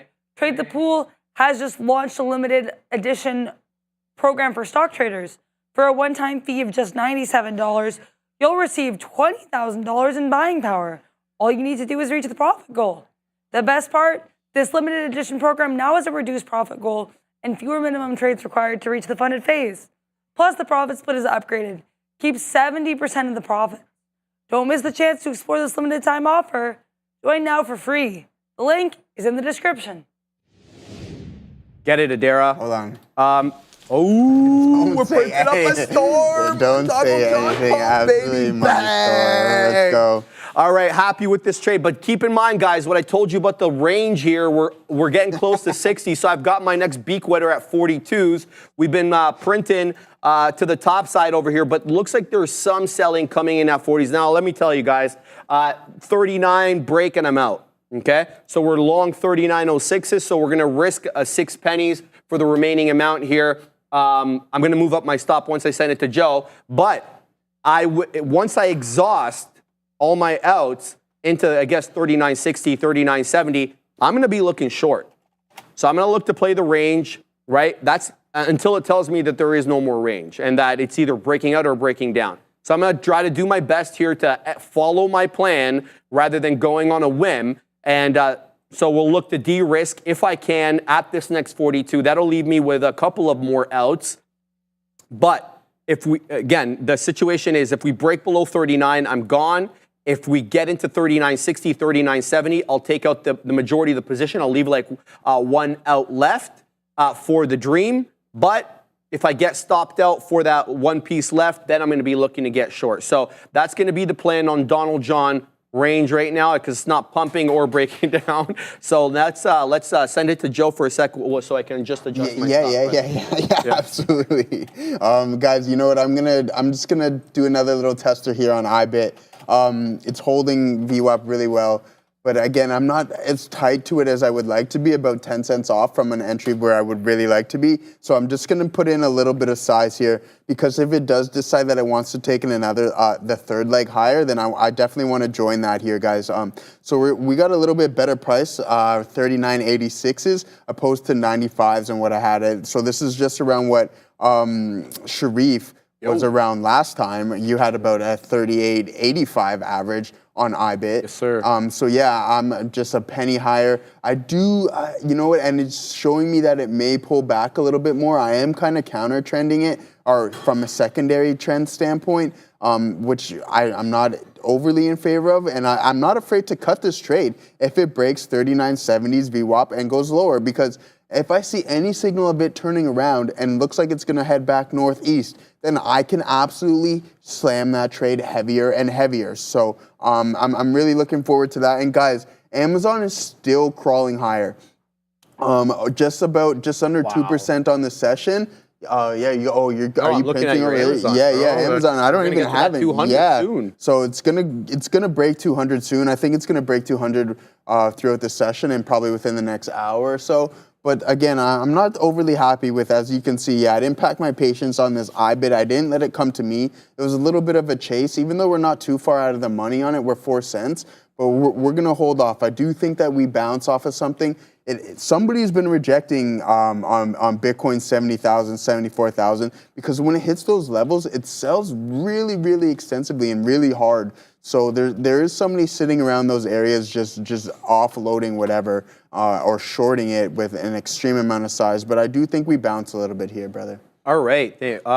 Guys, it kind of feels like there's a seller here at the $0.25 on DJT. Been watching the book on this for a little bit, Ram, and there he comes into that 25 penny area. Here we go again, and it's met with some selling. So we'll keep an eye on this one. I would say that's kind of like the midpoint of the range here, that 25 penny area. So unsurprised that it continues to encounter resistance at this level. So we'll keep tabs on DJT. But what Joe was talking about, man, we're going to probably see that Bezos shelf, I think, real soon, Joe, because we're about 29 pennies from that with respect to the high of the day. In case you're wondering what we're talking about, Bezos shelf this or that, the 200 level on AMZN. Now it's been breached, right? But it got breached momentarily. Let's show them, Ram. So here we go. This was the last time it got breached. I believe this was earnings, right? So that was earnings, right? Yeah. That was earnings. Yeah. So they did weasel up, I believe, $200.48. It had been above that level, I think, in July. If we can have a quick look at the 4 hour on this one, I think the 4 hour showed July. Yeah, there we go. There's the July highs. It looks like we got into 201 there at one point in the pre. Was that the pre? Yeah, 8 a.m. So it looks like an institutional print, actually. So I don't even know if that's legit. But we were certainly above 200. We're at it right now. We're looking to take it this time. And, how we play this is kind of the move. Now, do you just punch in here and wait for that 30 penny eventual pop into 200? Or are you shorting off 200? What's your look? How are you guys going to trade this? I think it's, sorry to interrupt you. I think it's really tough to punch all the way up here, especially from an intraday perspective. If it's going to break 200, you want to see that momentum step in, and we know that we're in that time of day. I'm not saying that the momentum won't step in, but for me to take a long up here, I wouldn't personally. I don't disagree with you, brother. I mean, I would totally feel uncomfortable punching in long here on DJT. I was just thinking out loud. I'm like, if my bias is that we get to that Bezos shelf, that $200, then why don't I weasel a couple of 30 penny winner or 20 penny winner, something like that. But you bring up a good point. I mean, punching in at highs is inherently risky, and But I mean, but the break of 200 and you see that momentum come in, then yeah, that's an absolutely beautiful scalp trade. But with just slow grinding like that, that's something I personally. I agree. Right? I agree. Let's see what else people are talking about. Mela is talking about snow is ripping. Haven't had eyes on snow. Let's pull up that bad boy over here. SNOW, Cloud. They're also involved in, what's it called? Internet or security. What's the deal here? I'm not seeing any catalyst for this one today, so I'm not sure exactly why this is running. Let me see if the other constituents in the group are running as well. Let me have a look just at my my cybersecurity and cloud names. They're all running up. They're not as strong as Snow though. So yeah, well, no, some of them are actually. Like you got Pandub and Snow are identical today, 1.6, 1.66. CrowdStrike is up 2.43. So yeah, Zscaler is up 1% as well. Cisco up 0.5%. ANET and Net, they're all green. So I don't think there's anything specific to Snow, but yeah, it's a good look. Rejecting though off that 115.81 high day. We'll see how this one continues to run. Yeah, that's the look there. So still waiting here on DJT as we continue to encounter resistance at that 25 penny level. Boom! We just took it out. But again, Joe, we come into that 40 area and then there's a whole wall of selling. We just weaseled into 40. I'm waiting at 42s. We had a huge order come in, propel us above the $0.25, propel us above the third, but then we were met with a wall of selling in and around 40. It looks like triggered orders there. I'm going to wait for the print at 40. I've been waiting for a hot minute at that 40 print. We still have a couple of more to take out there. So if we take out that 40 print, if we don't get stopped out here on DJT, I'm going to hold a piece for the dream, knowing full well that we have been ranging with 39.60 the better part of the afternoon. So I won't want to overstay my welcome, but I will hold a piece for the dream if we take that part out. Let's go back here into REAL. Yeah, I'm just playing this as a range, and there's not much else to report about this one. Let's see what else we're doing here, man. We're up nicely today on the Fuge, man. How many points are we up on the NASDAQ? We're up 268 points. I was about to say it felt like a 300-point day, so we're not that far. 1 1/3, bro. Everything above 1%. The ES, 1.13. The NQ, 1.35. The Dow, 1.08. Even the Russ continuing to run today, 1.04. So the indices doing real well. Adara, do we have a 10-year at 1 o'clock? Yes. We do have a 10-year at 1 o'clock. Adara will bring that to us. Somebody was asking me earlier about the 10-year, and I got to tell you, I don't have a read on these yields because usually they're running inverse to these equities, and that ain't the case anymore. So the 10-year, which is 10Y, if I can put it up here, here's the future. I use the continuous contract, Joe, just so that we can have a look over here. And this has been the situation on the daily. Let me just load that up. Guys, we're almost back into those April highs. Like, look at the dump that we took in September when we were projecting bigger rate cuts. And look at the recovery on the 10-year from 3.5 up to almost 4.44. So I got to tell you, I don't have a read on this right now, nor do I know enough about the bond market and currencies and stuff to give you an honest and educated opinion. So I'm just steer clear of that. Amazon's still going. Hi, day, Joe. Yeah, great stuff there. We're still sitting here in our IBIT trade. We are hovering just above VWAP here around 39.84s, which is just fine. The longer we consolidate and we don't break, the more conviction that gives me within a break higher. So that's something I'll keep an eye out on. And guys, yeah, DJT calls. Havana Woody made a really good point. I don't know what's going to happen overnight. I don't know if there's going to be a winner determined overnight. I don't think that's what the projection is. Roughly around a week or so, apparently.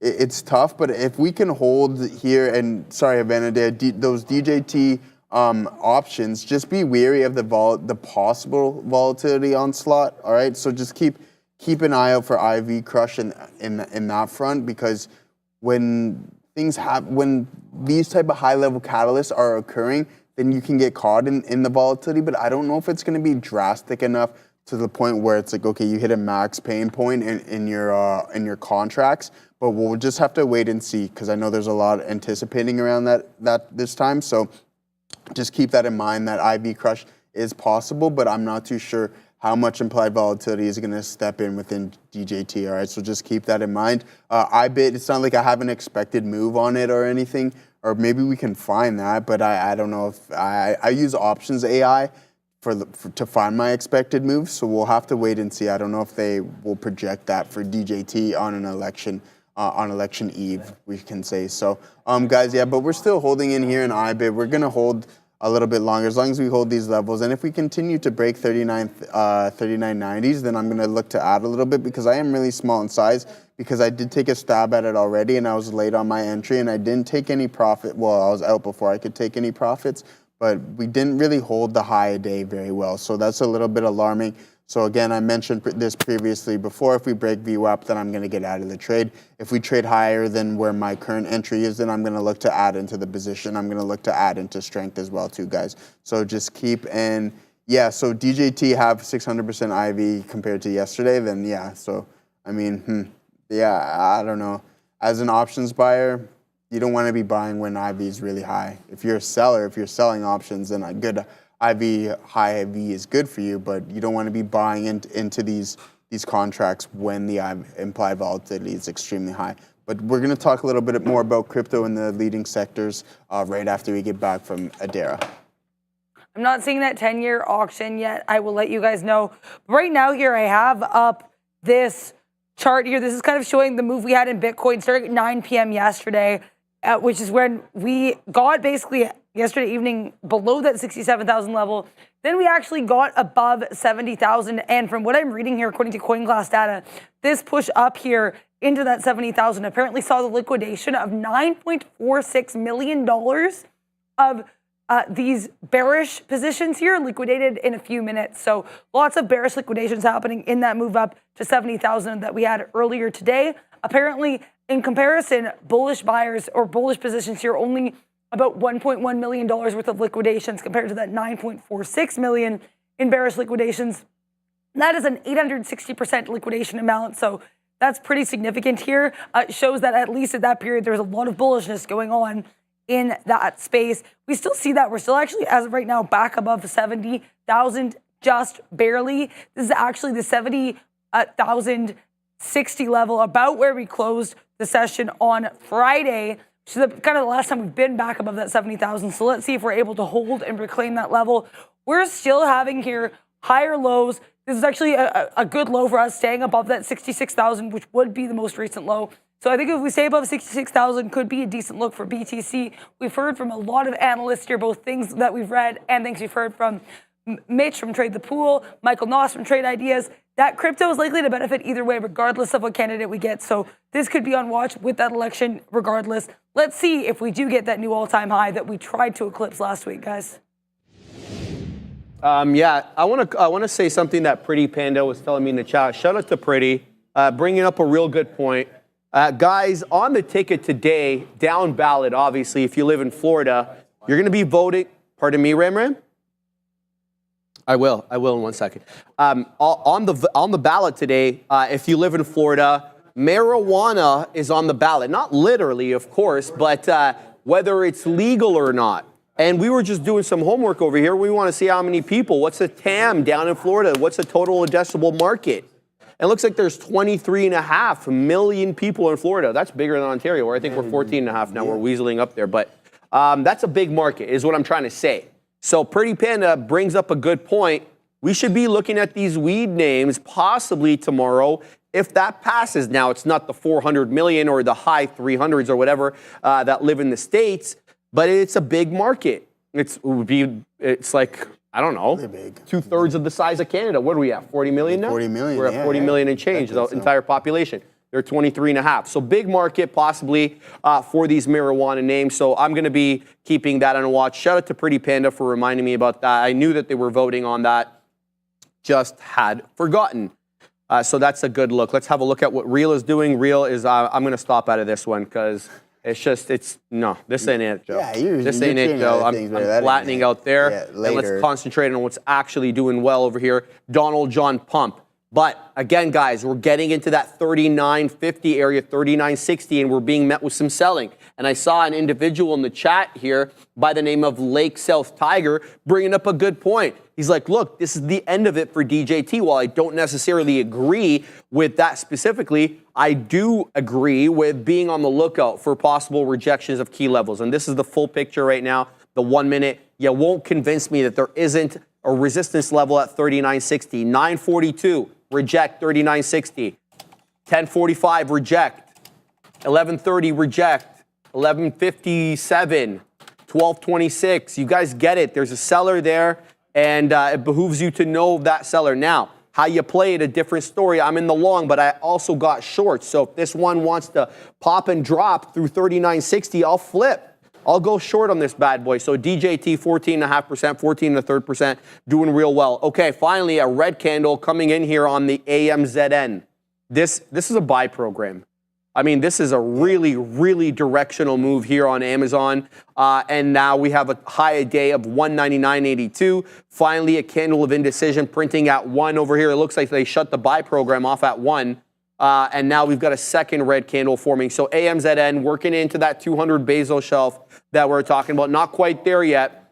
Keep in mind the 10 exponential moving average on the 5-minute chart, a level that I almost always use, around 199.5, a little bit below that. So that could be an interesting area of possible support on AMZN. But good name for some of these Mag 7 names, man. There is nothing in red territory in Mag 7 names at all. Or in these microchips. There's only one name that's red in the semis microchip world. Probably a name you guys don't even look at. NXPI, it's on my list, down 6.13. I think this thing reported, and maybe that's why specific to it. So that's all I'm looking at right now, Joe. Yep. What do you got on your side? I'm looking at MSTR. Someone mentioned it in the chat, so I'm looking at some Michael Saylor here. Ooh. And seeing what's going on, because it is heavily correlated with Bitcoin, and we are pulling a little bit back here in Bitcoin, but it has sold drastically more than Bitcoin, but still up 2.76% on the session, which is really good.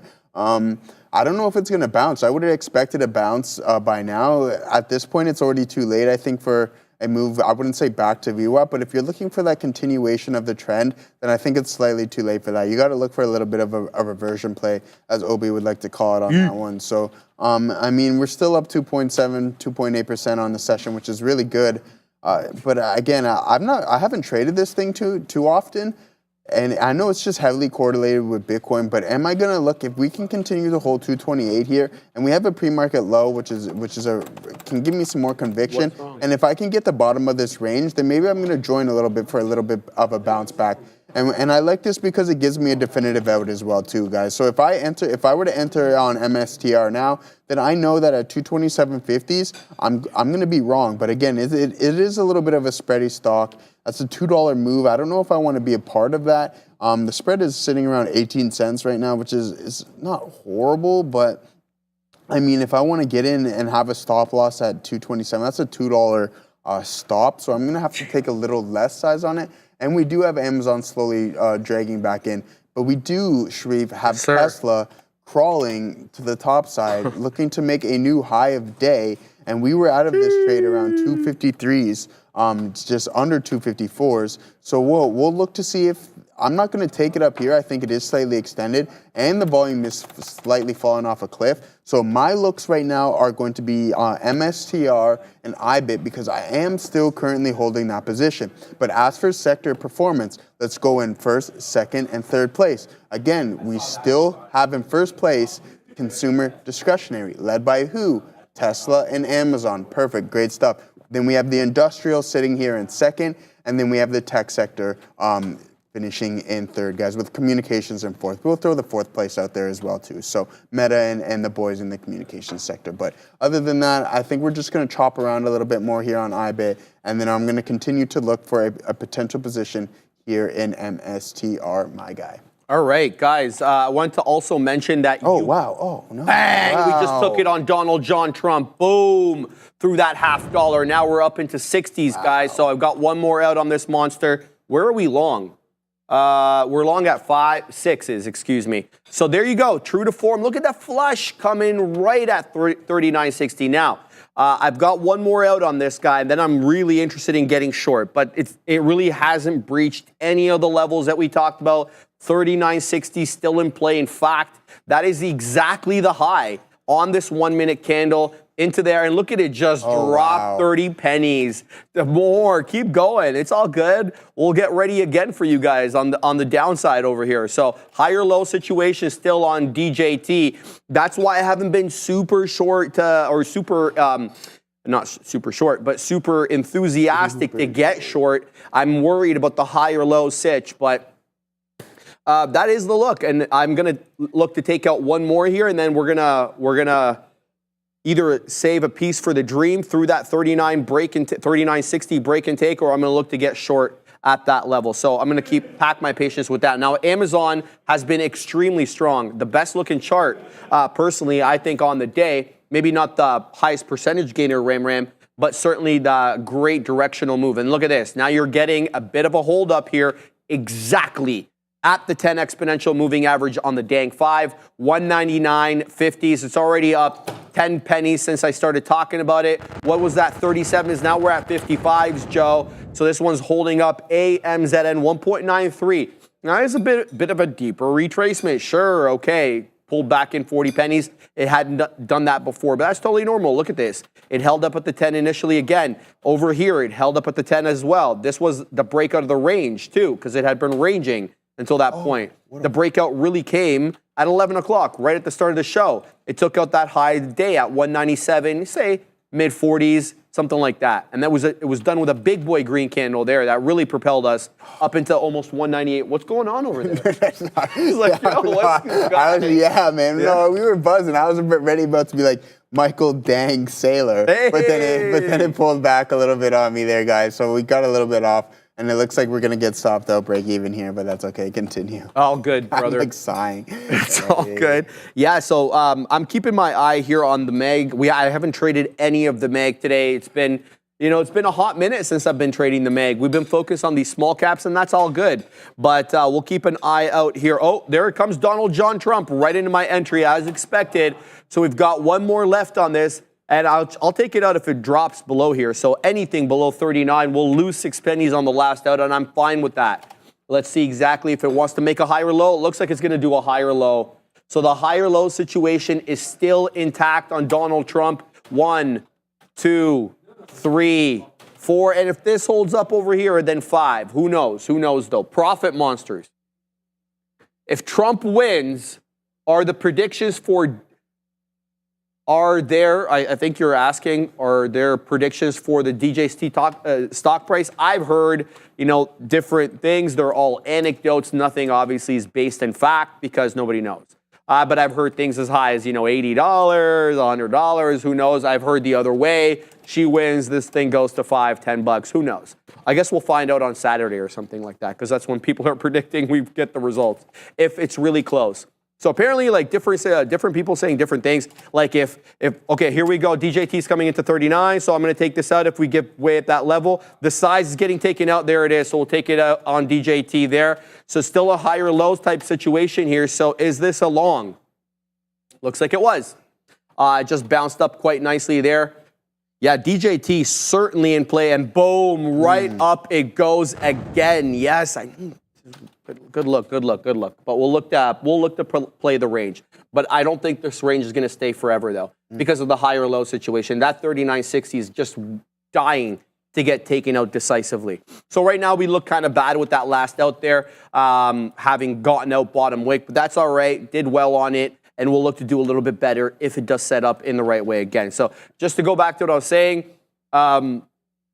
yeah, there's all sorts of different predictions about if Pennsylvania is decided decisively, like if one candidate wins decisively, or I believe the other one was Georgia. Like if Kamala wins Georgia or she wins Pennsylvania, like on the first night, something like that. But there are situations where we'll probably know before Friday or Saturday, and then there's other situations, apparently, because of these state laws with respect to counting, that we won't know until Friday or Saturday. So we'll, again, this is all guessing for now, so we shall see when that all pans out. But yeah, just keep in mind that, we may not get the results right away. So if you're looking for there to be a reaction on on one of these bad boys, you might have to wait a little bit. Profit Monster's also talking about Reddit. Let's have a look at Reddit. I know that this thing was above 100 last time. Oh, wow. Great day today for Reddit.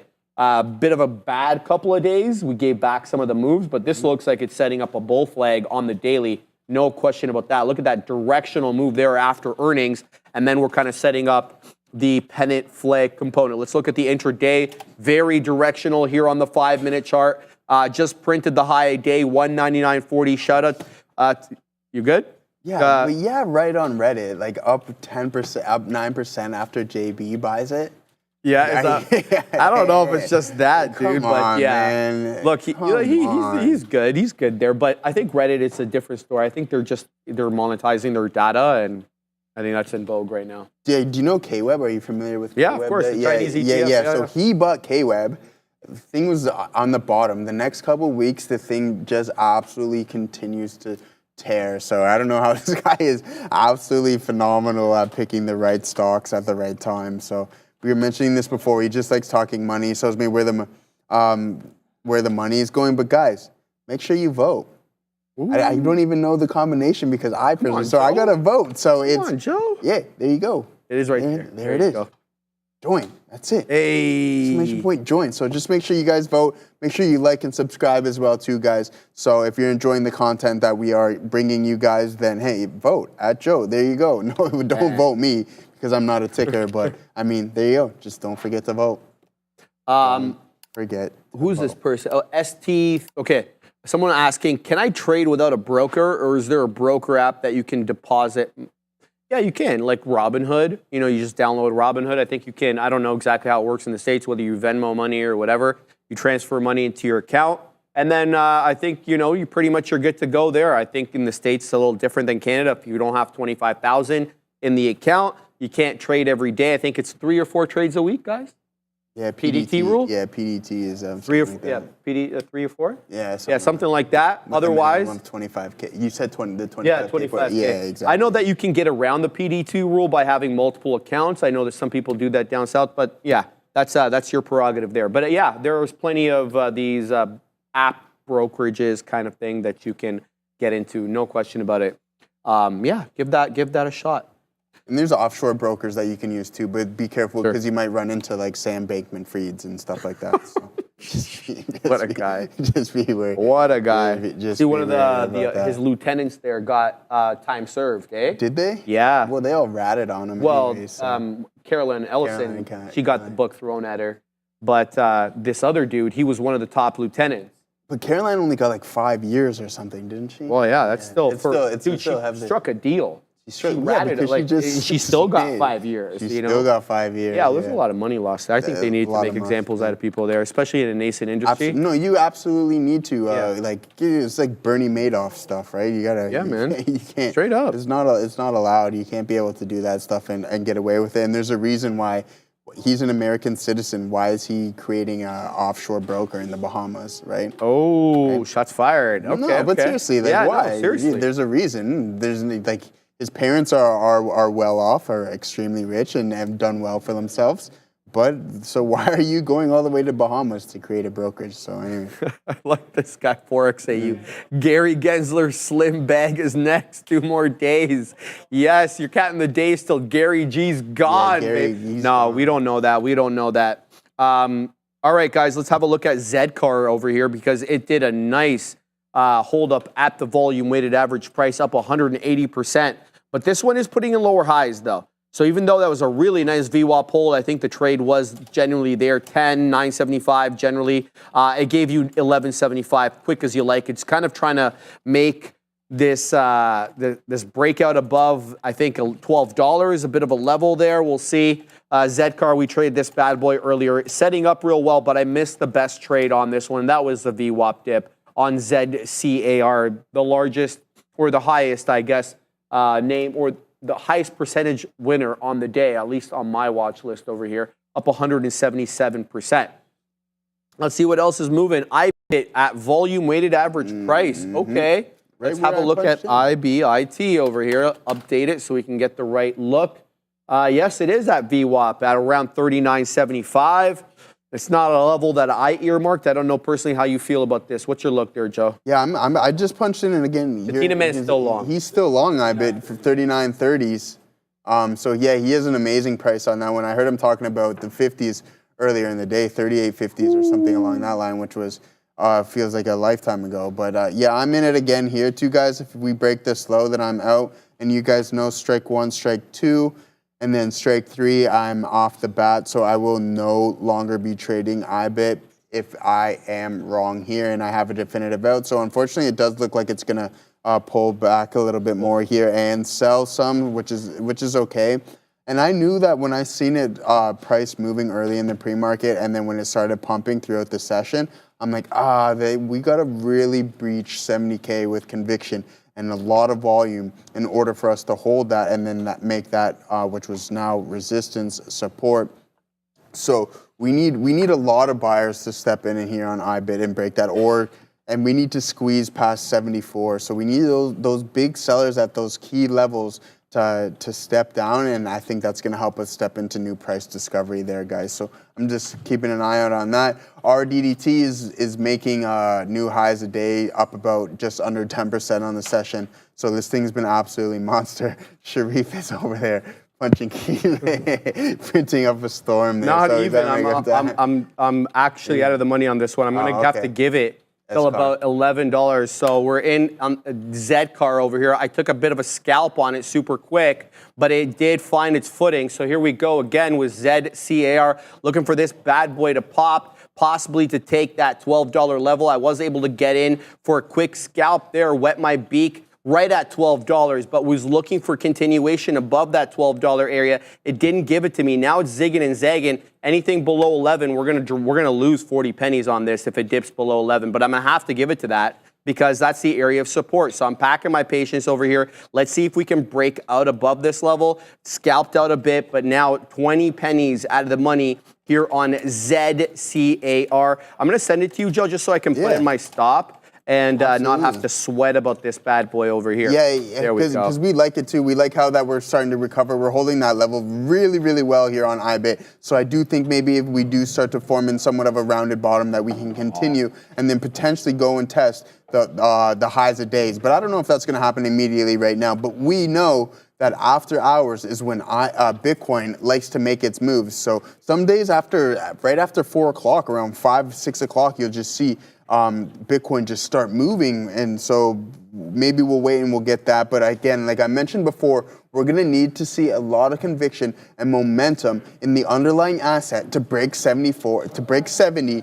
and then even more momentum to break 74 because we rejected that all-time high pretty heavily, and I was disappointed in that because I thought that was the move, that we were going to break 74 and then make new all-time highs, and we fell just short of that, which is okay because I think that, I wouldn't say inevitable, but there's a high chance that it's going to happen, and we are coming back up to my break-even point at IBIT. So if we do slowly start to recover, as you can see on the 1 minute, we have now formed a double bottom at 39.66. So that is giving me a little more conviction within the trade. And I mentioned this before. If we go to 39.80s, I'm going to look to add a little bit more size into that, and then we're going to try to push for the 39.90s and then see if we can go and test 40 flat because I like that level on Bitcoin. So we'll keep an eye on that, guys. Let me know it in the chat what you guys are looking at. What are you cooking up over there, Sean? All right, we just scalped some out there. Where'd I take it out? Right at 69s, like 43s. Took it out at 69s, but look at that. It was a liquidity grab because it popped up there and there's literally no body of the candle in and around there. So it's even hard to see the out. So we're packing our patience. Nothing changes with the stop. The stop stays in exactly the same place, but we were able to de-risk up there. So I'm happy that I did that, getting some out, locking in those profits in case the bottom drops off on this one. And let me tell you, it absolutely could. So that's just how the nature of these small cap gappers. You don't like that, maybe it's not for you that these bad boys, or trading these bad boys. Here we go again, popping up to 30s. Now the spread on this one has been a little suspect, despite the fact that it's got about 20 million shares traded on the day. So it's not light on volume by any means. Yeah, like comparing it to some other small cap gappers that do hundreds of millions, perhaps it is. But generally, there is enough volume there to be able to execute your trades. Now, I'm looking at VWAP here, or not VWAP, sorry. I'm looking at Amazon at the 20 exponential moving average. So it broke below the 10. It's at the 20 right now. It's kind of moving a little sideways. I don't want to jump into this trade at around 199s on AMZN. I want to prove to me that it's going to put up at least a couple of 5-minute candles here that are green. And then I can absolutely be persuaded to get into this. We know that the high of the day is 199.82. I was of the opinion that we would weasel into the Bezos shelf, that $200 level. It hasn't come to fruition just yet. So we'll pack our patience, see if Amazon wants to set up in the right way, and then I'll get into, I'm very interested in getting into that. The other things that I was looking at Microsoft at VWAP over here, and it just breached VWAP quick as you like, and looks like it's breaking down below it. So I was looking at getting long here. I won't be getting long here, though, unless it reclaims VWAP awfully quickly and shows me some greenery to the high side. What else do I have on watch? Yeah, not much in the way of Mag 7s here, but Meta is obviously up and at 'em. Up and to the right. Up and to the right. Up and to the right. Yeah, that's right. All right, so that's what we're looking at. Donald John Trump's breaking through the level, guys. How come no one told me about this? All right, DJT is trading well above 360 right now. I think it weaseled up into 39.85. So that higher low situation is certainly in play right now. DJT, it's not giving you that directional move, but there is a higher low situation afoot. So if you can get in at the lows, chances are you print a little bit higher. So keep your eye out on DJT. I know I am. I'm involved in ZCAR, but I can certainly be persuaded to weasel into DJT as well, Joe. Yeah, great look there, Sharif. I'm over here looking at Amazon here, AWS, Jeff Bezos. And I mentioned this earlier, and we were talking about it. In order for this 200 to break, we're going to need to see a little bit more momentum within the stock, and then we're going to need to see volume drastically step in. If it really wants to break 200, it's going to break it with some force, momentum, and you're going to see the volume following behind that. When we were already so extended at the point that we were, it's really hard to start a fresh buy program and then push that price through 200, and that's exactly what happened. We rejected just below 200 with a high of around 199.83, and then price just stalled. We didn't have enough volume and we didn't have enough participants in order to continue to break that 200 price. So that's why I was like, And I mentioned this, I said, I don't know if I'll be buying this up here. There's not enough momentum in the stock. As you can see within these price candles, that it's just a slow, steady grind. A little bit of indecision in each 5-minute print. Even though they are all relatively green, you still want to see the strong, healthy candles like we have here, here, and here, right? So just keep that in mind. It's slower grind. These are good if you're already in at the base of the trend and you just continue in these and you see these candles print. But this also can signal a potential turnaround time. So keep that in mind. That's why I didn't necessarily want to take it at that high, is because I mentioned that, hey, we need to see momentum and we need to see that volume step in order for us to break that 200 level with conviction. All right, so that was my look on Amazon. So if you guys got into this significantly earlier, because I mentioned at the beginning of the midday show, before Sharif even got into his lesson, was just the open interest in the underlying asset, with price targets that can roughly exceed $215, reach and exceed $215, guys. So keep that in mind. And look, I seen somebody in the chat also said, hey, I'm in IBIT as well too. Well, congratulations to you, because we are now trading in the money on IBIT, and that's exactly what we want to see. Katina Man has 39.30s. I'm in here at 39.77s. So let's see if we can continue this push and then possibly make a third leg higher and test the high of day. It may take some time, but there's nothing that I would rule out, Sharif, in Bitcoin at all. All right, I'm keeping an eye on DJT here. By the way, I got stopped out of Zcar, so that's the end of the trade there. For that one, zigged and zagged, so I don't need that. It had to hold 11, it didn't hold 11, so we're gonna let that one go. I'm gonna focus on DJT because this one's putting in a discernible trend, higher lows here. Now it's how I work in. That is the focus for me right now. I know that there's a higher low situation. So what I'm trying to do is I'm trying to think if I can get in half the position midpoint and then half planned dollar cost averages into the level that I want. And I think that that would suit me a little bit better than trying to punch in at highs or try to get or wait for the lows to come in. So I'm going to keep my eye here on DJT. Robbie V, I know you don't like below VWAP longs, but SPPL held the $1 is going higher. Absolutely. Let me have a look at that for you. Yeah, there's a lot of people in the chat asking you to look at that. Sub $1. No, it's not. It's a $1.33. So this bad boy, what is this one doing over here? SPPL. Let's load up that RAM. 11% on the day. This had a really good day yesterday. From 945 to the high that we put in the aftermarket, it was up 490%. If you want to take out from the morning to the pre-market high today, 660%. This monster is up, but it's decidedly lower than the closing print. Or no, sorry, that's incorrect. 120 is the closing print, so we reclaim that quick as you like. So we'll keep an eye out on this one. This could be a nice rounded bottom, possibly into that 160 area, volume weighted average price. We know it had trouble with VWAP, at least initially. Right at the open there, it tried to reclaim VWAP, but there was all sorts of resistance. So yeah, that's not a bad look, Rob. Yeah, it breaches my rules, but hey, have at it, man. And you have a good amount there between the $1.33 we're currently printing and the $1.62 currently right now that VWAP is at. We'll talk more about that and others when we get back from Adair. Let's take a look here at the US dollar. Not one, but two straight candles to the downside. We mentioned this initially actually above that previous support level. Now we're breaking below that previous support we had in mid-October around that 103.5. Currently around 103.38. So a bit of a lighter week here for economic data, though we are going to be getting initial jobless claims, which we know can make some moves. They're coming through on Thursday, and then on Friday we'll be getting preliminary Michigan consumer sentiment data. But it's worth noting here as well, heading into the FOMC meeting, which is actually on Thursday due to the election, this candle we got here on the DXY during our last meeting on Wednesday, September 18th, this is quite the doji candle before we get that support basing out at 100 and then pushing higher. So we do have a couple days until that.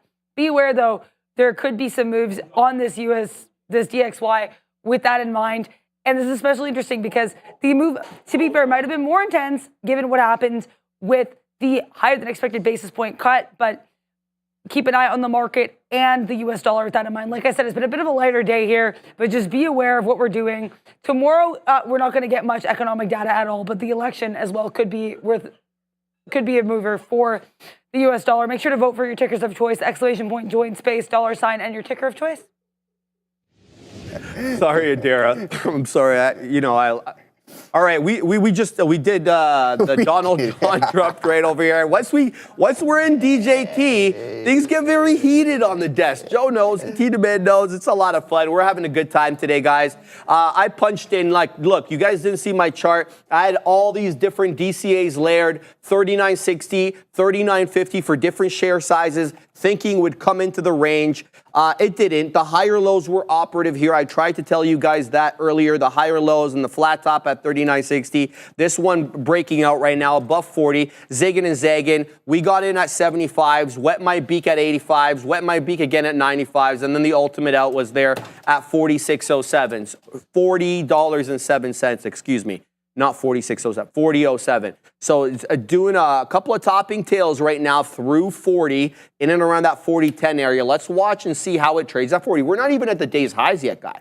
40.74 is technically HOD. So, if we squeeze at least into the high of the day, we've got some room from where we're currently trading at 40 into that $0.75 area. So DJ Dang T. I see you, Fernando. I see you, sir. He's trading that as well. Shout out to Fernando. I hope you're doing well on this. But Ram will get very upset if I don't remind you guys to vote. Every day, the Katina Man, the Neil come on, and they're giving you part of their time. I think that's time is everything. Yeah, absolutely. Time is money. Exactly. That's what I'm trying to say here ineloquently, Katina Man. And so take advantage of the fact that they're giving you their time and ask them about different names. If they traded it, they'll tell you how and why they traded it in that fashion. If they didn't, they'll tell you why they didn't or how they would have. So get into the chat right now. Vote for your favorite tickers. There's a lot moving today, guys. So there's no shortage of tickers. Mag 7, Joe, or otherwise. There's a whole bunch going. Get into the chat right now and vote. Let's see, Mr. Obe. That's a sick name. Mr. Obe. SMCI looking to push back up. I'm pretty sure the big kahunas have no problem talking about SMCI. So throw it into the chat. Vote for it, my man. Nisarg, I hope I didn't butcher your name. Nisarg Shaw, I really am sorry if I did. He voted for Qualcomm. Get into the chat and vote. QCOM, they want to buy Intel. And now Intel's out there in TSM, and he's in Taiwan. Patty G, he's trying to strike deals with Taiwan Semi about 3 and 2 nanometer chips, bro. So there's all sorts of stuff to talk about from the fundamental side, the technical side, and everything else. Guys, get into the chat right now. Vote for your favorite dang tickers every day. The Katina Man and the Neil, they do the absolute most in a fantastic way every day between 2 and 2:30, Joe. So we would just absolutely love if you guys vote. There we go. Now the votes just coming in fast and dang furious. Rob EV, HOD for DJT. Get it, Donald. Let's go, baby. Zigging and zagging with 40 right now. What's your view on this, man? On DJT? Yeah. Yeah, I mean, I'm watching you guys have fun, so I'm living vicariously through you guys. Yeah. So I'm having fun on it as well, too. So, I mean, I'm not an overly meme-crazed guy, right? Sure. Like, but even though the price action is fun, but at the end of the day, it's just not something that I usually participate in. And it was the same with GME, right? I was like, okay, yeah, you guys are all having fun, but let me stay fundamental here to my style of trading and taking real well, I wouldn't say real because these are real trades, but something that I'm more comfortable with, something that has more of a technical standout play in my style of playbook. So I don't usually trade the meme crazed stocks like GME and DJT, but that's just my style, guys. Everybody loves playing it, and price action is price action. And I know I may be going against about what I'm saying, but just again, it's relatively the same. And if the pattern shows up, take it. But for me, the conviction necessarily isn't the same, right? So I just leave them to the side. There's a bunch of other tickers that I can trade, Sharif. And so that's why I like to keep those in mind. But guys, we're in this IBIT still. We're trading around just under 39.90s. I added a little bit, Sharif, just like I said I was going to, right at 39.80s. And now let's see if we can slowly grind all the way up to 40s. So that is, yeah, exactly, Aku, the Explorer. I love it. Just stick to your rules and values. Yeah, and that's exactly what I do. Yeah, and that's what I do. So do I feel Romo at sometimes or FOMO? Absolutely, because you guys are punching keys are being smashed, people are fist pumping, right? So it's like, do I want to get a part of the party? But you know what? I'm having fun in my own party. And my own party right now, at this very moment, Sharif, is IBIT. And I've been trading it. I'm really bullish on Bitcoin. And I like it. So we're going to continue to stay in this position. I just wanted to mention to you something that I read earlier and today is that Deutsche Bank gave a sell rating on Palantir. Did you see this? No. Okay, so yeah, right. Major fail. That's good. Yeah. So with a price target of 21 to 20 bucks, okay, half of the story. Then I seen Wedbush has an upgrade and a price target of up to $57. So I need the sirens on that one. I don't know. There we go.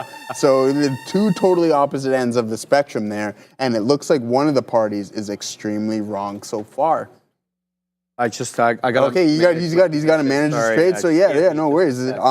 But yeah, guys, we'll keep an eye out on SMCI. I know someone mentioned that, and it is absolutely rounding just above VWAP, which is really nice, actually. It's a really nice price action pattern where you hold VWAP and then you slowly curl back over, and then you have the break of resistance here around 26.34, and then you get the volume stepping in on the lower time frames as well too, so that can give you some more conviction in the breakout. So whoever mentioned that in the chat, that's a really nice pattern, especially the VWAP hold, and then you get the volume stepping in as you break out. So that that was my look there on SMCI, my friend. All right, here we go. We're back in Donald John over here, but let me tell you, I've been watching the book on this one, and someone's pushing this down incrementally. So the resistance level was initially at the $0.25, and then it was at the fifth of a dollar, and now it's down to 15s. Let's see if we can take out the 15 seller. All right, we took them out, but they're also there at 16. So there is definite selling in and around this level over here. The question for me is going to be whether we hold on to generally 40 or not, because we kind of broke through it, zigged and zagged. I've tried to put my stop to account for that area, and bang, through the top there. Now the seller at 25 there is again, Joe. So we're long 07s, we're doing well, but that 25 seller is still a roadblock in my way over here. So we took out the initial seller at 15s, but that big boy seller at the $0.25 still hanging out. So we're going to pack our patience here to see if we can take out that $0.25 or what, because we zigged and zagged to it. What's the 5 minute look like? The 5 minutes, yeah, it's quite indecisive right at the moment right now. Topping tail candles, but the trend is still intact. I think we're putting in higher lows still, but that could change at any moment right now on DJT. We know how this bad boy trades, and it's the day of volatility. I guess if there was going to be a day for volatility, it's not the most up on the day, obviously, but election day. I mean, if you're not living in the States and you're not following American politics, well, today's election day, and this is heavily linked to the election because the company doesn't make any money, or, you know, not yet.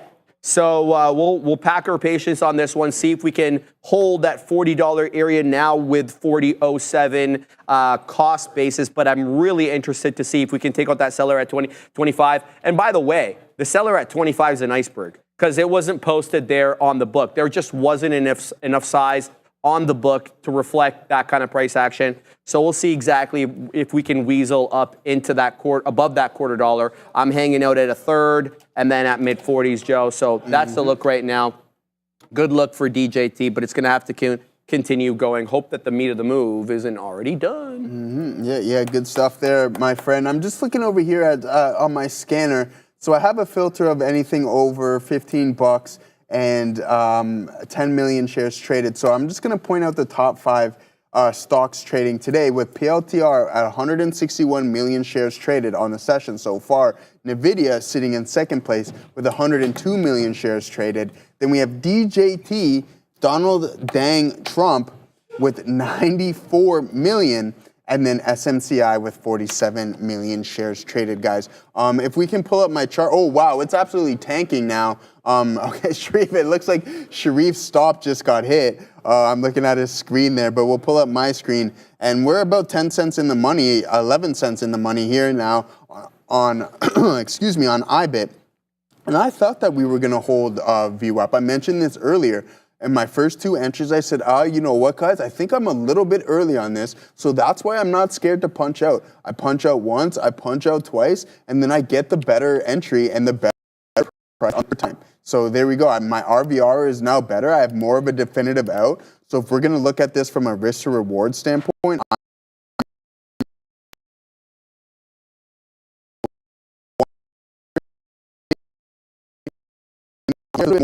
now I can use and the low of this consultant. Look how much better my risk to reward ratio is because I have more, and the distance from my entry to the stop is significantly less. So that will give you the ability to have a high risk to reward ratio, right? So that's something that you want to look at. And that's why I tend to just get out of positions, because if I'm not exactly right, then I know that the chances are that I might be able to get a better price, all right? So that's just one thing to keep on mind. Yeah, Havana, tank, yeah, and oh no, it's selling. So there you go. Do you want it to sell now, Havana? Yeah, too many sellers at 40, yeah, exactly. So, I mean, someone's stepping in, they're holding that level. Sharif, I think your stop got hit there while you were gone. So I've seen it. It absolutely sold with conviction there. With the momentum moving to the downside. So yeah, guys, as you can see, I know someone else in the chat mentioned that they're in IBIT as well too. So congratulations, and I think you mentioned that you're in around VWAP too. So good luck there on you. And yeah, I'm still going to continue to hold. I did exactly what I said I was going to do. I was mentioning this to Sharif. I got in better RVR. And then I also added at 39.80s as well too, looking for that breach of high a day, which can happen if anything, any volume starts to step in, my guy. Yes, sir. Let's keep an eye out here on DJT. I want to see if that was a quick liquidity grab. We jumped off the 10 exponential on the 5. So I want to see if this is going to hold up. So I'm back in. Let's see what we do here. I'm going to wait at 99s, possibly for a fill, and then we'll layer our orders again to see if this one wants to pop or if it wants to drop. We're going to trade DJT and until it tells me not to trade it anymore. So we're gonna pack my patience. I'm going to keep my stop the exact same area, 69s, to account for that 70 pop and drop there. Oh, we could get stopped out soon over here.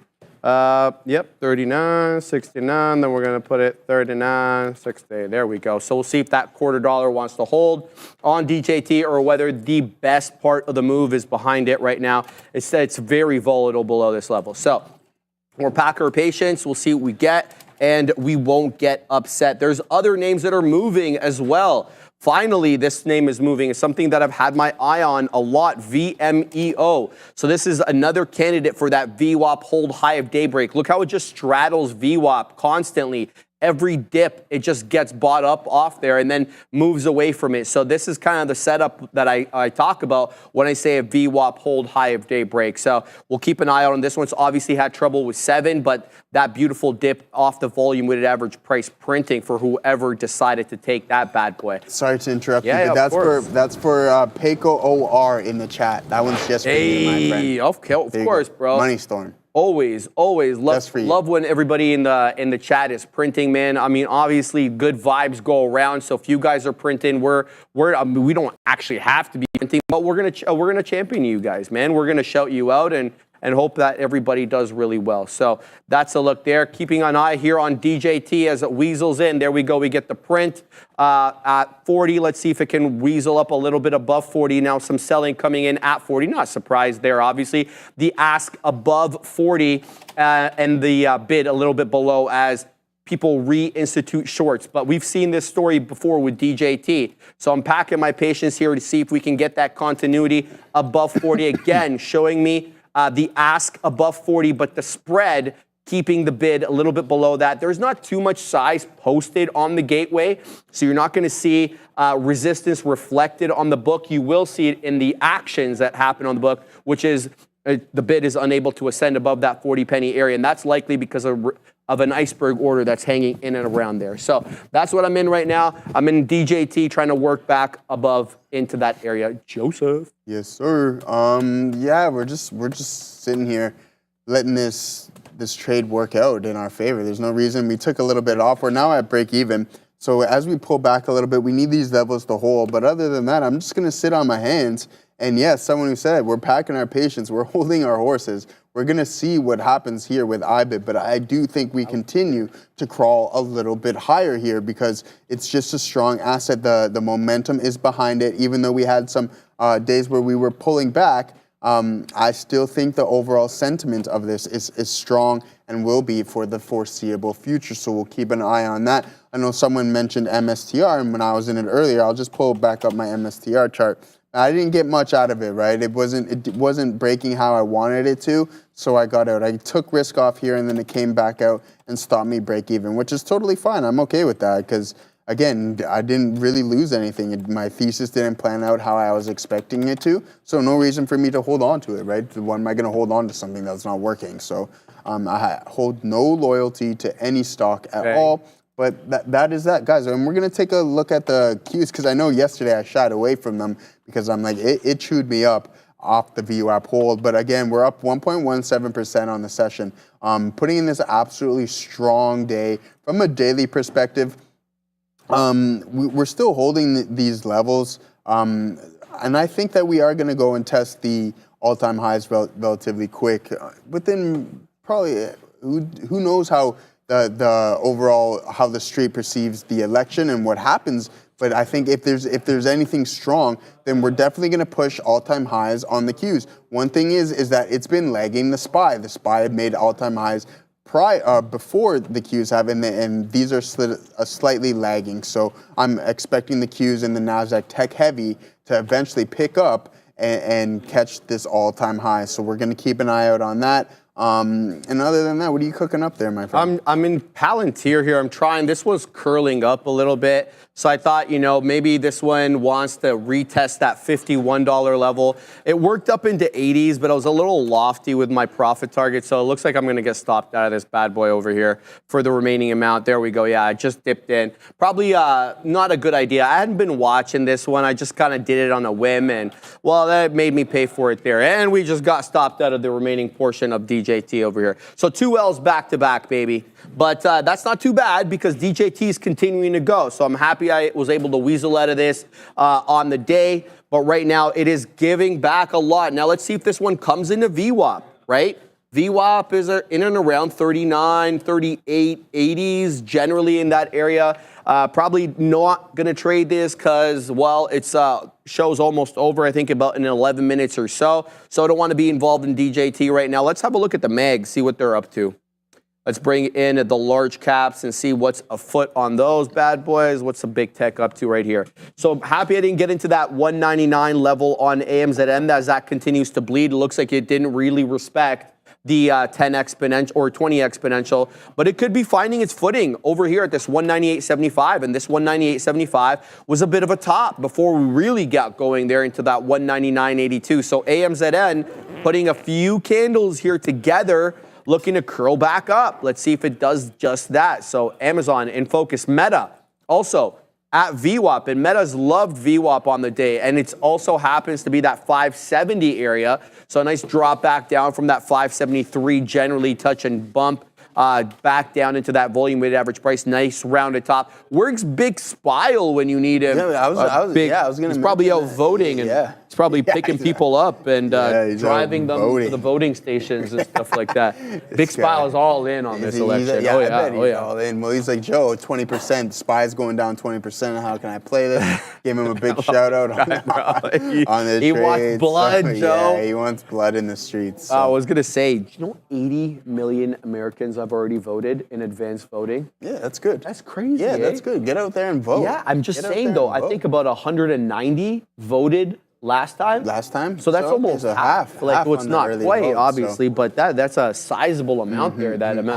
How long do you think it's going to take to project a win? Well, that's what I was thinking. I was talking about that a little bit in the beginning of the show. I'm like, if certain states are won decisively, it's going to be a lot shorter. I think Pennsylvania, Georgia being spoken as one of those. But if they're not, then we're going to have to wait till like Friday or Saturday. I think so. And apparently some people are saying certain states have these like counting laws, excuse me. I'm not exactly sure which ones and exactly what the laws are, but it's something like to the effect that if it's received at a certain time, then it can't be counted until the night of the election something like that. Something along those lines. Yeah, something along those lines. But it's essentially the whole effect of what I'm yapping about here is that it just delays the results. Yeah, so well, that's kind of the look there. The delay. What are you guys looking at right now? Let's see what people are talking about. Lake South Tigers talking about SMCI. Let's see what SMCI is doing up in this spot right now. SMCI. Let's look at that one, Ram. Yeah, someone asked about if they're going to reach the high day, and it didn't get too far off it before it started selling heavy now though. 26.79 HOD. I think we're very close to that. That's a hell of a rounded bottom there off like generally a VWAP hold. It wasn't even just VWAP. This level right here at 26.04. That's essentially the closing print from yesterday on SMCI. So a hell of a curl up here. Let's keep an eye out on this one, see if it wants to continue to run. I've had it up on the side chart a bunch. What's DJT doing? Okay, bouncing up off that 39.25 touch and bump. And now it's back up into 39 2/3. So that's a good look there. Upstart is also at VWAP. We were talking about Upstart and Affirm a little bit earlier, but Upstart's touched VWAP a whole bunch today. It's the Mag 7s that are VWAP that are interesting me right now. Like Meta, at the volume weighted average price, generally at 570. You got the same thing with Google. Google at the volume weighted average price in and around 169.70. And you got NVIDIA as well. 4 candle hold up right now at VWAP at 139 and a quarter and a fifth. Generally, it's still putting in lower highs, but you're getting that hold up at the volume weighted average price on the Monster NVIDIA. It's up 2 1/3 today. The second best performing Mag 7 name on the day after Tesla. Of course, Tesla continues to range in and around the high of the day at 254.93. So TSLA has been awfully strong on the day. And it looks like it really did respect that initial area of resistance at 253.5, because this candle over here holds up almost exactly. It dipped into 44s. So it breached it by 6 pennies on a $200+ name. That's a good look right there. So if you if you had a dip trade set up for this area consolidation top, you did well, because you're about $1+ in the money right now as we work possibly into that 255. TSLA looking real good, looking better than all the other Mag 7 names. But there's Amazon, curling up here above that 199. It's a good curl up here for AMZN. Could we wind up for that Bezos shelf touch in 200? It looks like it's curling up here, but there's a few minutes left on the show. Don't want to jump into any positions right now. We'll just keep tabs on the ones that we've been talking about, and possibly take some questions from the viewers. Oh, come on, Palantir. Yeah, it Palantired me out of the position, bro. You did, Neil. Popped me out. Well, I wouldn't have put a 30 penny stop on this, for certain midday, but it ended up giving you the direction just without me. So PLTR working back into the highs, but there goes Tesla's coming into highs, guys. We're about 10 pennies or so away from that high. Amazon is curling up here. It's above the 10 and the 20 again, as it's put in 4 candles now, green or with higher lows, on the 5-minute chart. So AMZ looks like it wants to curl. Meta still stuck at VWAP. Google still stuck at VWAP, and Nvidia a skosh above that VWAP level. I think I've got it at 15s or 10s. Nvidia at 25s right now. So looking to possibly bump, jump, bump, whatever, bro. You know what? Origin story here. We're gonna jump in. So back when I first started trading, Sharif, I was invited into this little group here, and the boys, we just like to call it BMU. It's just what the boys call it. So shout out to the boys at BMU. But one of the largest holdings at our pretend firm there was Palantir, and I knew nothing about it. So, seriously, eh? Yeah, I knew nothing about it. So shout out to those guys. Yeah, because it's a bunch of my high school buddies. No, I didn't know about it. But this, mind you, this is in like early 20. This is like 21, right? 2021. During COVID and stuff like that, so I wasn't too familiar with it. I didn't know anything about Palantir, so I started working here. Then I really heard a lot about it because of Sean, essentially, right? Yeah. So, no, I didn't know too much about it, but obviously, look, bro, I mean, they do stuff that it's needed at the moment, man. What's the one of the phone brokers, just a web-based broker? It's not coming to my mind. Oh, Robinhood? No, another one. It's that's frustrating. I can't remember it. Yeah, but if I knew, I would say it, man. I can't remember it. What's the logo look like? It's like blue, light blue. Light blue Weeble. Yeah, nope. Okay. It's frustrating me, but that's okay. We'll figure it out later. On to something else. IBIT is trading higher, Sharif, and we really like that. It's going to come to me at a time when I know when you don't need it. Yeah, when you don't need it, right? Yeah. So, but that's okay, guys. Hey, listen, we still got a bit of well, not a lot. We got about just under half of this position left here as we're coming into the close of the show. And then we're going to see if we can continue. I mentioned this before. I do think at some point in the near future, I don't know if it's today or tomorrow, but I do think we break this high, the 70s. We hold it. I don't know if we're going to break the highs today, intraday. Everybody's trying to help me, but no one's getting it right. Because I would know. I wish I could say what it was. Right? No, it's not think or swim. Is it it's such a simple? No, it's really small. Oh, okay. Then so I don't know. It's not coming to me. It's frustrating me because I really want to think of what it is. But anyways, my friend, I got to look at it while you do something because it's gonna drive me nuts. No, it's all good. Look, guys, we're in Donald John Pump again over here, looking to curl back up. It held the $0.50 quite well, so we're going to give this one the old community college try. We're waiting at 77s and then 82s. It's up at 77s, but didn't cross right now. So it looks like we're going to either not get the print or Packer patience there. I wanted to mention some other names. Zedcar, right back into that high a day. This thing's a dang rocket. The money trade on this was VWAP, right at that 1 o'clock. 12:55 time slot. You got in there. You did very well. It was also around $10, 1470 HOD. It's moving like a dang monster right now. It's printing 50s and then it dips into 19. That should give you an idea about the spread right now on this monster. So Zcar certainly on watch, no question about it. Keep your eye on that bad boy as we go into the afternoon. I think it's awfully strong. It may have more. It may have 15 in the bag. It may even have 20 if it really gets squeezing. This one, we didn't actually check the float or the short float on this one. ZCAR, what is the short float? I got it. It's not even much, 1.3. What do you got? Simple. Well, simple. Couldn't come to me. Well, simple. You guys threw everything out. Yeah, it was. They changed it now. It was a little It's Canadian. That's why the American viewers would know. So you guys were throwing everything else at me, but well, simple. So well, simple. Yeah, that's kind of like our Robin Hood a little bit. Yeah, like if I could say something like, isn't it? It's kind of more app based and. Double R said she was gonna say it, but I don't know. Double R. Yeah, Ram. Oh, Ram. Yeah. You were gonna say well, simple, Ram. I was gonna say well, simple. Don't believe that for a second. Oh, okay. Yeah, that's a look there. Final minute, Joe. Any final thoughts before we send it to the big kahunas? Yeah. No, that's it, guys. Sectors, consumer discretionary, Tesla, Amazon, absolutely on fire today. Palantir, Alex Karp, absolutely ripping it through the roof. Those were my looks on the session. I traded Palantir. We traded iBit. We traded Tesla. We had an amazing session today so far, and I hope you guys did too. Absolutely. With me as well. We've got 1 minute left. The big kahunas takeover. It's going to be Satea tomorrow.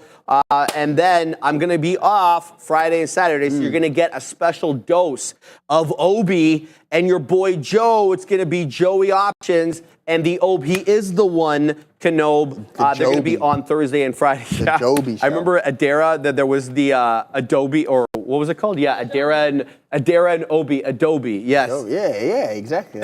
So we just got the prints there on Donald John Pump and then got stopped out for the last remaining amount. But it is now 2 o'clock, guys. So we're going to send you over to the big kahunas. We'll be on same bat time, same bat channel. Take it over, big boys. Welcome back, everybody. Yeah, we're grown-ups now. I'll take it. We'll take it. What was I going to say? Oh, yeah. I'm not muted. We're locked and loaded, ready to go. The market is up over 1%. Both ES, NASDAQ, Tesla 5 points, DJT 15. Palantir is still going. Why don't I have a level 2 up for that? Oh, I moved it away to pull up DJT. Palantir is still going. So it's been a strong day overall in the market. It's been chilling mostly in the midday. And I am in Amazon, although it wasn't the A+ 200 level. Amazon getting very, very close to that Bezos barrier, whatever the heck we're going to be calling it. But it doesn't quite hit the 200, but it did pull in just shy. So I am in that one to the short side. We'll get into the names that you guys are interested in for that rundown in just a bit as Sri gets a little bit set up. But yeah, only 2 new positions for me because I'm out. I got out of Palantir a lot earlier. Same thing with iBit. But that 200 on Amazon, very, very close. And if it had gotten there, I think it would have been a much better trade. But it does pull in 15-minute prior bar. Essentially, this is just the only new thing that we're in is 15-minute bar trend break of the breakout past here. So you connect the trend lines.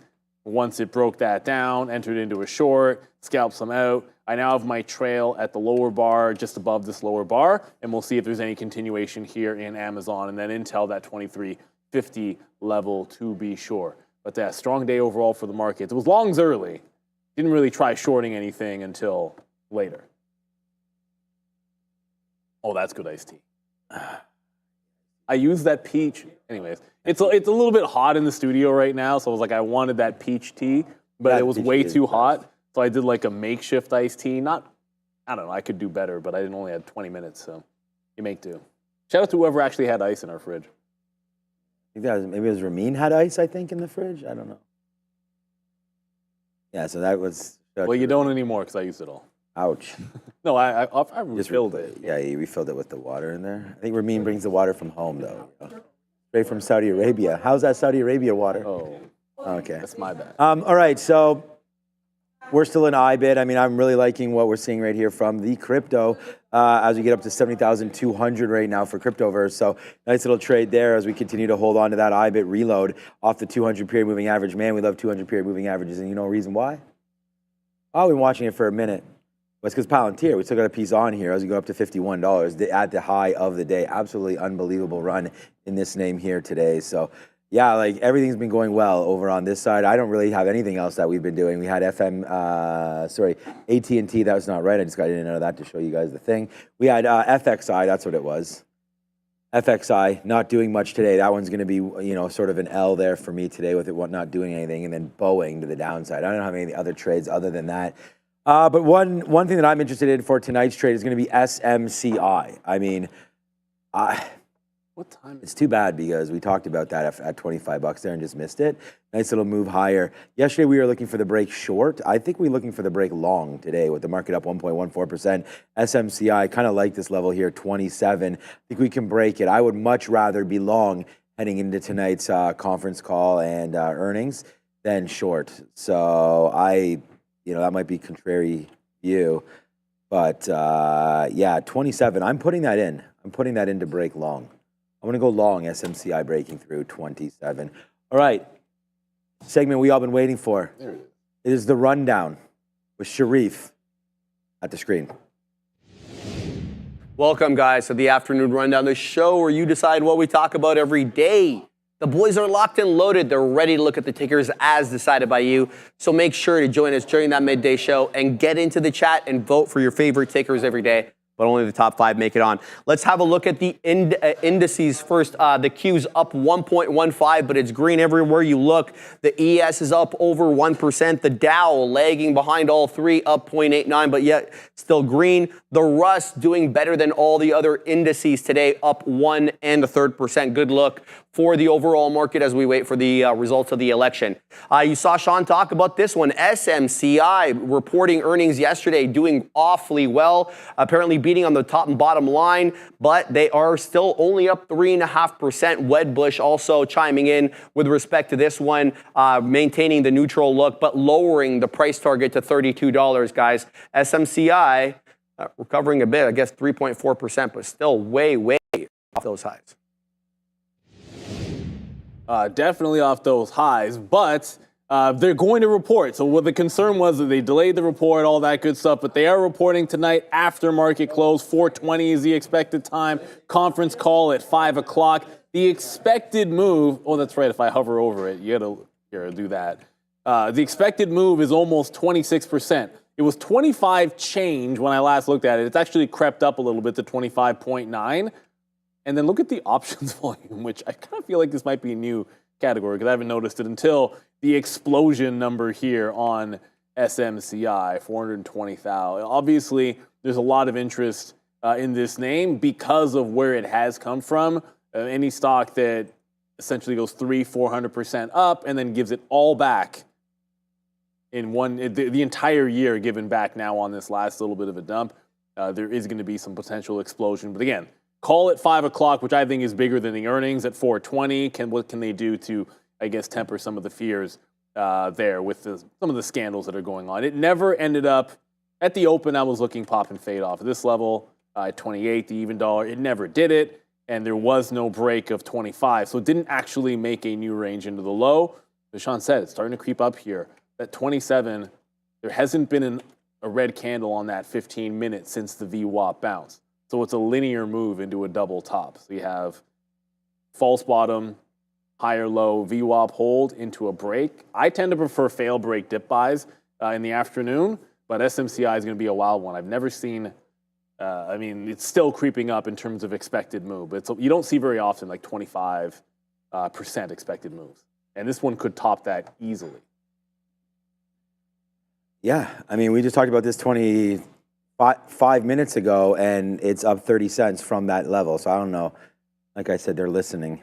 All right, see if we break through 27. I'm going to go long on a breakthrough 27. I said it this morning that this was the trade. I'm just not embarrassed. We have a lot of good trades, and thank you to everyone logging in right now and realizing this Palantir price. Long at 47 is crazy. We actually had a little bit lower. Oh, no, we didn't. That would have been the lowest. We were bidding 46.84. We just missed that by, I think, 1 penny. Here comes 27 right now. We're going to go long. So I was just thinking, how bad can it get? It's already gotten pretty bad. It's already chopped down half price. So we'll wait to find out now where SMCI goes. Again, just like yesterday, I said for Palantir, I'd rather be long into calls into that. I'm already long stock. I didn't have any calls. And then SMCI, same type of thing right now. I just think the risk is here. So you get short. I don't know. What if they have amazing earnings, you know, and what if they, and then so that's going to pop the stock. And then at 5 o'clock, whenever they have the call about Ernst & Young, then we'll have to find out what that story is after that. And what if it is something that the analysts or the market considers a nothing burger, then you are going to be climbing real high back there to the upside. So yeah, for me, I mean, interested in it, yes. Overly excited about it, yes. And we'll get 27, yes. And you can join us tonight on the Market Recap Show, where we'll be going over all of that with you. So if we break through 27, we are getting long. We're probably going to use the 50-period moving average. So it's at least 40 cents. Let's see what happens right there. Now we are long, I hope. It is we get 05, so obviously not a great fill, but it's right there right now. So we are now long SMCI. Take it if you wish, but our out is back there at 26.60 or so. NVIDIA, good look. As we found out yesterday, they are going to be joining the Dow. We're coming off the Dow is Intel. Also going into the Dow is Sherwin-Williams in exchange for Dow Inc. Now, it's a bit of a different company than the actual Dow. This is a chemical company. Dow Inc. coming out, Sherwin-Williams going in. Yeah, we've been below 140 for the majority of the day, but as you saw there, we did take out that 140 level, albeit briefly. Still, NVIDIA doing well, the second strongest Mag 7 name on the day, boys. Strongest. Tesla. I mean, Tesla's at 5, so I guess it's got to be Tesla because it's certainly it's not Google, Alphabet, Meta or Microsoft. I know that much for sure. But that 140 on this was one of those days where Nvidia wasn't at the top of the list, and which is fair. I think we talked about this morning several times that Palantir was going to be in play, and with DJT moving around, and even SMCI would have been reasonable for a focus play if you were looking at. In terms of volatility, what was going to give you some juice, and that bore out. That said, NVIDIA now for the third day in a row. Now, yesterday was tricky, ultimately ended up going back down into bottoms, but for the third day in a row, you do have ascending close prices at least. So despite the price action being sell side, you are going to have this nice upward trend into 140 on NVIDIA. Good news is, you're now another stone's throw away from the high break, that 144. We do they don't report for another couple of weeks, but this week you still have ARM to report. I think that's going to be a bit of a big one here. So going into the Dow in a couple of days, I think it's more likely like a post-Fed or post-edition where you'd get the break of that local high. But for this afternoon, VWAP looking pretty darn good here on NVIDIA, and if it can hold above 140. It was a decent break. I guess if you took the break here, it was decent, but came right back into resistance at 140. So I think you have a clean level at $140. I am in Intel, and that was off of the 23.5 level. Traded it, took the hit the second time through. Well, I think it was the first time at the 23.5, and then it broke down at that same entry area, which is just underneath 23.40. It's been bouncing off VWAP. I'm now just trailing this one to break even, looking for a break of VWAP. Intel having a good day. They did have news with regards to Gelsinger meeting with TSM, but I like that 140 if we can bust through on NVIDIA. All right, guys, it's $4 in the money now as Palantir continues to go higher. So we'll just watch it go. I even think you can get longer on this break of 51.22 here. So if we just zoom back in to this level, the problem is we didn't. Normally, I'd like to see us hold this 50 period so I can try to use it as a bouncing spot, but we didn't do that. We kind of got down there. This was breaking. I think it must have been the 200 period at the time. I don't know. I just want to randomly put this here, but yeah, that must have been what it was. So breaking through the 200 period right there, we get a piece out at 50.50, and then now right back there up to the upside. Please, everybody, hit the like and the subscribe. I mean, it's a big day today. If you're at home, hopefully you went and voted there. We can check this out real quick. This is what Kalshi is saying right now, 58.42. So it's getting a little bit higher right here. Of course, the election website. Well, you can bet on anything here, but taking bets here on who's winning, where, why, and how. Looks like Donald Trump right now, 58%. And you can go find it, break it down. They have Pennsylvania here being Trump as well, 56.44. So that's a little bit bigger than I think a lot of people thought right there. So we'll wait to see where this is the money flow. So we don't know. This is not polling or anything like that. We'll just wait to find out where that goes for now. But there it is, man. 51 up there, 51.09. We just took out day's high. What are we talking about, NVIDIA? All right, well, I went long SMCI. We already talked about that. So NVIDIA for me, I said this earlier today that we'd probably see a 142-ish or so by the time we came into Friday, which is a couple of days away. So you're well on your way to that. We liked NVIDIA early this morning, but again, don't have it. So nice move up. Look at this. Here's the gap, basically back to VWAP. So you really like that play real early there on NVIDIA. And then again right there. So yeah, I've been holding it. Join me tonight. We'll have Brian Shannon on, the king of VWAP, coming on tonight later on. So, all right, good plays there on NVIDIA today. I think you want to go long every day. What a hell of a mover Palantir is. Sorry, guys, I misspoke at the top of the show saying SMCI reported yesterday. I meant Palantir, so apologies for that. And you can kind of guess how they did just by looking at the chart there. That's a good-looking chart, so obviously trading higher off better than expected financial results and excellent guidance as well.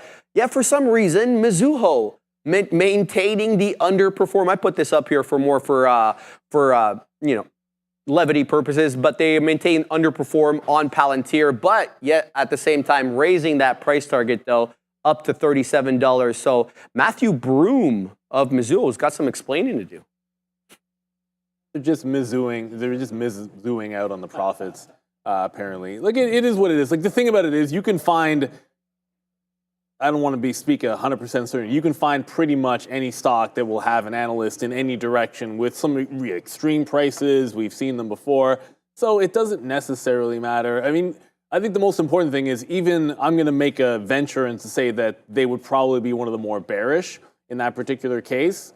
And if they're even raising price targets, that's an acknowledgement. Like, where are they going from where they were before is sometimes a little more interesting than where they might be overall. So if they're bearish and they're less bearish, then that still tells you everything you need to know. One of the things that you got to consider with Palantir, and I wish I had thought more about this when it came to SoFi, is you have expanding growth, right? So it's one thing to be growing, but you want growth to be expansive, like growing at a faster rate than before, especially when valuations are a little bit higher. And I think a lot of the metrics for SoFi, and one of the reasons why it didn't follow through on its day, might have been that. That said, it's something to look for the next time we have earnings like this. Think ARM in a couple of days. I was looking in the aftermarket show, it pulled back into 46, or just right near the end of the aftermarket show, it had pulled back into 46 even. That was where my Alamo was going to be. So it didn't really set up any trades into that level. It was only looking long. So all I have is the breakout.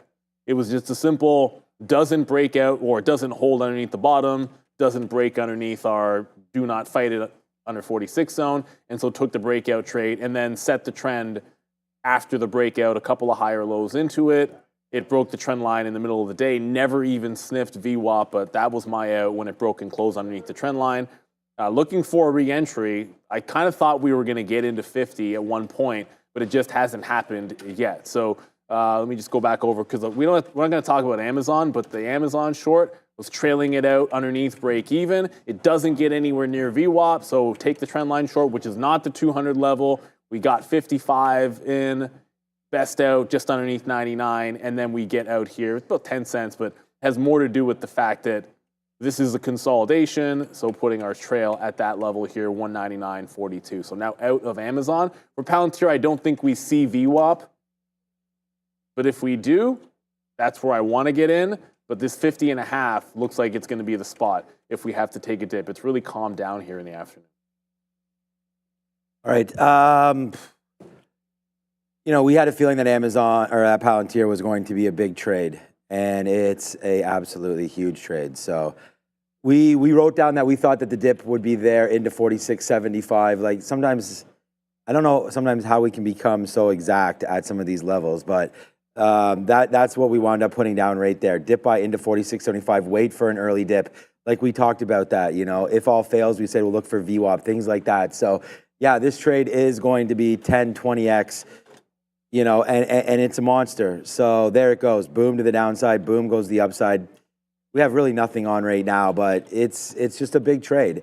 And it was started early. It started at 8:30 when it broke the 46.75 pre-market high right there. We're long this name at sub $10, but at the end of the day, for day trading, this is how you day trade. You take the break there pre-market. You believe in it. It's running up, man. Take the volume. Take some outs as it continues to go, right? That's the play there. So as it continues to work like that, we're sitting in this trade trying to make something happen. Comes back down in, comes right in. The early dip buy happens early. It happens in the first minute. You can't be any earlier than that. Drips right in there. Then all of a sudden comes right to our levels. Our buy was $47. At that point, we liked it. We also had another order down there near that 46.85 marker, and we just missed on that one. Then all of a sudden just blows up to the upside. So this is a huge trade. We have so many more outs right there. It is what it is. So huge move to the upside. It's a big stock. It's 20x the next well, it's not 20x the next profitable stock, but it's a big one. So let's just keep on watching Palantir here today. Like I said, I'm in SMCI now. It's not doing anything on that break, but I think that Palantir here could go again. I'd rather see a dip into VWAP if that could happen. That would be fantastic. Otherwise, a little nervous about it just dripping right into here. 200 period could start to turn sideways in a minute. 50 period kind of started to head downside. This feels pretty good up there. I don't know, really happy with Palantir today. Like I said, it's a big stock on earnings day.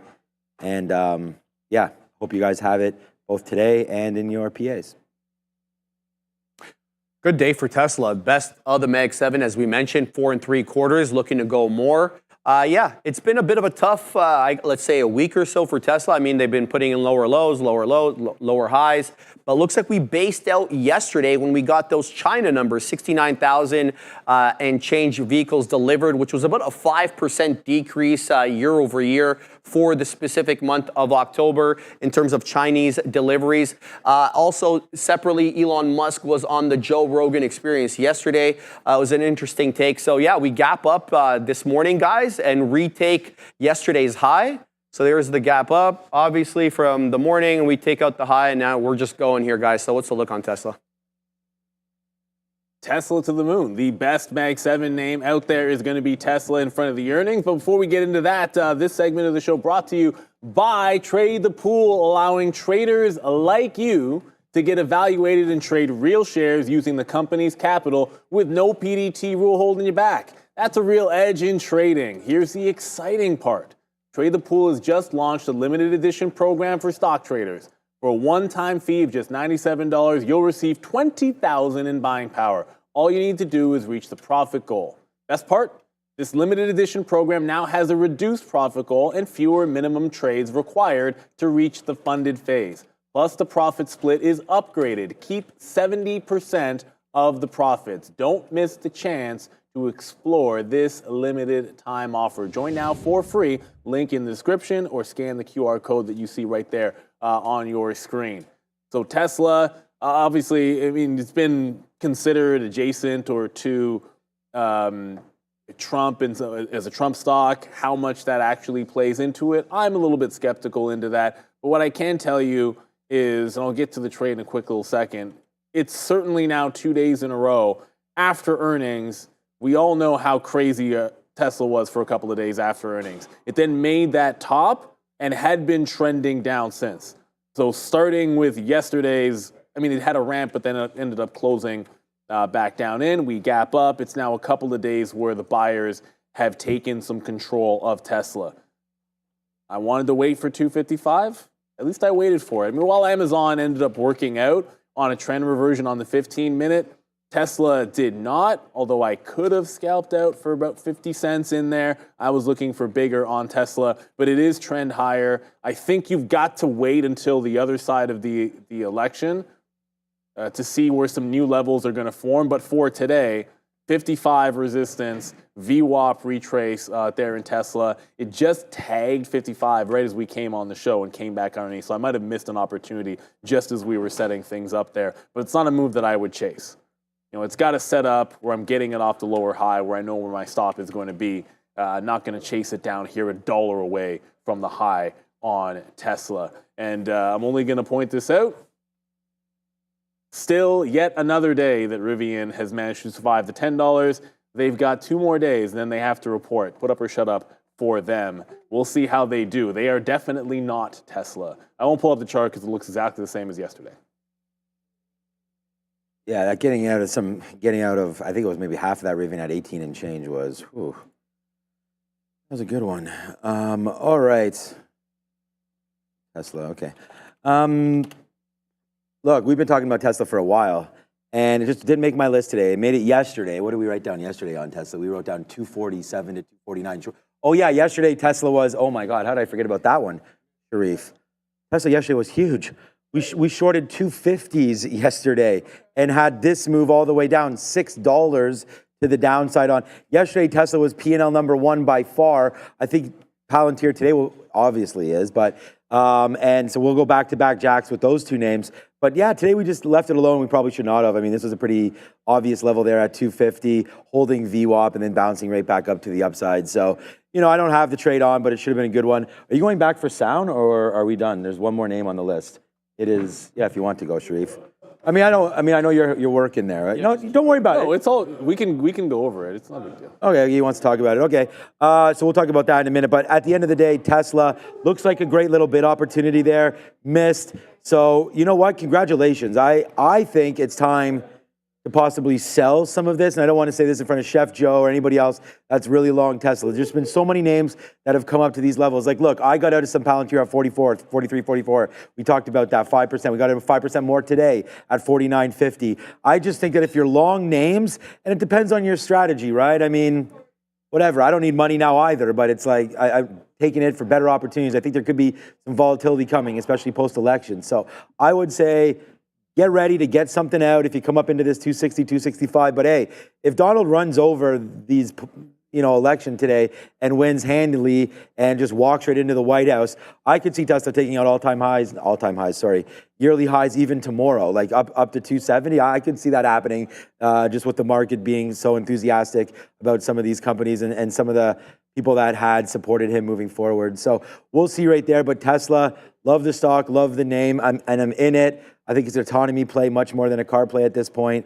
Was what you're buying it for. We already know the story with the cars. And by the way, SMCI, finally, your boy's waiting for this one to start to go. We just went 10 cents, which actually, you know what? Let's get out of like 2% for 10 cents. Let's do something like that. We'll see if we get out of a little bit because it didn't really, the most it went against us was about 10, 15 cents. So we'll wait to see if we can get a little piece out up here somewhere around 14s or 15s. And then we'll just go that there you go.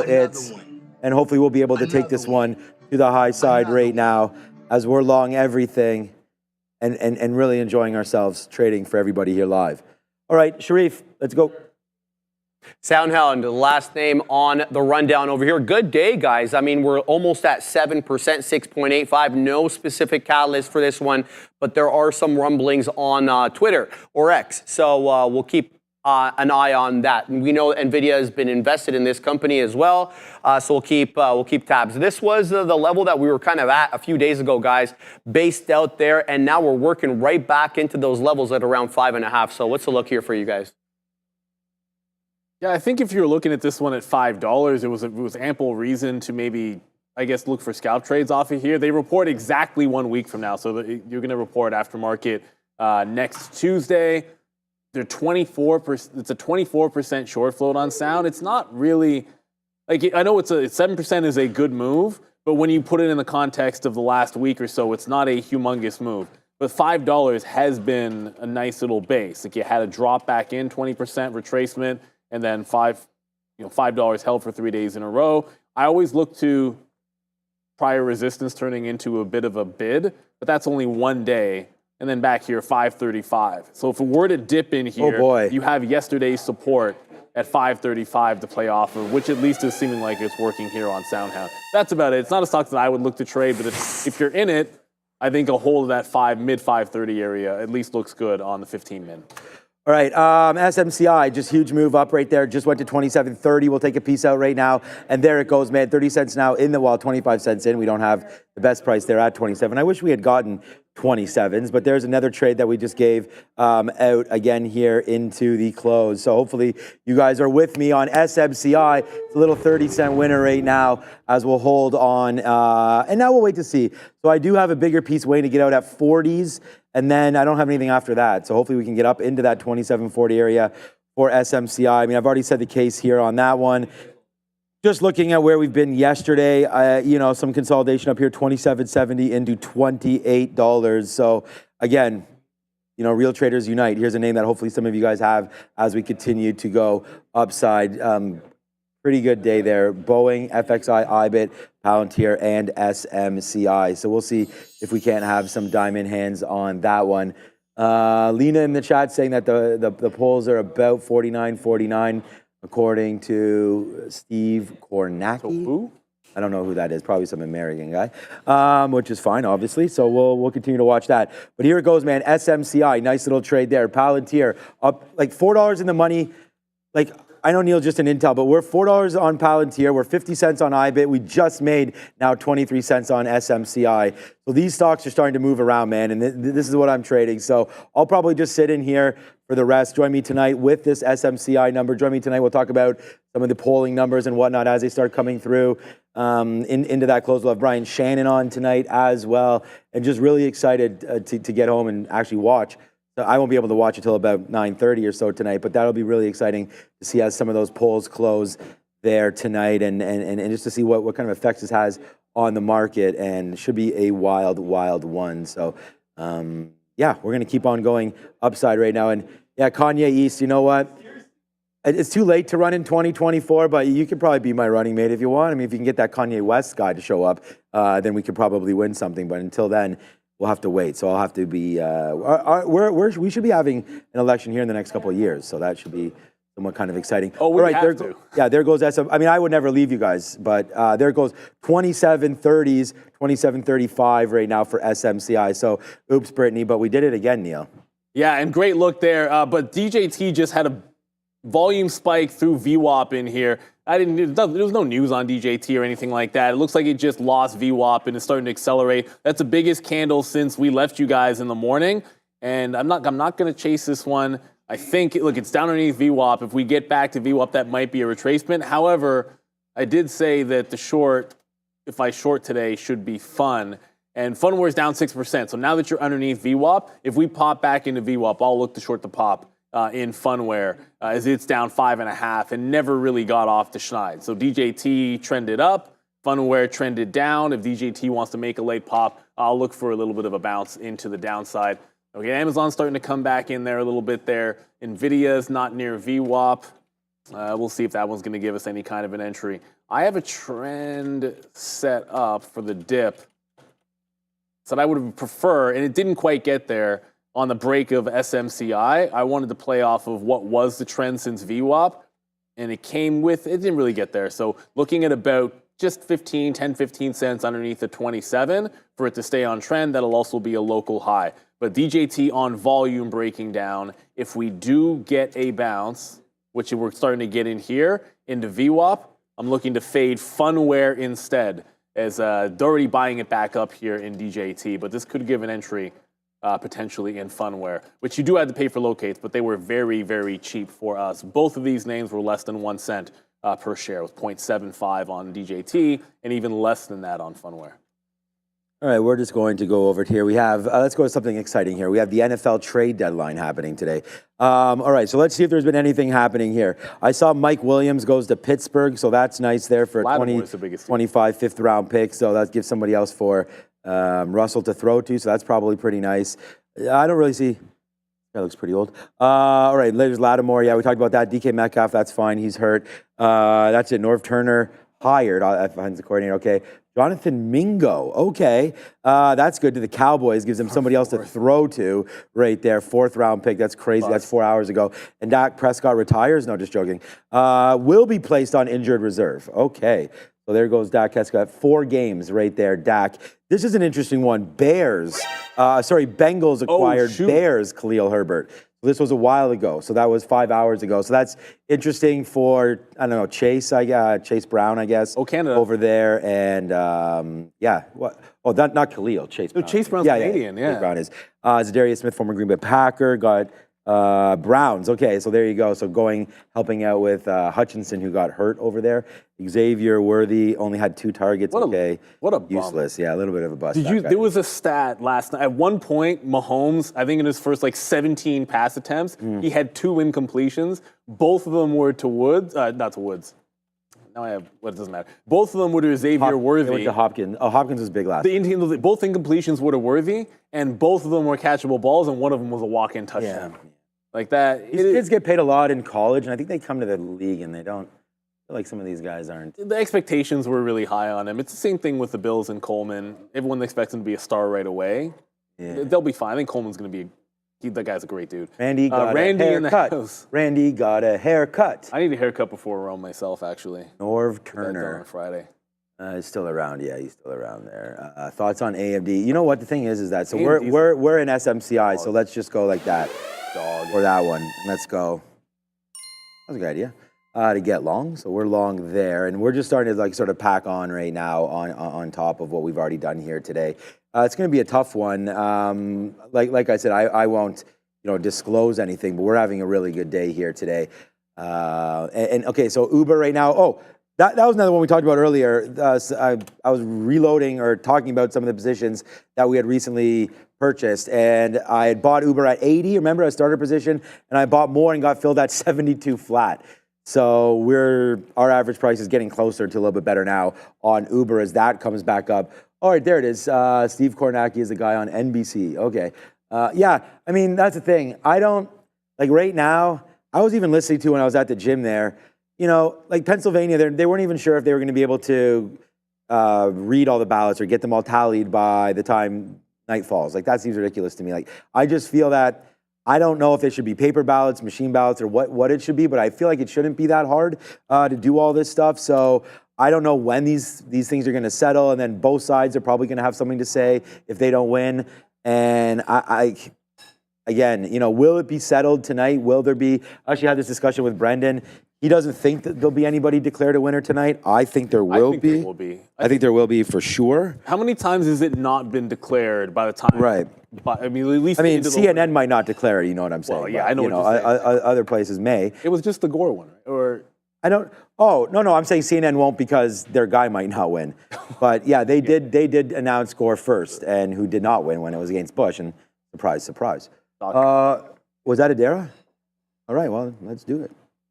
For those who missed that midday session from 11 to 2, we're going to go over some of the things that have happened in the market. We still have lots of strength here in the S&P 500 and the NASDAQ. The indices really riled up here amidst this very exciting week with the U.S. election on watch, as well as the FOMC meeting coming through on Thursday. So lots of excitement is to be expected here. Currently, we have the S&P 500 sitting around that 575 area, which did serve as support back on Halloween on October 31st and was a bit of resistance the following day there, November 1st. So interesting level for us right now for these markets. Also an interesting level for Bitcoin, which is nudging its head near all-time highs once again around that $70,000 level. Palantir really strong off of earnings, and we also have earnings on watch here for SMCI. SMCI here up about almost 5% here ahead of its report tonight, which should be especially interesting given all of the furor around this company and its recent resignation of its independent auditors. We also have here ALAB, Astera Labs, which actually recently hit all-time highs near 98 earlier today on a stronger than expected earnings report. So Astera Labs, SMCI, PLTR, lots of earnings names day one and in the future on watch in addition to that election, guys. All right. Thank you very much, Sarah Dara. Hawaiian Electric, this actually came up on my halt scanner. I didn't hear any news story, but Hawaiian Electric just halted. News pending, it seems.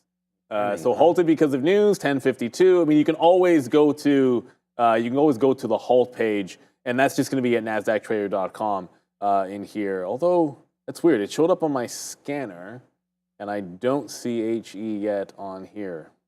Okay, usually it'll pop up there. That's the Z card that's been all over the place halting, but I do have it on my halt scanner, and I do see it not trading. Z car is another one, or Z car. It doesn't really matter. I say Z because that's how the rhyme goes. Canadians are supposed to say Z.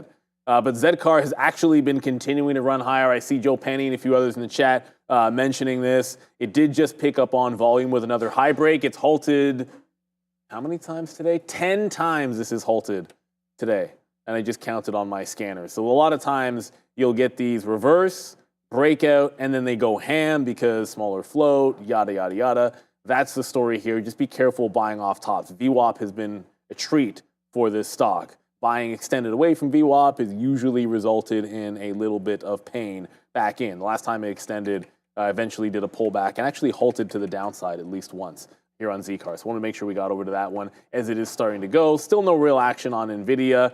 And then DJT pulled back into VWAP. When it got there, I went into Fun, giving it the prior low and looking for a push back into the low of the day. So Fun in a consolidation while DJT pulled right back into VWAP. So this breaks out VWAP and I haven't been stopped out. I might punch out of Fun or at least trim, but keeping eyes on both of these as DJT for the second or third time today and for the first time in a few hours back underneath VWAP ahead of yet what should be an interesting night on the election. Although it was pointed out that on Blue Ocean, the trade might be on Tesla and not DJT because of volume, expecting to be better volume on Tesla than you're going to see on DJT. So there's Palantir back to the high of the day. Looks like it's just going to break out the top instead of look for the dip buy. So that quarter, well, it already broke through the quarter and is back in here. Let's see if it can hold the lower high. I want to be buying a dip, and ideally we could have got 50.5 or VWAP, but now 51 looks like it's going to be the play. I was putting out some bids here. I'm going to try to take a 38 long on DJT. Just to come in, we just came in into that level here of $38, and we dripped down to 38.70 or 37.80. So we only went down 25 cents off of there. So a little bit of a fallback in, we'll take it, and then we'll give it to that wick bottom right there. Well, let's give this trade like 30 cents, see if it works. Back into 38, and then upside right there as it goes. Like I hear everybody in the back, and everybody very excited about Palantir. Like, yeah, kind of just blasé about it at this point, as you can see. It's like we've already been talking about this all day. We know about it. I've told you, sort of what we've been doing on this. And I said that there was probably a break opportunity there when we broke the high of the day, and it did rip up. But then it stopped at 34. Like, I just wonder when I see a stock that's moving like this all day, up 23%. Fighting the urge to log in again and take some more out. But at the end of the day, big move. I think it can continue tomorrow. I mean, the short float on this thing, here, let me call it up here on, I haven't even looked in forever. Like, this is how much I'm just letting this stock work at this point. All right, so Palantir, sorry, trade ideas. I'm just going to use this for a second. I forgot to have you load it up. Yeah, it's only 4.8% here on Palantir on Benzinga. So we'll have another look over once I get the trade ideas loaded up, and I'll get that right now. And then we'll have a quick look to see what Finviz has the same thing. That is showing. Yeah, so PLTR. Yeah, they all have the same thing. 475. Yeah, 47548. So I mean, just look at how smooth this name is, right? We have been supporter of this company since here. My first shares I got on the direct list, so that was really nice to get those. And then just boom, right there up to the upside, and then actually, we were buying so we bought some down into here into 7. Our price is still sub 10, but we are buying more into this area as well, which got our price up on some other accounts that we have. But we haven't done really anything during all of here. So would have been pretty smooth to buy some more at $20, but that's now neither here nor there as it's gone. This is a weekly chart now for Palantir as it just keeps on going back to all-time highs. SMCI, we got some more out here. It doesn't look like it really wants to go too much, but you know what the best part about this one is now our get out of jail free is flat. We took this trade right there. We just make all the money. Now we're playing with house money. No better money to play with other than prop money. Money. We talk about that all the time. You don't sit here on a prop floor and don't throw money at the markets when you see opportunities. All right, and the next thing is, the best part about it, that's the first part. The next part is when you sit here and you can see that we're long right where our out was. Remember when we were in here, we said our out was 20. So I still have that out listed. I've just canceled it out. Our out was going to be down here for that. It was 75 or 60s, I think it was. 60, well, when we took it, anyways, it's moving up. It was 65, 66. So we had our stop there breaking through 65. So we had about 35 cents. So right now, although it's not really one-to-one yet, but now we can use this as our sort of stop. So I might even just use a little bit lower on this one, maybe 95 or so as a break. So, hey, if it wants to come back in, I think that's still possible. The market, though, nice bounce again, could not make new lows there. Actually stopped a couple of handles below it, or above it, sorry, and then now starting to go back up. We could retrace back to the 50 period, that's for sure. And then if we break below, we got to watch out for this because the run to VWAP could happen. We haven't had VWAP since open. We tried there, tried again, not really tried. So we'll see if it continues to work. But that's going to be the stop there for SMCI. As I say, we just continue to trade with house money now. The best kind to trade with, 26.94. That'll be a stop out. I've canceled my other one. Make sure it gets accepted, and there it is. So, all right, coming back in a little bit here for SMCI, but we'll be able to take some more out. Not the huge runner that I thought it would be once it broke that level, giving us enough to make a little bit of money there, but the futures aren't participating. Like Bitcoin 69, like without the futures. Even that IBIT trade, it's fallen off. Like we got some good outs there at 40s. Let me look back. This is right when we came on the air at 2 o'clock. It was at 40. And right now you're trying to break lower. But we took it off to 200. But look now, underneath the 50, underneath. I'm going to take a little bit more out. You know what I bet you could do with eSignal? Yeah. I'm just throwing this out here because we bandied this about. Like, it would be really cool if you just had a chart that had IBIT and you could overlay. Oh, yeah. You could do that on our charts, I think. Oh, yeah. The P Pro 8 chart's going to do, if you do a comparison between symbols, it's going to do like a percentage difference between them. And so what I would just like to see is when we're at 40, and come to my chart, when we're at these highs, and either breaking or failing and making these little tops, like what's the corresponding Bitcoin price? Because right now, I can tell you, we're at 39.81 and we're just a smidgen underneath 70,000. Like, I mean, pennies underneath 70,000. So really, when you're breaking the 40 level, you're above the 70,000. Resistance has been over 70,000 more than anything else. But I'd watch out for this if we lose VWAP, because that would be another fail of said 70,000 level. And again, I'm sure like there's an API built into P Pro 8. Like, I'm not talking about something that can't be done. I mean, obviously, there's programmers out there that are going to be able to pull that off, I think, no problem. But yeah, IBIT is trying to hold VWAP, but keep in mind, this is underneath 70,000 while VWAP is holding on. Ari Pages, good question here. Thoughts on having the SEC or relevant regulator banning all algos from day trading? Would this make trading easier for retail prop traders? There's an old, so here's, like, first of all, I don't think that's going to happen. But everyone always talks about, oh, this is the death of trading or that's the death of trading. And I can just tell you, a lot of times it changes the way you trade. When front running happened, it certainly changed the way that you looked for executions and putting out order flow into the market. When Reg NMS happened, you just changed the structure of how you traded. When they changed rebate fees, you started looking for more growth. So I think it'll require some adaptation. Obviously, if the algos are out, it might make news plays not as much fun, where you can game the algos that get offside. But certainly, like, I don't think it's, for a lot of trading styles, it might end up easier if that were to happen. I don't think it's going to happen. I don't think algos are going anywhere. There's way too much money, and those that are making all that money spend a lot of money to lobby, and you can't get around that. So I don't think it's going to happen, but I think it usually requires an adjustment. As a trader, you're adapting when they make market changes. Like, they're going to go to if they ever go to 24 hours, there'll be adaptation. If they ever cut the spreads to half a cent, I think there'll be some adaptation to be done, but it usually means new trading opportunities. So not really anything. I mean, funds trying to break that shelf here at 650. DJT is starting to come back in here, so I think we should get a test of the low because DJT just did this on volume again. So a little bit of profit taking. It's up 10%, remember, and you're still, like, this thing closed at, like, in here around 34. So it's got a ways to go before it pulls back into like maybe 36 or 34. But another little bit of a push down. Still no big rollover yet. In Funware, NVIDIA can't seem to break 140. I guess if you thought bearish, 140. Again, it does not break out the $140 level on NVIDIA. So it's pulling back into VWAP. I'll look for VWAP as a bounce play on NVIDIA. But the other play was to see if it could have made this breakout on NVIDIA through the 140. No size on the offer or anything. It's getting to that wall. The futures aren't punching through, and it's not going either. I know we're going to get ready for it there in a second. We just went long there on DJT lost. Not very much there through 38. We talked about where we were going to get out of that. And then now you're seeing sort of the repercussions of this trade. So we went short now as it broke below some of those levels. And I was just like, hey, we talked about it. If we broke some of these levels, we wanted to try to get into that short. So I'm going to play it off prior bar high of 39, which is that VWAP right there that we had touched and dropped through. So let's see now if we can gap it a little bit lower here.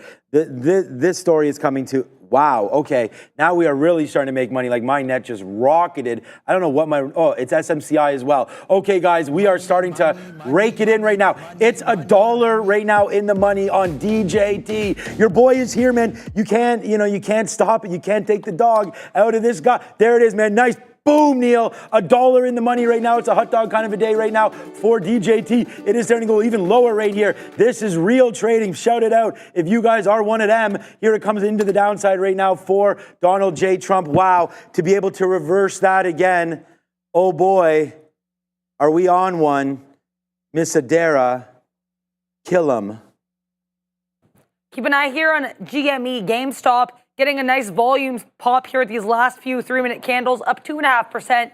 Your day's high. No news that I'm seeing, but so much social media attention. We're talking at least 10 to 20 tweets a minute from what I'm seeing here, tagging the GME ticker. I also saw a couple mentions here online about apparently call sweeps, but I'm not seeing any evidence of that. Oh, DGT is halting as well. Go back to them. Here immediately, kablamo! That's what we're talking about, Neil. There it goes to the downside now, $2 in the money as we just continue to put up numbers here. Good trade there for DJT. See you later, my guy, as we get down to the downside. Look, I mean, it is what it is. We're just going to continue to do this. Nice little move there on DJT. Nice move to the downside now as we continue to get hopefully a little bit lower on that one. It is 35 right now on the tap, and I might as well just sit in this trade, guys. No point in getting out of anything right now. DJT continues to make that move lower, and oh boy, do we have this one right there. That's what we're all about. Again and again, it's DJT all of a sudden ripping up. Like, see one trade right there, and it's already the second best stock. But I mean, I don't know where it's going to open up, but we took a lot there. Nice trade. And again, have that ability. We talk about that spidey sense. Some of us punch out, forget about it. That's it. It's a loss. I used to do that. But then why is it going out? Why is it coming into your levels like that aggressively? You know what I'm saying? So you have to sort of have that ability to do that. We've done that numerous times over the last little while. Take advantage of it. Just another one of those quivers that we have, arrow in the quiver right there. So 35 current tap right now for DJT. Damn, Daniel, we did it again. Yeah, DJT absolutely flushing. The long raw on that one is it flushes. And again, you have to... When you have a key price level, remember it starts with that. If you have a key price level and it's doing something at that price level, that's a decision-making point. You want to make it, and a good one to reverse there. I contemplated getting on the offer, but then realized, I don't know, for some reason I thought there might have been a news story, and I was like, let me back off on the offer. I don't want to necessarily be short at the low on a halt on DJT. Let's see it open back up. A lot of times when DJT halts up or down, you just kind of want to throw the fill and get it. I don't necessarily think this is one of those shots. This morning, to a long side, maybe. Obviously, Funware is going to take advantage of that. So it does roll over back into the lows. We got in at 54. It's now down at 30s. If it breaks the 30 level, next bid is going to be at the 10s. Actually going to put one in front of the 20s as well. So just a sympathy play. It was already weaker than DJT. It has been going down all day. So there's only so much more bleeding that Fun is going to do. And let me just show you why. 610 isn't the random level. It's yesterday's support. So zooming it out just to show you. If we get down here to 610, going to get some out in front of 20s and out in front of the 10s. As DJT does bring that down. The tap is DJT 35. You can always check. We can always check that on our locator as well to see if it's a buy and bounce or a sell and bounce. But it is giving us an auction price to the downside. If I saw that move to the upside, I'd probably just punch some out of Funware. So still nothing on NVIDIA. That is pulling back into VWAP. The market just did a little bit of a move down. I don't think it was related, to be honest with you. And then Tesla, I think this might have been at least a little bit related. If Tesla's up because of, in theory, because of a potential Trump win, that push down on DJT actually brought Tesla down $1 as well. So I would suspect if DJT opens up and bounces, let's look for Tesla off of VWAP. But if that was in sympathy, I don't want to catch a falling knife if there was just a turn on the quote-unquote Trump stocks. All right, we're going to wait. And first of all, guys, SMCI again.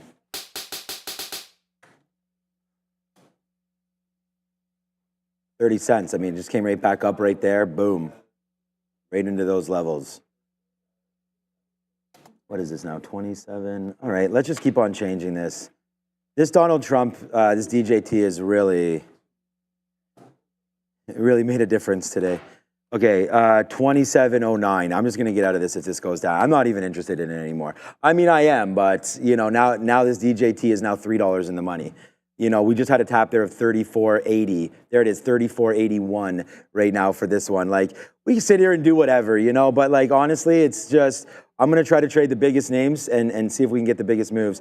Okay, so let's just go sort by market time and see if we do get a reopen here for DJT. So there it is. So pretty small. It's a small little sell imbalance. It's not huge. This name could still pop up. I'm not even sure how many shares we had at one point. I was just getting them out on the way down and before we finally got a piece out right there at the halt price. So I'd have to review to see how many we have left, but so far so good there.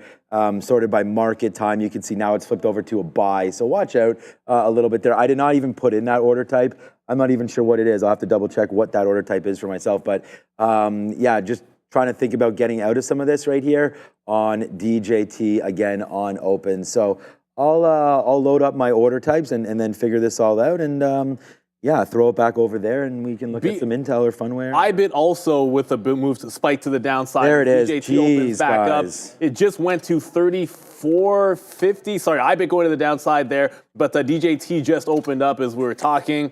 Got to 34.5. Yeah, we got now right back into this opening price. The second there was a bounce, I punched some out of Funware because it started bouncing on DJT. But if we never get back above 36, I think the short is still looking pretty good. So it was Bitcoin as well heading to the downside, as it is looking like a little bit of a risk off with the DJT pullback. Anything that was Trump-related positive is heading to the downside as we speak. So open back up. It looks like 34.80 now making some fresh lows. It's going to break the low again.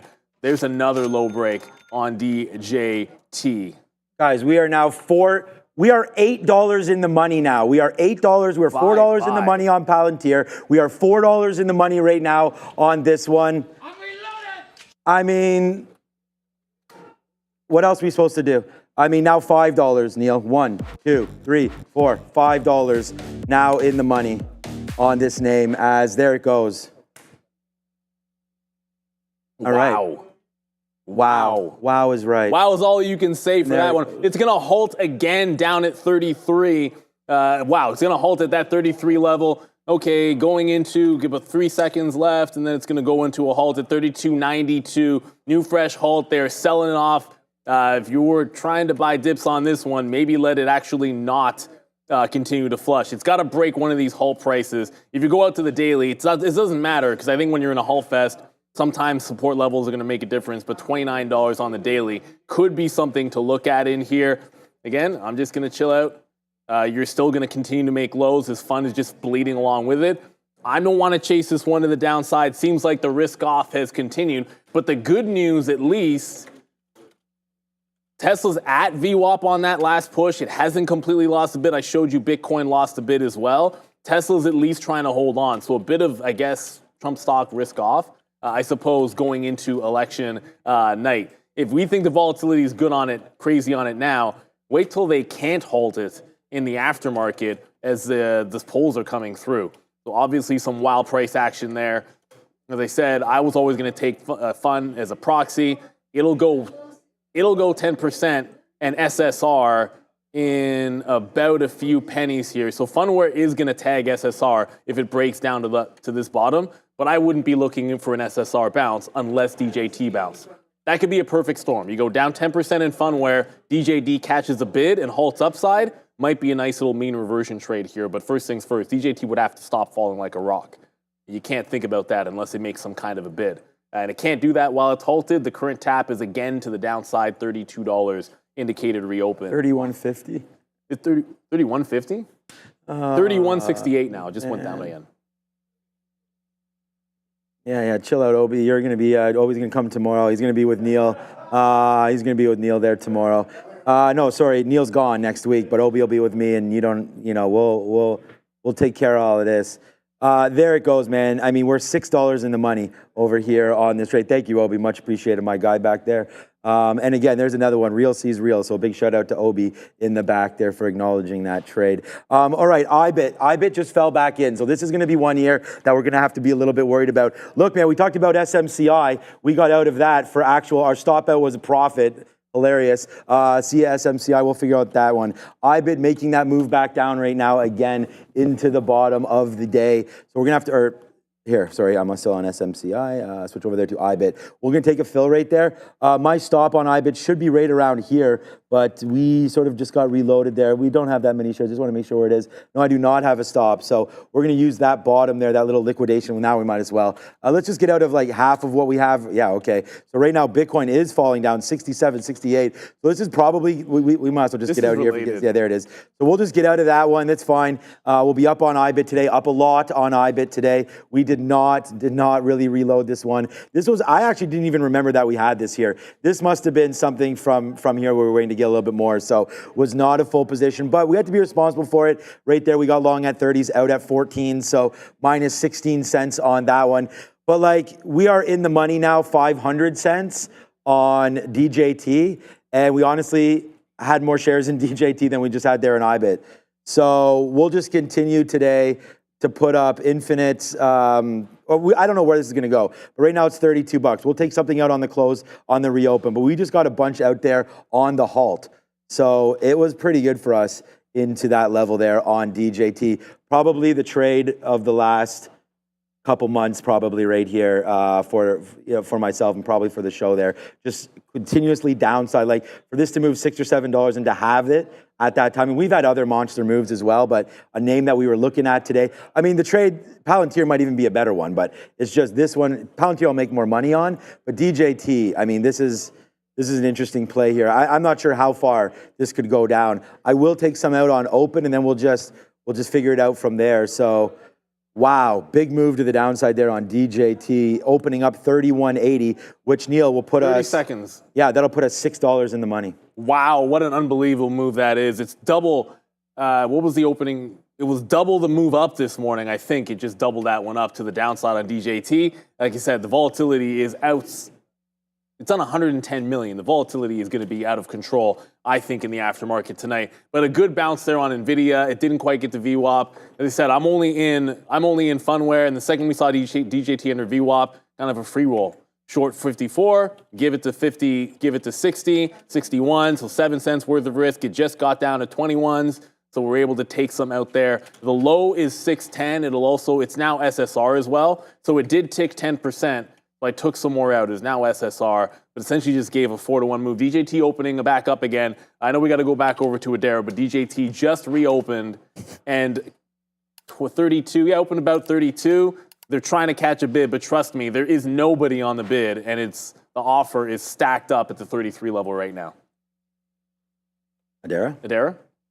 There's another name actually that was halted here in addition to DJT, and that is HE Hawaiian Electric, still halted here on news. This news actually, though, just came out. So basically here, finalizing this $1.99 billion, so almost $2 billion agreement with regards to settling those Maui wildfires. There's a tort litigation related to that. They're settling this for almost $2 billion here, with payments start to begin in Q4 2025, 4 annual installments, and this is a subject to court approval and insurer claims. So HE announcing this $2 billion settlement agreement with regards to the Maui wildfires court litigation being finalized here, guys. HE. I'm scared of Baltimore. Raheem is in the building. What's up, Mr. Raheem Alani, we have a $6 winner on DJT right now to the short side as it falls down as we get ready for election day. Okay. Raheem Alani coming in.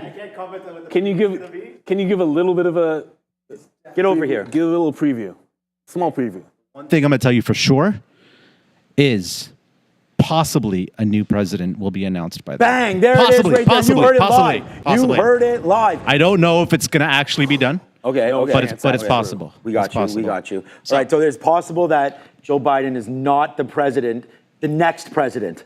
Definitely no. I'll definitely give you another one there. Yeah, he's not the next president. I hope you come with better stock picks. I will try. All right, thank you, Raheem Alani. I'll bring my son back on. You guys have a reason to be like, talk to him. How is he doing? Great. Good, man. Good, man. Excited about today. I told him oh, you're going to a party, aren't you? An election party? No. I'm going to sit home and watch it with him. Oh, nice. And I told him today's election day in the U.S., so he's very stoked about it. Wicked. Yeah. Okay. Got to get him started young.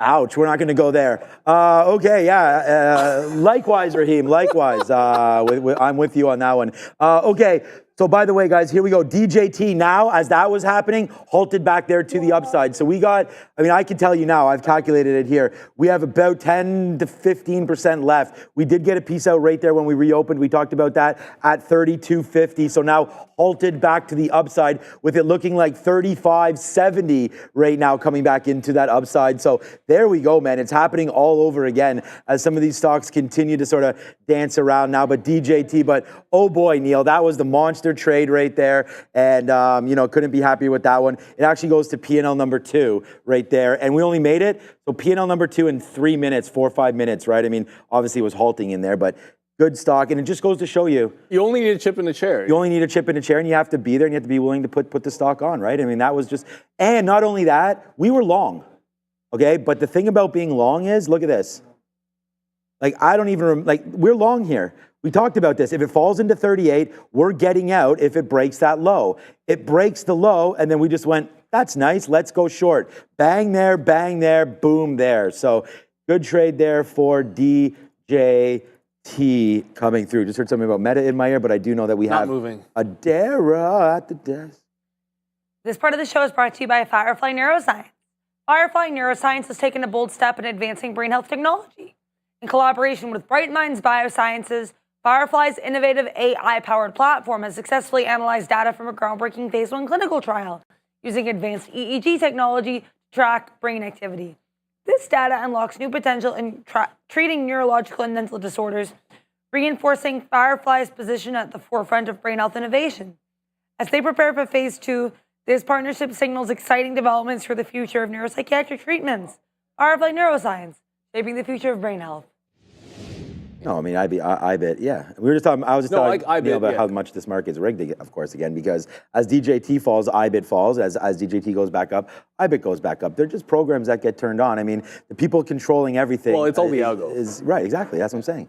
Programs that get turned back on, they know what they're doing. They can influence everything, which is why, you know, it continues to be a very, very hard thing to be a successful day trader, which is why I'm trying to sort of get excited when we have these big trades on, just to show you guys, you know, that these kind of things are possible, to show everybody that's sitting around here. This is how we can go ahead and put on some risk and actually make enough money to try to, anyways, pay some bills. So, anyways, congratulations to everybody. This looks like it's going to open up around $34.99. So it's tapping right now $35 there. So we'll be able to see if we can do that. There's DJ, whoopsies, it was right there a couple of seconds ago. So it looks like it's getting close to paired off. Remember, all of these back and forth here, all of these halts are what we call, hold on, so just minimize that. All of these halts are volatility halts. So they're limit up, limit down. So they will just be 5 minutes, and then they'll reopen. There'll be an auction process like I just showed you, depending on how many bids are out there, offers, so on and so forth. And then it spits out a magical number, and then the markets are open, and then the machines get turned on again. Then you fight them for death, and we'll see who winds up making some money. Go ahead. You would literally, remember I was like, at fun where it went SSR, and if DJT bounces and goes into an up halt, you actually would have had to have been an algorithm to catch that trade. So when DJT went into the up halt, you were already back into, it was actually at 640, so you need to get it somewhere in here, I think, to risk it. But I had my stop here down at 650 once we broke down and got into SSR, and that's going to be here. As long as it doesn't break, I only have like 5% left, so it's really not going to be anything significant on the rest of the position. But if DJT continues to go, I think that comes out at 650. All bets are off at this point for a VWAP or trace, because if somehow DJT goes from that kind of a move to back into VWAP, I don't think you'll want to stand out in front of it when you've had that kind of a, if it does that kind of a pushback. So I'm not really looking at a VWAP retracement. It would need to be a continuation from here. I went over to see if where IBIT went to, and again, IBIT nowhere near VWAP. It's still down around 39.40. NVIDIA did bounce off VWAP. So we're in a power hour now, and in that last little dip, the Qs almost got into VWAP. NVIDIA did get into VWAP. DJT's opened back up. It looks like it's holding underneath 35, at least temporarily, but that's above the halt price. If it breaks out 35, fun is probably going to come out. 36 was the big level. It was resistance yesterday. So you still have, I think, some overhead resistance at the 36, but I'm not reloading. This is after a flush Come to out me, like please, that. just to I don't want throw. to be reloading a short trade in Funware. We're just going to get out if DJT continues to go higher. Let's go to Adara. Because Adara's mic is live. ETA, not reacting too much, but just be aware here, the information reporting that the company's VR area is actually going to be reducing staff because they're focusing to high traction genres instead of mixed reality because that market is slowing. So basically, there is going to be some cutbacks in the funding for Meta's VR app. As such, the lead developers, developers are now reducing staff in that area. So some reported cutbacks according to the information. It seems like specifically in the VR space, guys. Yeah, well, they can VR space, huh? You can cut back all you want. Look, Meta's one of the stocks that I got after the August 6th dip, and I did sell some for profit, but now I'm just like, where do I get those shares back in? And it just bounced twice off the 50-period moving average. As long as it holds this past Fed, going to add back in. And, you know, it is what it is. Meta's a super strong stock. We'll see what happens after the election. A dream would be some kind of a test of the 200 period, but I don't think you're going 10% down. That seems a little bit ridiculous on Meta. The 50 period, that's now twice that it's held in the last couple of days. But with the Fed coming in and with the election coming in, I'd like to see it hold that. Because if the elections is going to provide an opportunity for better prices, I have no issues letting it do that. So I'll give it till at least Thursday on Meta, but I am looking to buy. I sold about 7%, and I'm looking to get that back in on the Schneid. And just buy and hold, man. It's too good of a stock not to do that. So here comes the 36 level on DJT. I think it might break it back out, in which case, you still at 44s. Well, it's really not threatening higher yet on Fun. But DJT, that is a big, big bounce off the tops. Hawaiian Electric is back open. Why does my drop down not work?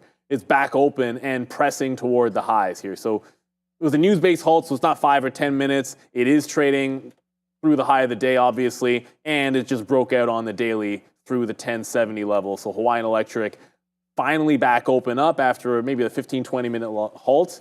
1092 did not print. I just heard in my ear, they're like, just halt, reopen, and printing highs of 1092. I'm like, no, you did not print 1092. I can watch it and see it printed the 80s here. So still above that 1070 level, but no break of the 11 on HE. All right. So just quickly there, we got a little bit, offside there because we should have. I mean, it's fine, but I bid, like we had that bid, and then when it was coming back in, we got out, and then now it's 20 cents in the money when we took that 14-cent hit. So blah on that one, not feeling great about that. We did take an opportunity to get out of DJT when it opened basically back up there at 35. So we're still hovering there. I'm not really worried about this. Like I said, this can pretty much go. This is gonna for sure have to break day's high for me to. To lose on this position. Like I said, the best type of positions are the ones where you're in the money and playing with house money, and that we've done. Look at this SMCI. I mean, is there not, honestly, just a little bit of a better trade than that? I mean, it goes upside, we get out of almost all of it and hold a little piece and then get it out for flat before this starts happening. And this is what I'm saying. It's like your outs are just as important as your ins, probably more so, right? I mean, anybody can hit keys. It's how consistently are you actually right when you hit those keys.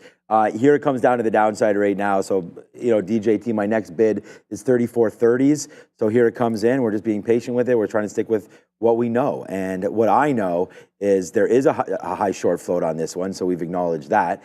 But at the same time, it did a nice rebound. I mean, we rebounded from that 32 area. So DJT there is showing you some kind of life off of those levels. Like we were just, again, within a few cents of getting hit right there. Fortunately, we did not get hit down there. Like we just missed it. We were, again, I told you we're at 34.30 or 33.30. It went to, we did get hit there, sorry. 34.30. So we do get hit there on DJT. All right, but at the end of the day, I'm looking for lower. So what I want to do is open up this. So that's just where we stopped right there. No surprise why we did that into 31. We've seen this sort of support from here before. But if it tries it again and doesn't hold it, then I think you're looking at a 29 level. 30s held before, that's fine. Just with all the strikes that are down there right now, if you ever get near 30 and break it, then it's going to be a problem as people try to cover or get shares, or I don't know what's going to happen. But there's a lower low here potential for IBIT. For DJT. Like I said, feel a little bit bamboozled about that IBIT. Palantir is still $4 in the money. Trying to do this, but we have a very, very small piece on this one. If anything, I was debating the 200 period. We got out right here on the 200 period.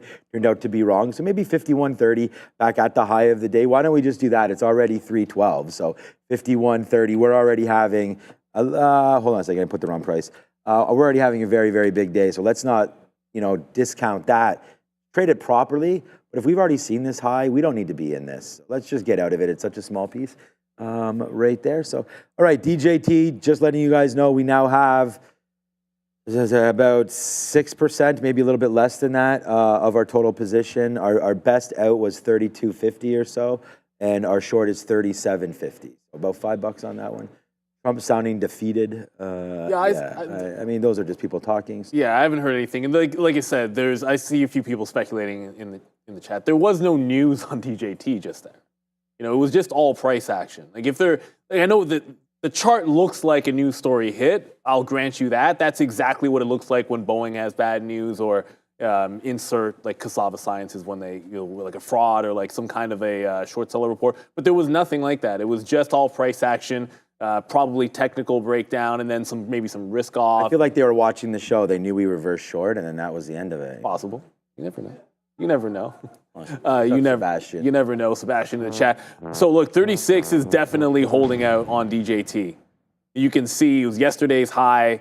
It opened back up and then tagged maybe 10 cents away from it on DJT. So I think if you break that out, the VWAP retracement is going to make a little bit of sense. But if the risk is starting to come off of this and it can't get back into VWAP, I still think you got to be looking for the short until it's not. But there's some strength coming in on volume, looking a little bit better in the tape into that 36 level. They said pretty much the last few days, and actually it's not the last few days, it's the last few weeks.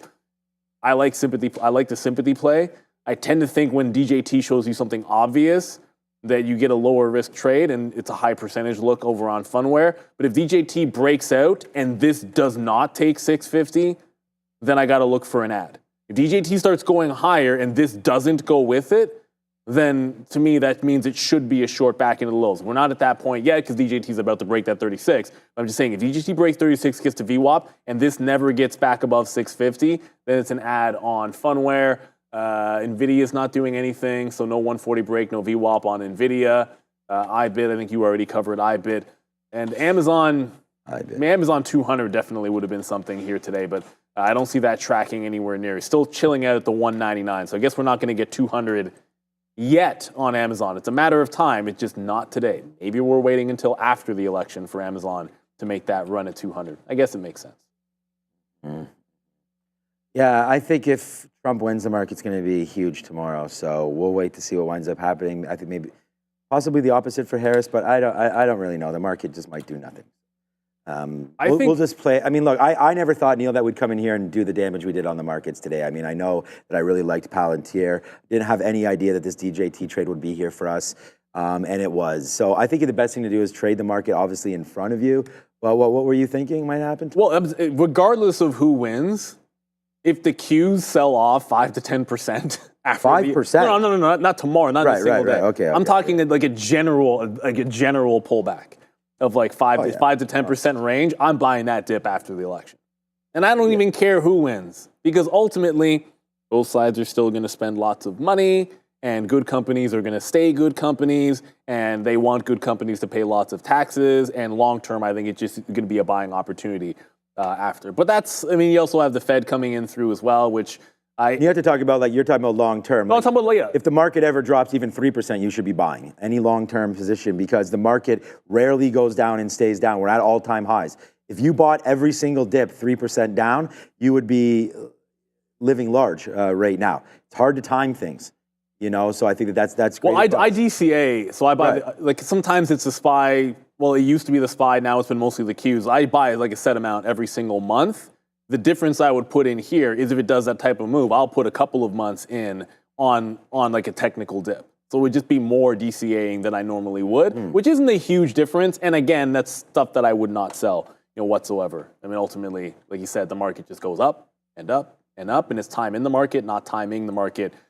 trading is very different from investing. Left brain, right brain. You want to make sure that you separate those worlds. And I've seen traders that don't. You know, like imagine, it is what it is. Like imagine you sit there and you love a stock and it has a great earnings report and it's only going down on earnings like that day on SoFi. You're like, no, but they beat, blah, blah, blah, blah. And then you're just catching bid, catching bid, catching bid. You've got to be able to separate those two things, trading and investing for sure. So we're through 36. Palantir, geez. You're through 36, at least trying to get through that 36 level.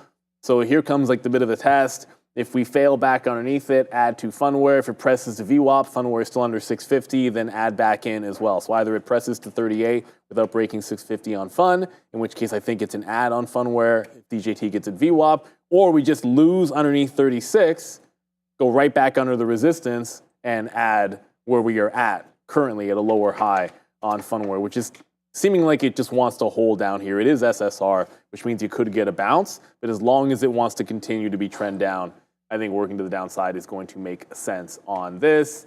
Derek S, DCA always and load the boat during bear markets. Yeah, like when you get crazy events like 08, COVID, you know, those types of events, those are opportunities to just go a little bit different. You know, you'll be a little more aggressive, I think, in the long term in those types of moments. And also, too, like you'll buy some things that you wouldn't normally, like during COVID, I bought some crap that I wouldn't normally buy because everything just started going nuts. You know, because you got to sell positions. You're not going to have cash to buy anything, right? So you got to go in there and make some trades and sell as you get up to highs for if this crash is coming. You know, crash. Well, I mean, pullback. Well, you said 5 to 10%. I mean, if the market crashes 10%, that's going to be a crash, I think. But again, you know what? The thing about it is, got to have the cash. So right here, we just got out of Palantir. That's it. End of that story. $5 there. We're out of Palantir. It's probably going to rip up, but we are into the power hour right now. And honestly, I'm just trying to watch DJT now. That's the only position that I'm in. Probably the only position left for me to deal with here today will be this one. So, we got this fill, by the way, 34.50 right there. So we got a 35, then back in there at 34.50. That was just, this is a 1 minute chart. That was like 8 minutes ago, drips back into that level. We're still going to be here for this, so I feel pretty sort of confident in what we're doing here, but at the same time, it is a little bit like, I don't know, because I could see this happening both ways, right? Where we have, and again, thank you for all the comments in the chat about this short. Like, it means, I'm just trying to, like, you could be versatile this way, where you trade Palantir today, you trade IBIT, right, which is Bitcoin, you trade SMCI today, Boeing, and then now you just go over and trade like a meme stock. You know, I don't really change. I try not to change who I am, the style of trading that we're doing, the honesty that I try to give to you guys every day about trading. And it's just like, these kind of trades can really make your day. Like, it really turned it on. How's it going, my guy? And it really, really, you know, helped with some of the momentum there into the day and sort of just topping out the day. Instead of struggling and trying to sit in some other names, we'll go over to the names that are moving. We went over to DJT, and the reason why we went there was just because it came into these levels. I'm not sitting here doing anything with it. I'm waiting for it to come in. Once it comes in, we take the trade, it fails, and then we go short. And there's the downside move for John Trump. We were $4 in the money. Now it continues. Well, we were 37, $5 or $6 in the money, took that profit, came back in, started to bleed a little bit lower. So we will watch this name and see where we can go with it. So just really, really happy with the executions that we've had today. We'll finish the day, hopefully at the high of the day for us. I do have an out. So I just took 2 more outs right there. My out right here, just to let everybody know, I think it's ridiculous to trade if you do not have stop orders. So that's for sure. But right in here, 38.50, if we break above that, peace, we're out of there for this trade. But now we only have about like that 6-7% left. Maybe a little bit more on this trade as it comes back in for DJT. So here we go. It's coming to the downside. I'm going to sit in here and wait to see where we can get out again. My next bid is 35 flat or so. If we get that good, then maybe we can hold for 33s. And after that, I have 31. So we'll wait to see if we can get a little bit more to the downside right there. And we'll just chill out. SMCI, something to look at maybe into the close. I'm going to have another look. Yeah, remember, earnings at 4:20 for SMCI, call at 5 o'clock. So you want to stick around. I mean, the aftermarket show is always fire. We're going to have Brian Shannon on join Sean and Adara. But remember, that call, they've got some explaining to do 110% with SMCI. Jerry Bradley, I want to thank you for the super chat. And again, like I'll tell you, I'm going to give you an answer here that, you know, we're probably not going to like. How would companies view Trump's blanket tariffs if he wins? I don't know. That's a bit too broad of a question because, I mean, you have so many different sectors out there. And the other side of it is, okay, well, how specific are we getting with these tariffs? Right? Like, are you talking about EV names? Are we talking about chip names? I think each one is going to be a little bit different, and I'm not going to pretend to be an expert on them. I only look at the price action. I think one of the things that I will be looking for specifically, one of the quote unquote, I mean, it's been bandied as a Trump stock at least a couple of times in here, and that's been Intel, like homegrown chip maker. I think off of the 50 in this $22 level for Intel, if regardless of the reaction after the election, this loses the bid under 22, I think that would be a really bad sign for them. Clearly, there's been a bunch of buying and accumulation at the $22 level on Intel going into the election. So I think a loss of that level could see some unwind. That's the way I like to look at things. And again, sometimes the honest answer has to be, I don't know. There's one of my favorite sayings of all time is if you care about something, tell them what you think. And if you care about someone else, tell them what you think. If you care about yourself, tell them what they want to hear. So you probably wanted to hear some expert answer on tariffs. I don't have one. But I am looking for price action on some of the quote-unquote protection type names. I want to just play off key price action. I know Intel is going to be one of those at 22. Speaking of Intel, it just went right in. I still have my stop just above the 40 level, but it bounced off VWAP. So on the roll back underneath, given how late it is, and again, this is not a new trade. This is one that we've been sitting in since it broke down that 23.40 level at about noon. It looks like it only wants to get into VWAP. So I'm going to get bids out in front and then just cover this one in front of VWAP. The only trade I put on was Funware in here. And this was, obviously this will be aided by DJT. Like I don't think this goes SSR and down 10% unless DJT goes into a halt to the downside. But it was that initial volume spike on DJT that happened in here. Like there was a volume spike, lost VWAP. And that was the impetus to just go over and trade fun. There was no news on DJT or anything like that. Sebastian, glad you like that quote. It's one of those, I wish I could tell you who said it. I cannot say that that is my quote, but I don't memorize who came up with it. But some wise person came up with that quote, and I've always lived by it. I think it's a fantastic one. You know, at the end of the day, you just want to try to keep it real. Yeah, keeping it real is what we're trying to do here, and we'll try to keep it more and more real for you.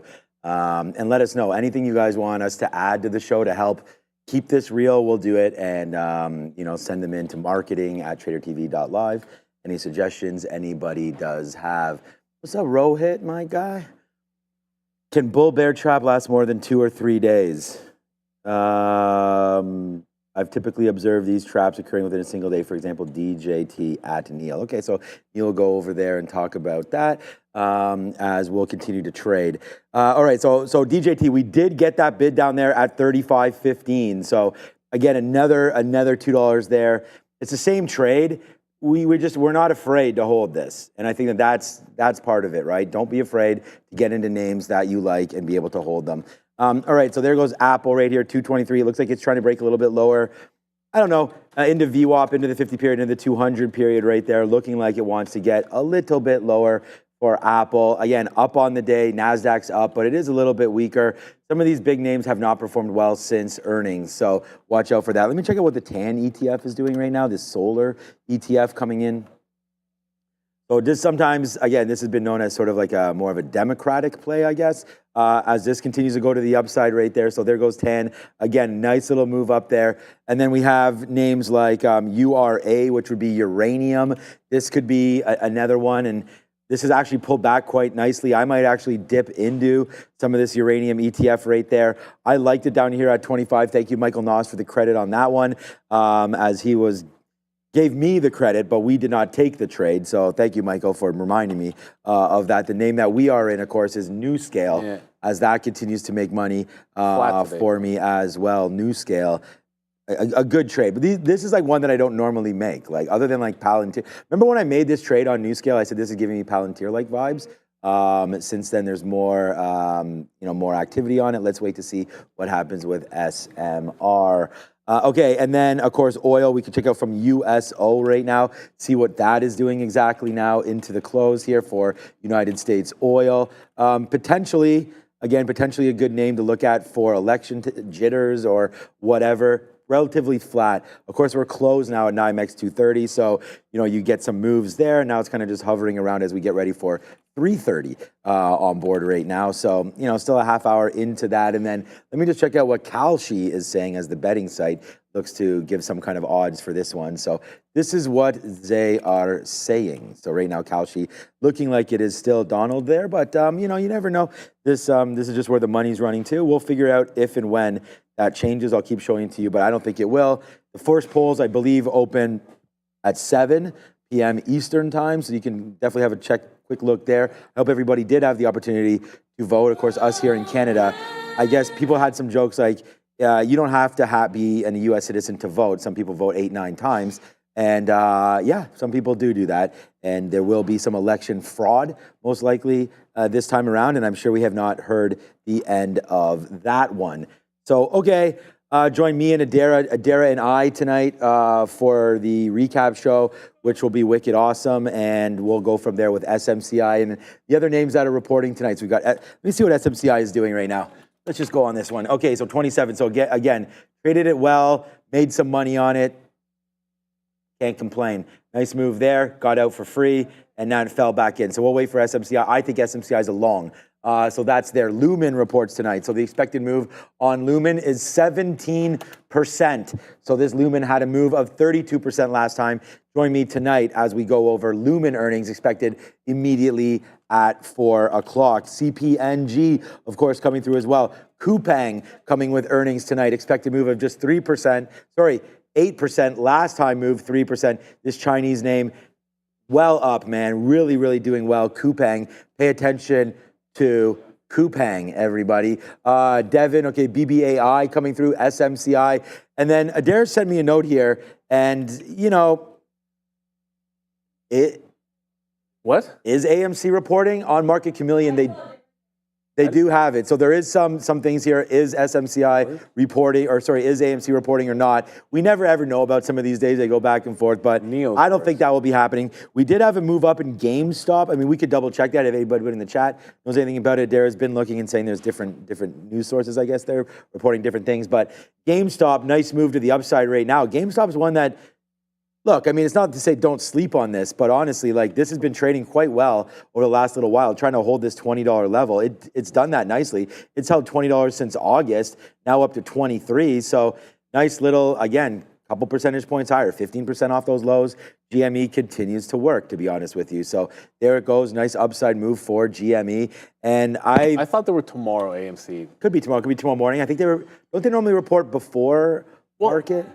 I think so, but smart move, Khalik Khan. I didn't see them in Earnings Whisper, but I mean, I just scanned it very quickly. Trade Ideas has the 6th, and then has post market. So, for what it's worth, Trade Ideas says tomorrow after market. I did want to get to the super chat for Rohit, and it was just here. Can a bull bear trap last more than 2 or 3 days? I've typically observed these traps occurring within a single day. For example, DJT. I'm not a charter market technician, but I don't see why. Because a bull trap, just to me, just any kind of like a consolidation or a breakout pattern that traps longs and has a reversal. I mean, a stock, and again for DJT, I know the bull trap lasted this breakout and then it just gave one consolidation higher, but this could have gone sideways for a couple of days and then rolled over. It could have done that for a week. It's not like I've never seen that before, so I think that more traps probably tend to have a bit of a shorter time frame in there because it's a sign of weakness that there wasn't enough buying to hold it, and the longer the consolidation, the better the break. But I don't think it's exclusive to 2 or 3 days there. But the logic being is that if it's a strong stock and it's giving you a bull setup, that it should make a breakout and make a move off the bottom at some point. Otherwise, it's more likely you get trapped. It's 3:30. We'll get a look at the early imbalances when we come back from Adara and some sector watch. We're going to take a look at the larger movers in the S&P 500 to the upside and the downside. Because we're so up on the market today, I wanted to take a look exclusively at downside earnings moves for the segment. Also with regards to AMC, just to mention, so I found that on Market Chameleon, they're expecting a 5 p.m. conference call. Now, Earnings Whisper has them reporting tomorrow evening, but I found generally if it's between Earnings Whisper and Market Chameleon tends to be more accurate. That's why I had it in those notes with question marks. I am unsure, but I was seeing that, so I thought it'd be worth it to mention that just in case. So be aware potentially of AMC earnings tonight or tomorrow. With regards to these earnings names to the downside, though, we do have Wynn Resorts down about 10% here in this day one move.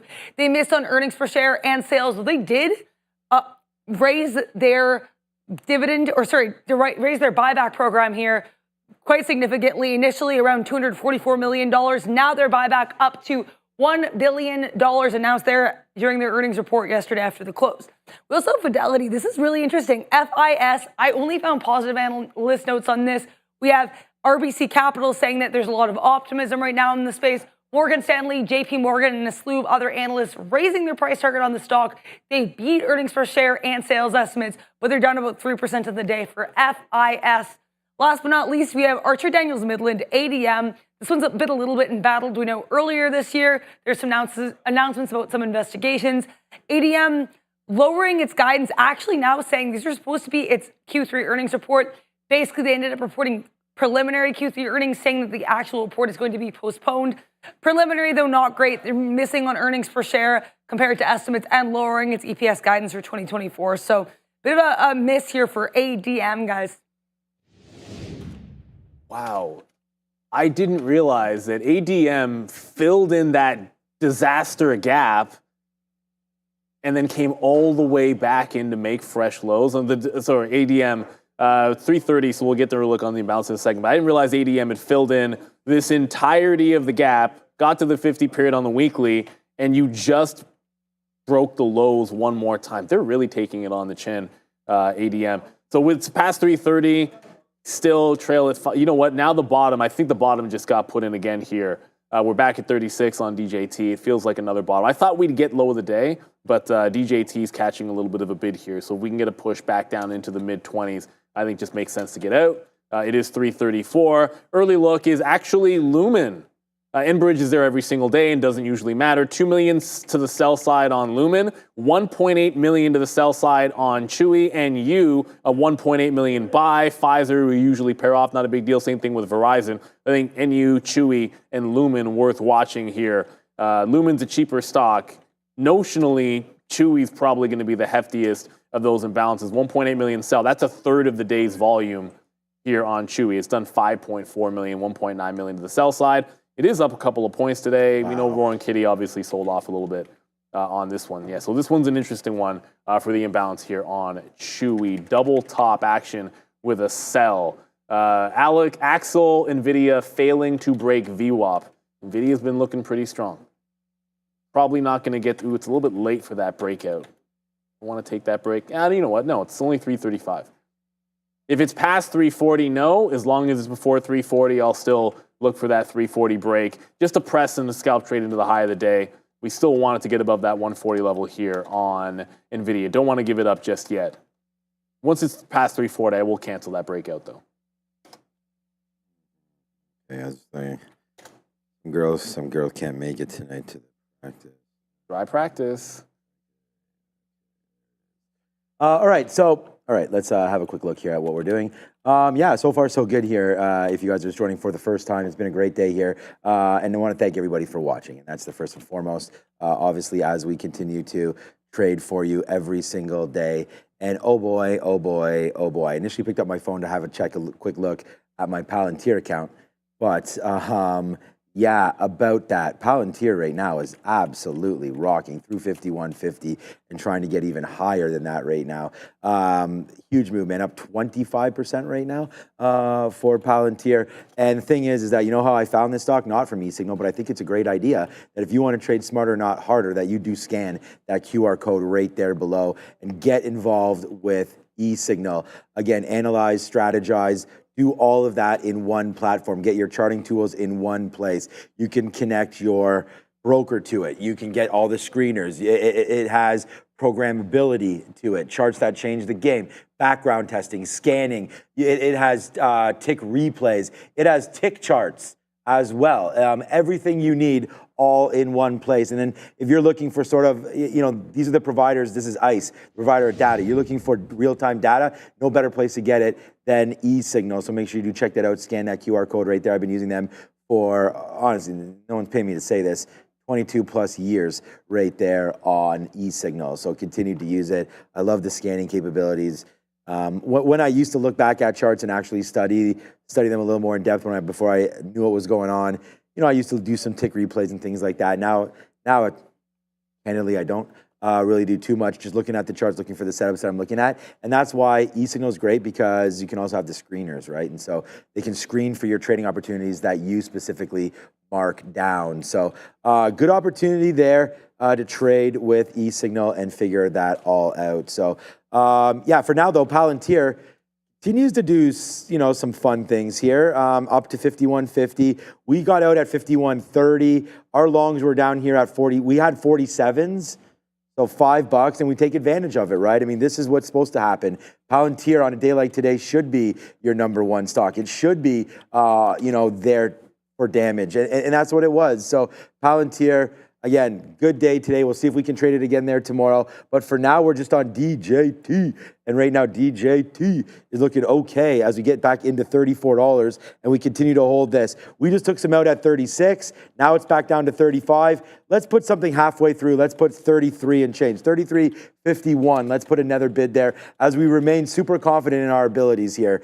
We've called this. We talked about holding on to it. DJT to the basement right now. Looking for big trades. You found it right here, man. We had Tesla huge trades yesterday. We have Palantir today. We have DJT right on here for you right now. We had iBit earlier with a big, huge move as well. Make sure you do hit that like and that subscribe, and don't stop it, man. Just keep on every day. Come back. Even if you're not watching it, set it on your phone. Hit the like button. Come back. Do it over and over and over again. And then not only that, share it. Say, you know what? I found the best day traders in the world. All right? There's that right here at Trader TV Live. And if they don't believe it, give the handles, go look at all the charts, come back here, and I'll just continue to prove it every single day. So here we go, DJT, we're on this, and we're gonna wait to see where it goes from here. So Tilray's moving. I mean, it wouldn't be surprised at all if some of the marijuana names started to move around a little bit here as we get ready for a potential, I guess, Harris government might be good. But there's CJC right now, nice move up here as we go. It's only flat on the day, so maybe— CJC's up. Yeah, maybe what's Tilray doing? Tilray right here. I mean, these stocks are just an absolute disaster. I'm still minus 90% on these, so hey, what's up? Because MSOS is... Yeah, well, but the thing about it is, I remember I talked about this. I did get some utility out of it, rolled up the stock certificates and smoked them. So that was the one thing there. But right now, Tilray, if you still own it, yeah, hey, good for the join the club. Especially, look, man, you got eye issues, you get headaches every now and then. No, MSOS is down 4%. That was the first thing I went to when someone said the wheat stocks are moving around. So MSOS down, okay. I know Sundial reported, but I'll be honest, I didn't even look at Sundial when they reported here today. I think that'll be a post-election type of trade. Let's see what actually shakes out, and do not fall into the trap of getting locked into an assumption that, oh, if the Dems win, this stock should do this, and if the Republicans win, the stock should do that. At the end of the day, price is not going to be wrong, and you just want to trade what's out in front of you. If something doesn't do what you're predicting, but then trends all day long and gives you typical setups for that direction, well, your bias of this is what fundamentally should happen, who cares? Especially in short-term trading. We've all been wrapped up in that. So just don't get. I feel like if you get locked into that, you'll get into some trouble. It's like basically saying I'm only going to go long if a stock had great earnings, and ignoring the fact that maybe it gets dumped, like the most recent example, and that's what always comes to mind, is SoFi. So until there's something else that does that, it'll be SoFi that comes to mind. So with that last push down on DJT, I just took out fun, and it got to about 6:30. This is going to be SSR tomorrow, which makes it a little bit interesting. If DJT ramps, Funware is going to be short sell restricted tomorrow because it ticked 10% down. That usually makes stocks a little bit more fun when they start ramping to the upside. Of course, a lot's going to have to happen, I think, to turn that one into a long. Intel's going to try to go to VWAP. I did just cancel NVIDIA 140 break because NVIDIA is not going to break 140, as you can clearly see here, and it's past 340. So we are selling back in, and this is with the NASDAQ not even doing anything. NVIDIA is pulling back into VWAP. So essentially just the one Funware trade. That's okay. Risk 7 cents. The last out, we're going to get 30s on it for about 3-1. And tomorrow, I think you're going to start in a couple of places, in the same places you would have looked today. I think you start with things like DJT Fun and Palantir, because those are the biggest movers. And if you're in Astera Labs, then I think that one as well. But I mean, that wasn't really much of a trade here for anyone on the floor, but that was a great earnings play as well. Probably worth a look. Huge volume. Another AI name. Probably disrespected a bit. Okay. So we just had a drop into 34.50, 34 flat actually, 34.12. So I'm now bidding 34.50, I'm bidding 34.30s. Okay, so we're gonna have to try to take some more out here on DJT. It's $3 in the money right now. So let's just do this, just get people, you know.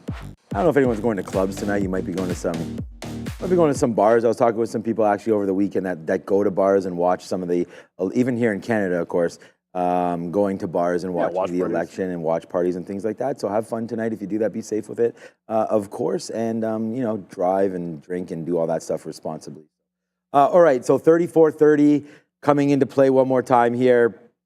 Let's see if we can get that bid. Then we have another bid at 33.50, and then maybe into the close. Remember, we do have the imbalance locator that we have to deal with. This is going to be well, it's sort of by size right now. This is a NASDAQ stock, so it's not going to show up. It's not going to show up on here. I mean, we just slapping ourselves there. Fine. 34.33s we just got there, bringing the register on $3.33. Okay, so Enbridge, there's Lumen. So we talked about Lumen coming through with earnings later on today. So that's something right there that's coming out. Chewy with a sell imbalance as well. So another name that's often talked about there, Chewy coming with a sell imbalance. So something to look at there. Pfizer, Verizon, Cleveland Cliffs. They reported last night, didn't they? Yeah. So right there, I don't know what they did, but it doesn't appear to be too much there for CLF, Toast. Yeah, not much. There's Palantir with a small buy there. Look at that, nice pullback right to where we got out, but whatever. We definitely did not hold it all the way up there, but we had like a very, very small percent, like probably under 1% left. We were just holding for fun. And we talked about that. So that's why we weren't too worried about it. But there goes Palantir with a buy imbalance there, but with a nice sell coming into the day. Enbridge is always there. Lumen's interesting because they do have that report coming in. If you're looking at a daily stock, nice move up for them. And again, I would say this would look like it's had its run into earnings. So for me, if you're in this name, and again, you know, to each their own, you guys will be able to get in and out of the trades as you see fit. But I think this could possibly maybe sell off because it's up so high, but this is not one of those names that you're worried too much about that. The implied move in and around 17% for LUMN right there. All right, DJT again, 30, just to give you guys a trend, 33.50 is where we're waiting in case we do get that crack back lower. What's up, Adara? Apple pushing into intraday support here with a slight uptick in volume to the downside. That is AAPL. I was just hearing in my ear that apparently Apple is set to be the first company facing these fines here from the EU bloc from their new digital act. So keep an eye on AAPL, potentially apparently facing some EU fines. When I hear more, I will let you know.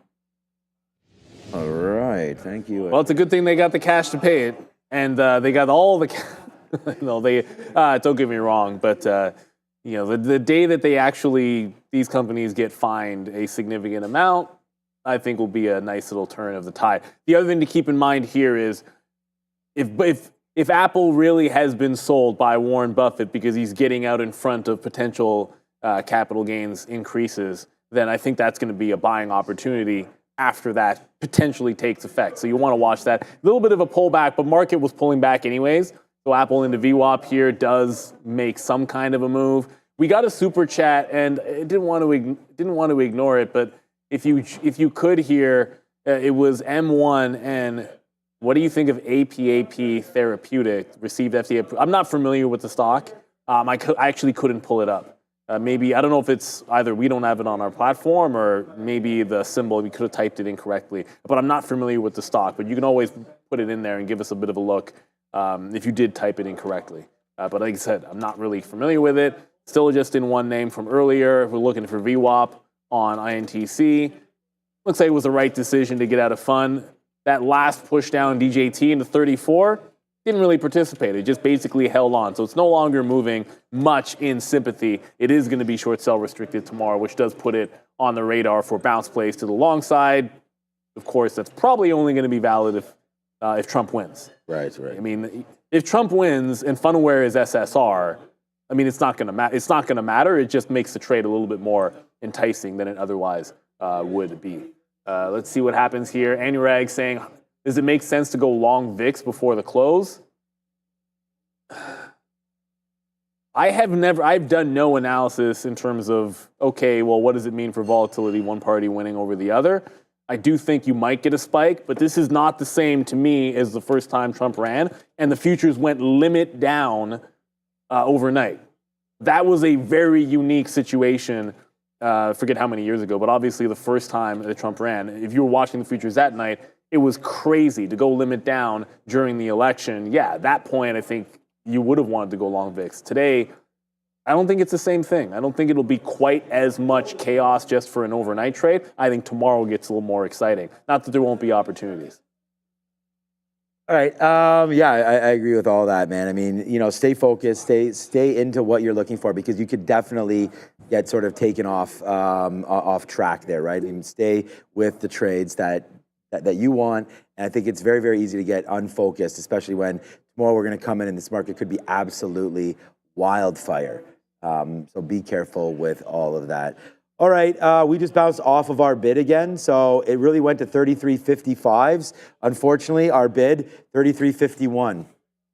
So we just miss it right there. But this could come out. Again, we're going to wait to see what this thing comes out as. If this comes out as a sell, then you could say see you later. We'll definitely get that fill there right now. Chewy's got 2 million or so, 2.7 now at the top of the order. So yeah, good look there for Chewy. Looks like that's going to be some downside pressure coming in on that name. So yeah, we're going to wait for that one and figure out where that's going. But Chewy rate, okay, here we go. Come on, DJT, bring this down. Remember, the NASDAQ imbalance is kind of what we're looking at, right? We're waiting to see where those NASDAQ imbalances will come from, and then that will give us an idea here with this trade on DJT. Oh, hang on. Chewy's supposed to be... Is it a... Oh, yeah, that's right. It was an addition. Okay. So yeah, maybe temper the... Look, Chewy's a big imbalance, but it's supposed to be, S&P 400 addition. So it's supposed to be a buy. Yeah, that's a no-fly zone. I'm not going to pay attention to that Chewy sell side. A flip trade could be good. Like if it goes from a big sell to a big buy, maybe there's an opportunity. But going to the S&P 400 is Chewy. I knew there was something I was missing about that Chewy. No, you want the imbalances to be in the direction of the expected action on an exchange and not the other way. Okay. So with only, yeah, exactly. So good look there. I'm glad we figured that out for Chewy. So that's why it is going that way. We'll have a look at that stock, see what does happen. Okay, here we go. My stop is still up the same. It's still at that 38 level. I don't expect it to get up to there for this name, but again, it'll be now P&L number 2 for me on the day, and hence P&L number 2 for the show. But here we go, 34. We'll wait for 34.50. 15 seconds coming in right now on that one. Yeah, guys, I mean, just stay in your zones. If you don't want to trade these imbalances, you do not have to. They're going to be coming out pretty hot right now in just a couple seconds. So here we go, 3, 2, and 1. Let's see what winds up happening now. Maybe it's a sell imbalance for DJT. Not moving too much.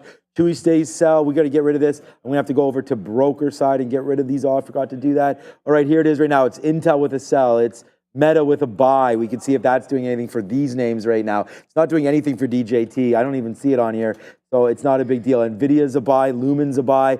Look at this for Meta. Nice little bump up there into 572.50. Right back there. Today's high now for Meta. So nice move there, obviously, as that comes back to the upside. But DJT kind of just hanging around. So let's take the opportunity now to get out of a piece. We'll get out of 25% of what we have left and just simply punch that out. If we get that 33.51, good on us. But at the end of the day, we are getting stopped out upside anyways. Big trade alert there for DJT. Let's just see if we can't get a little bit more on any of these names. But I only have the one position left. So if you guys are in any of it, hopefully these imbalances will help you out a little bit, but there isn't much on there. I mean, I don't know. I saw NVIDIA. NVIDIA was small and then paired way off. NVIDIA paired off to 500,000 to the buy side. There was a spike on NVIDIA. There was a spike, Sean already mentioned, on Meta. So Meta high of the day, volume spike on NVIDIA, barely got it off of VWAP, but that imbalance was tiny and it got even smaller at the end there. There is a super chat, and thank you to Nick W. Appreciate you, Nick. Good to always see you. We appreciate all our viewers. Make sure you hit that like and subscribe. I mean, we try to engage as much as we can with the community in here, so you don't always have to send a super chat, although we appreciate it. Hit that sub, and then you can just jump in the chat, and you can tag us like Kling Daddy did just there. If you tag us, then it's easier for us to be able to spot that you're asking one of the two of us a question. Your thoughts on Massey or SNDX long swings? All we can ever do is go over the technicals. I don't know. I'm not going to make a wine joke for Massey, but that's the last time we talked about this stock. I know I made like a probably like a dad joke on the one side. No, but this one is technically looking pretty good. What do we see here? Earnings after market. With all things, obviously you have to temper expectations. It has a good short float and a good days to cover, 7 and 7. It is already breaking out on the daily at 150.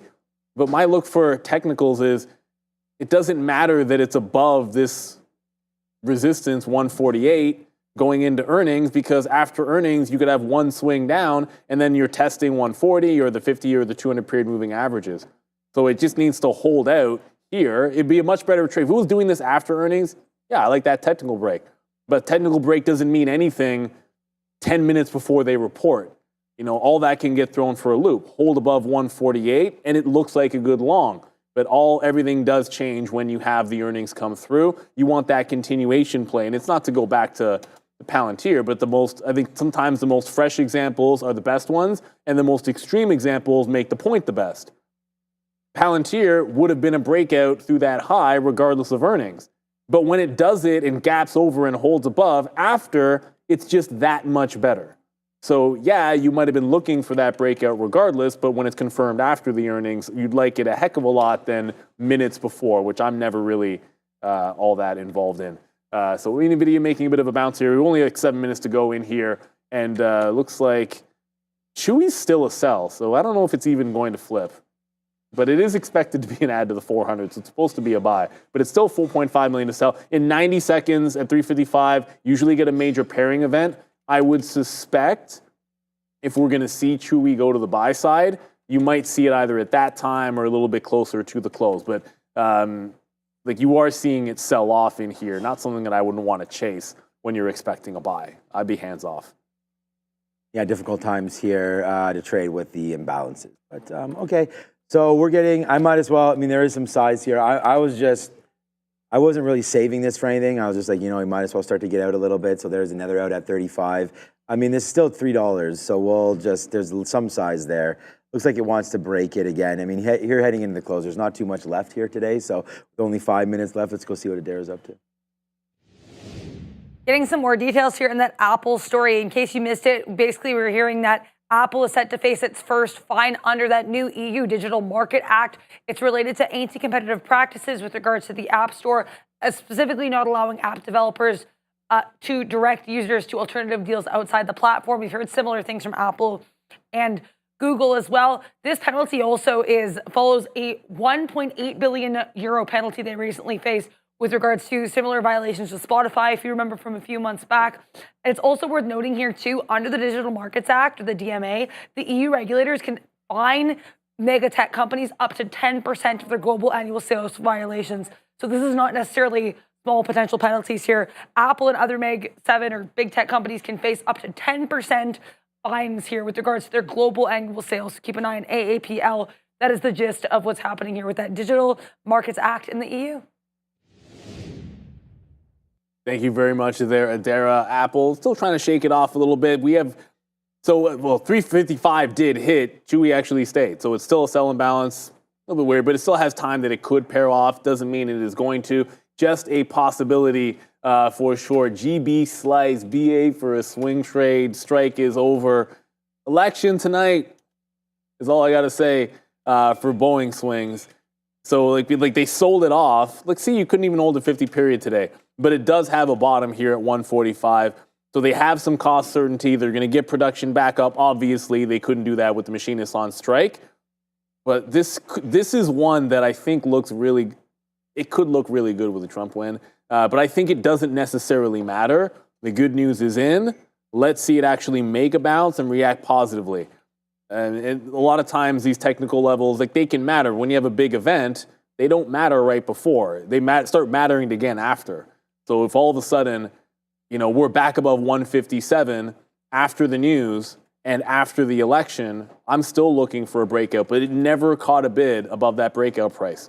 Like this was 157. It was the easiest no-fly zone for me. But Boeing still managing to hold some bottoms, at least temporarily speaking. I do think it does have a turn in it at some point. I'll be on one in a couple of days. I think we're on a 747. I've never been on a 747. I think it's going to be my first time on a 747 on Saturday. Very Interesting. Yeah, I don't know. I can't remember what we're flying there. All right, $34, $33 right now coming in. So we just got another out for this. This is we'll end the day here with a 1, 2, 3, 4, 5, not just $4 winner on this one. As DJT looks like it will close in and around. We still have that. Oh no, I actually canceled it. 33.66. Let's put a bid right there for 33.66 and see if we can't get that $4 there to end the day. Just randomly picking that price, obviously, coming right back in. So again, big trade. And I don't know if any of you guys took my advice on SMCI, but if you did, money, right there, because SMCI right here is making you dance to the upside, closing near the highs. I said try to grab some calls. You guys even in the chat remember that Khalik Khan was like, I'm going to grab some calls. So hopefully you did there. And I don't know what you grabbed, but you can always get out of them. I mean, I guess right now it's getting close to the end of time. Right now I'm going to switch over there. We have 4 o'clock. We have a couple interesting numbers coming from Lumen. We talked about that a little bit as well. But there goes SMCI right there back up to the upside. So it doesn't look like we're going to have too much to do here on DJT. We're still bidding a little bit lower. I mean, I could keep that order in there and see if we get filled at the end of the day, but we'll wait to see what happens here into the close. Hopefully it will come back down. A little bit of a wall there at 34.50. And as we go, just, hopefully everybody has a chance to get out there and vote and, let your vote count and make a difference, hopefully, in this election. So we'll see what winds up happening there. 34.50 coming through one more time here. So again, congratulations everybody that had some of these trades today. Big trade alert on the desk today was Palantir.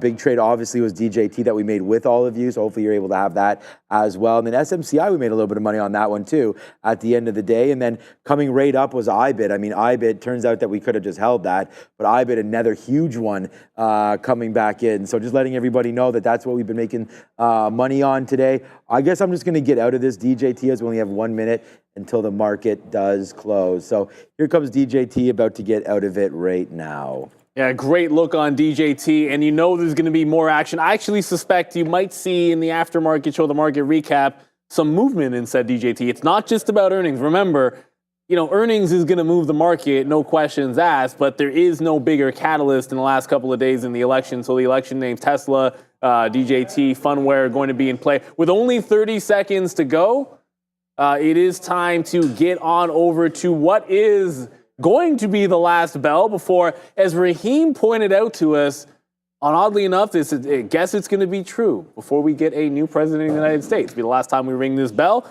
underneath the current administration. But let's get on over it. Get the camera off me. Get it on Adara. The bell brought to you by Firefly Neurosciences, revolutionizing brain health. Adara, ring it in 2 and 1. There you go. The next time we ring that bell, we're going to do it, and there is going to be a whole new outlook down south. Of course, we're in Canada for now. Look, you're going to get some earnings aftermarket. The big one, obviously, SMCI at 420. I think a lot of people are going to be looking toward that. Lumen as well. We're looking for a report from Lumen Technologies. They just had, the close just had a big volume, which you're going to expect. Lumen already moving around a bit. DJT, with that big flush, it's still doing solid volume aftermarket and still heading down. So you actually are seeing there's still decent volume. I'm watching the tape on this, and it's still looking absolutely intense. Big shout out to Fabian Ramin on 1s and 2s. Busy day we had today for sure. And a big shout out to the midday when you got Joe and Sharif trading some DJT, trading a lot of those low float names and trading some of those runners in the midday while still giving you guys lessons. Big shout out to them.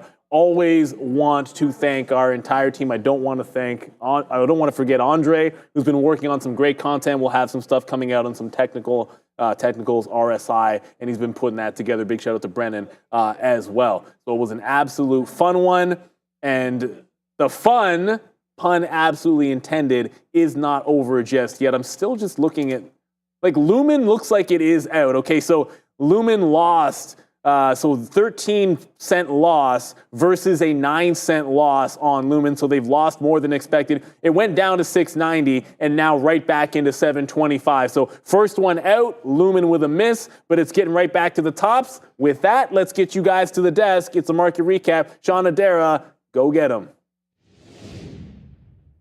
Hello, everyone. go Welcome ahead. to the Yeah. Market Recap Show. I am Adara. This is Sean, and we're going to give you guys lots of earnings. Lumen, I'm not seeing those numbers yet, but when we see them drop, we will let you know. We're expecting Coupang and Devon Energy there at 405, then BBAI. It's one of those NVIDIA investment names at 415. Of course, SMCI at 420. How are you doing, Sean?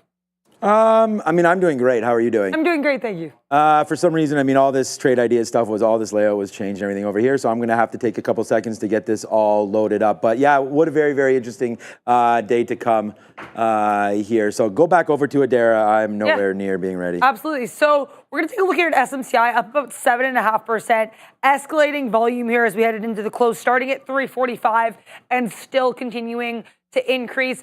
So right now we're kind of pushing into that 2850 area. Nice push higher. Let's see what happens here with SMCI. I'm going to pull up the Lumen chart though for the time being. I'm still not seeing those numbers, nor am I hearing them in my ear. But we just got a nice push there at SMCI, so keep an eye on that. Lumen nicely to the upside. Now LUMN, this one has rallied in the past. We have, I believe, a bit of a short float here for LUMN as well. I'm seeing 7% short float, about a $7.6 billion market cap for this one, Lumen Technologies.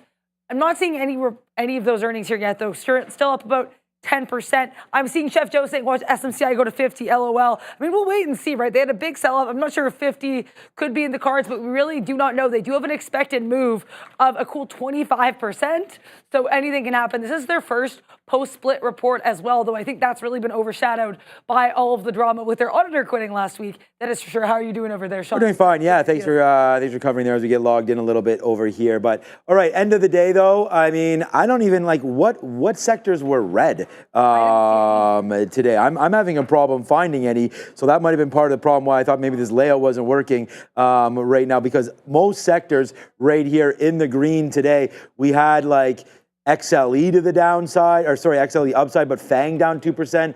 I don't know, nothing else. PPG over here, Lennar coming to the downside, but everything today looking very, very green as we get going back into the downside. Here's NVIDIA, here's DJT. We will take into consideration what's going on here with these earnings. We will watch out for SMCI coming out very, very soon. There's DJT. There's the cover at the end of the day at $34. So that was a pretty good one there for DJT. All right, man, this is what's looking at right here. These are all the sectors, man. FXI. Oh boy, did we have that one today at $32.50. Nice little move upside there for XI today. SMCI right now is expecting 75 cents adjusted. We'll wait to see when that comes out. We're going to get rid of this little thing and put this into a 1-minute chart for everybody. I want to thank everybody for watching again today. What a huge day it was on the show, man. And wow, huge day with DJT out of nowhere at the end. Palantir with the big move today. Again, Palantir just shows up. They just say, hey, you want to doubt us? Then you're going to have a problem, because Palantir today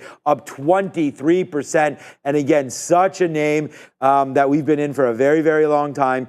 Huge bump up there today. I would say it's a little bit outsized of what we thought naturally. But yesterday, we liked this pullback into Palantir. Thought it was worth the buy. I feel like the same way on SMCI. I think it looks better for the upside. No one else really making any decisions on SMCI there. We had that at the end of the day, and we did not hold it on that breakthrough 27 as it came back in through 27. Able to make money on it, but SMCI right now, as we will wait out for that one. And then Lumen, again, did you? I just got those earnings. So let's just have a quick look to see what it's doing. So right now we like Lumen breaking through this $8, and I can see right now, bang, right there for Lumen, as Lumen gets up to $8.21 right now. We do have Brian Shannon coming through today as well, so that should be big, so wait for him.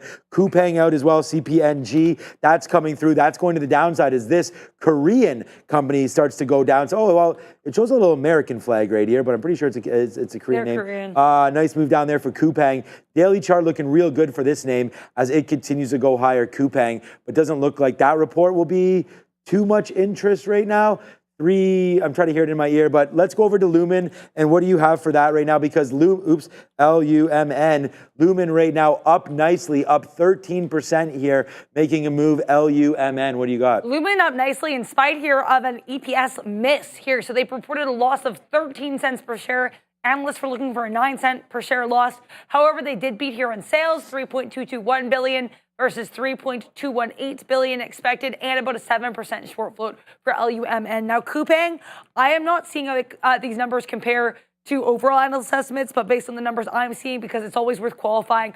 Sometimes different reporting metrics use different estimates. They reported net revenue here of $7.9 billion. This is apparently up 27% year over year.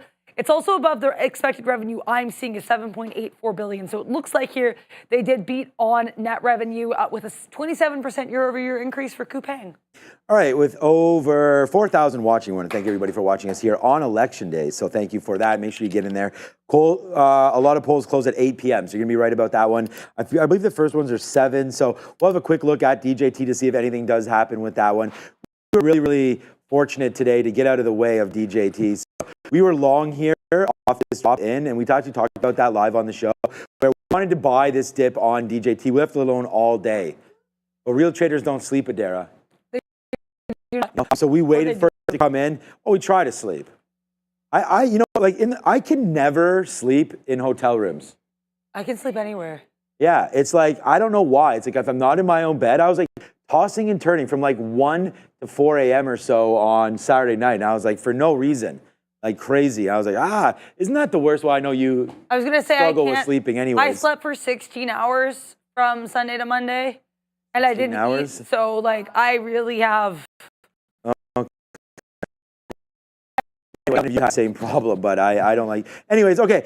What I was getting at was we waited, right? You got to be patient. So we waited for DJT to come in into those days lows. And I'm going to zoom in a little bit here so you guys can see. This was the long, this green, and then that red, we got in and out real fast. Once that 38 was broken, we gave it down to 37.75. And when we saw that one, we just flipped our mind up. We said, okay, you're breaking these lows, right? So what we wanted to do was get short. So as we break those lows, we just have a little worry that, hey, if we're going to go lower, is it really going to hold this 37 area, which is that first area that we got out? Then it just started to collapse in. Then all of a sudden we got a halt, then a reopen, and then 33 came. 1, 2, 3, 4, 5, $6 winner right there to the bottom there. And you're only going to find that here. Nice move to the downside. Basically the biggest move of the day, we almost had it top to bottom. And then, yeah, we could have reloaded it there. We were uncertain of what was going on. And then it obviously falls back into that downside. So that is what DJT is doing. All right, SMCI, just a quick little look on this one. I like the long, and I've explained this before. I thought this name has gotten hit too much. And again, what is too much? Well, it's in the eye of the beholder. But if you're going to look at it right here, here's SMCI. Our charts don't do a very good job of the split adjust. So there's the split adjust right here. And look, we know the problems at SMCI. There's been whistleblowers. There's intercompany like sales that they're wondering about. We did have Hindenburg and maybe another one. Maybe it might not be Hindenburg, but you know, some of these sort of bear cave reports coming out on them. And then we heard that Ernst & Young dropped out of being their accounting firm. So there you go, their auditor. So now we wait to see what earnings are. I believe earnings will be fine. I'm not sure this has anything to do with the actual business itself. Obviously, there's some accounting issues right there, but that's the push down. Now, remember, we already dropped in from $50 down here to 24 and change. So is there a chance that, yeah, maybe SMCI does have something good to say about their business and we do climb back to the upside? And then Adara, of course, we wait for 5 o'clock. When we get more news about what exactly they're doing. The business update call. Not the earnings call, the business update call. The business update call. What in the world happened with Zcar? I guess a big name there. What? There must be a problem with this charting here because there's no way this was $650 back in January, and now we're at $16. But right now, up 400%. Okay, hold on a second.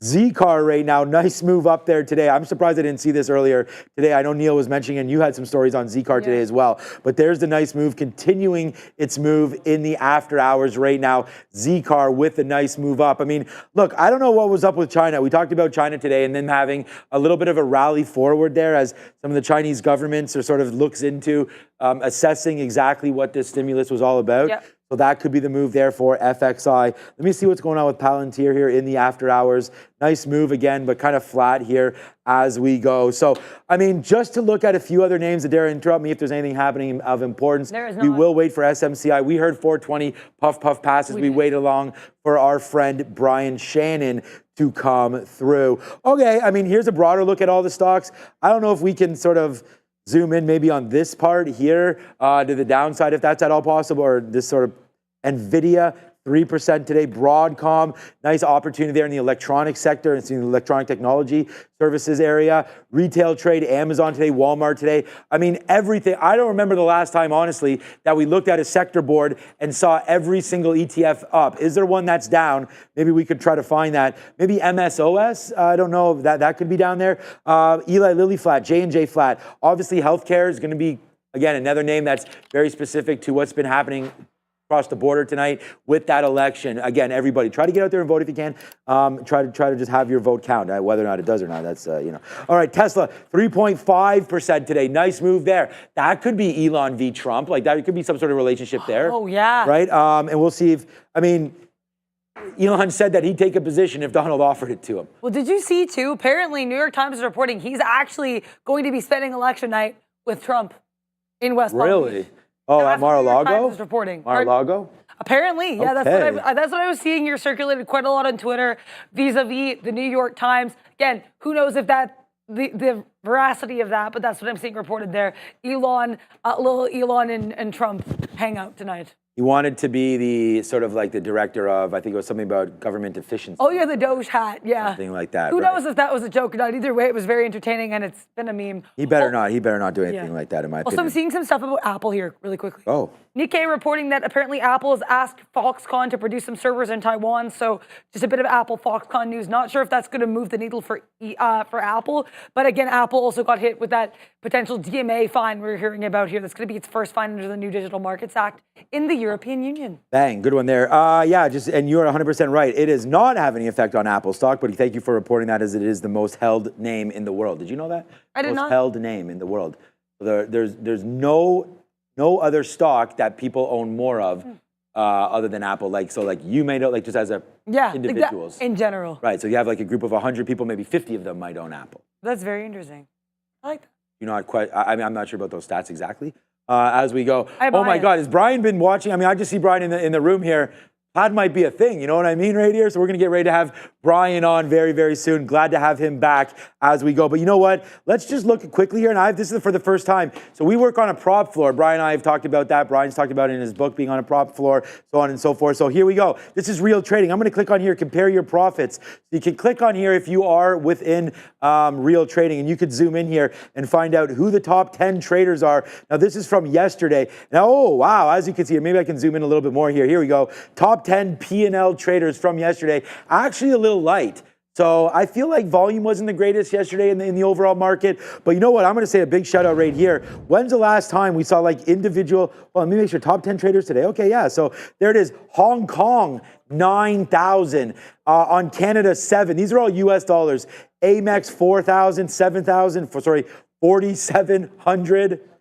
4,400 for NASDAQ, another Canadian name there. Someone traded both TSX and Zetra, so you can do that here at Real Trading. We actually just brought on board the Saudi Arabian market, now live for Real Trading today. And then someone rounded it off with only 3,000. So a little bit of a light day yesterday there for New York and NASDAQ coming out right there. So again, Amex, Toronto. The big one yesterday, Hong Kong. And we actually saw that. We saw a little bit of a bump up overnight in the Chinese market. So that's nice to see that. And thank you to Real Trade. Oh, I see SMCI going ham in the background. There it is. Oh, no. I said short, right? I said short. No, I thought long.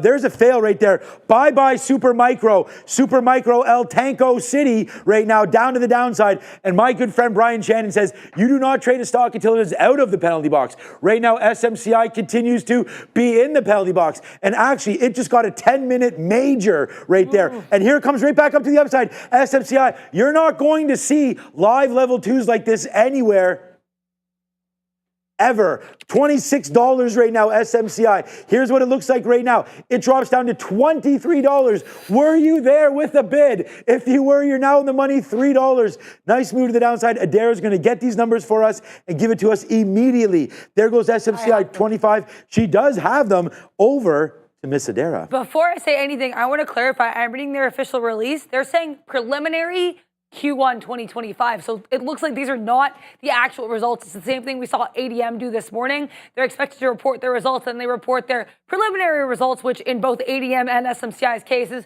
a bit disappointing. So SMCI here, actually, interestingly enough, providing their own guidance in addition to these numbers, saying that they have Preliminary Q1 revenue, $5.9 billion to $6 billion, compared to its previous guidance range of $6 billion to $7 billion. To say that's a miss would be a bit of an understatement. They're seeing apparently GAAP and non-GAAP gross margin of roughly 13%. GAAP diluted net income per share around 68 to 70 cents, compared to their previous guidance of 60 cents to 77 cents. Then non-GAAP net income per share apparently 75 to 76 cents, compared to their previous range of 67 to 83 cents. Now, here's maybe the bigger thing. They have a Form 10K update section of this report in which they say that they really have no update on the Form 10K. They said that they remain unable at this time to predict when it will be filed. So we still don't have our Form 10K. That was for the fiscal year ending June 30th, 2024. So this Form 10K still very much delayed with no ETA, guys. All right, there goes SMCI right now. Thank you, Adair. Wow, mouthful right there with those earnings. Yeah. So thank you so much for going over all of that. And SMCI, someone in the chat goes, she gone. And yeah, right now she gone to the downside, SMCI. And if you're going to look at a daily chart, I'm going to flip over in just 1 second, Brian. We're going to call on Brian. Let's maybe ask Brian about anchored VWAPs and stuff like that, but I don't know if it's going to matter here for SMCI unless we pull this thing back to a 40-year like Intel. We are way down right now. The only thing is, if I change this over to a weekly chart, there is a good opportunity to have a look here because you are right at a bottom right now. I would say my initial thoughts here, and we were wrong, we're not in SMCI. I thought calls would have been the right thing. It looks like puts were that thing. But right there, it's not even moving that much. It's down 7%. But at the end of the day, it's running into something right here at $22. All right, it's been a while. But he's back. Guess who's back? Back again. Tell a friend. It's Brian. Let's bring him on Trader Talk.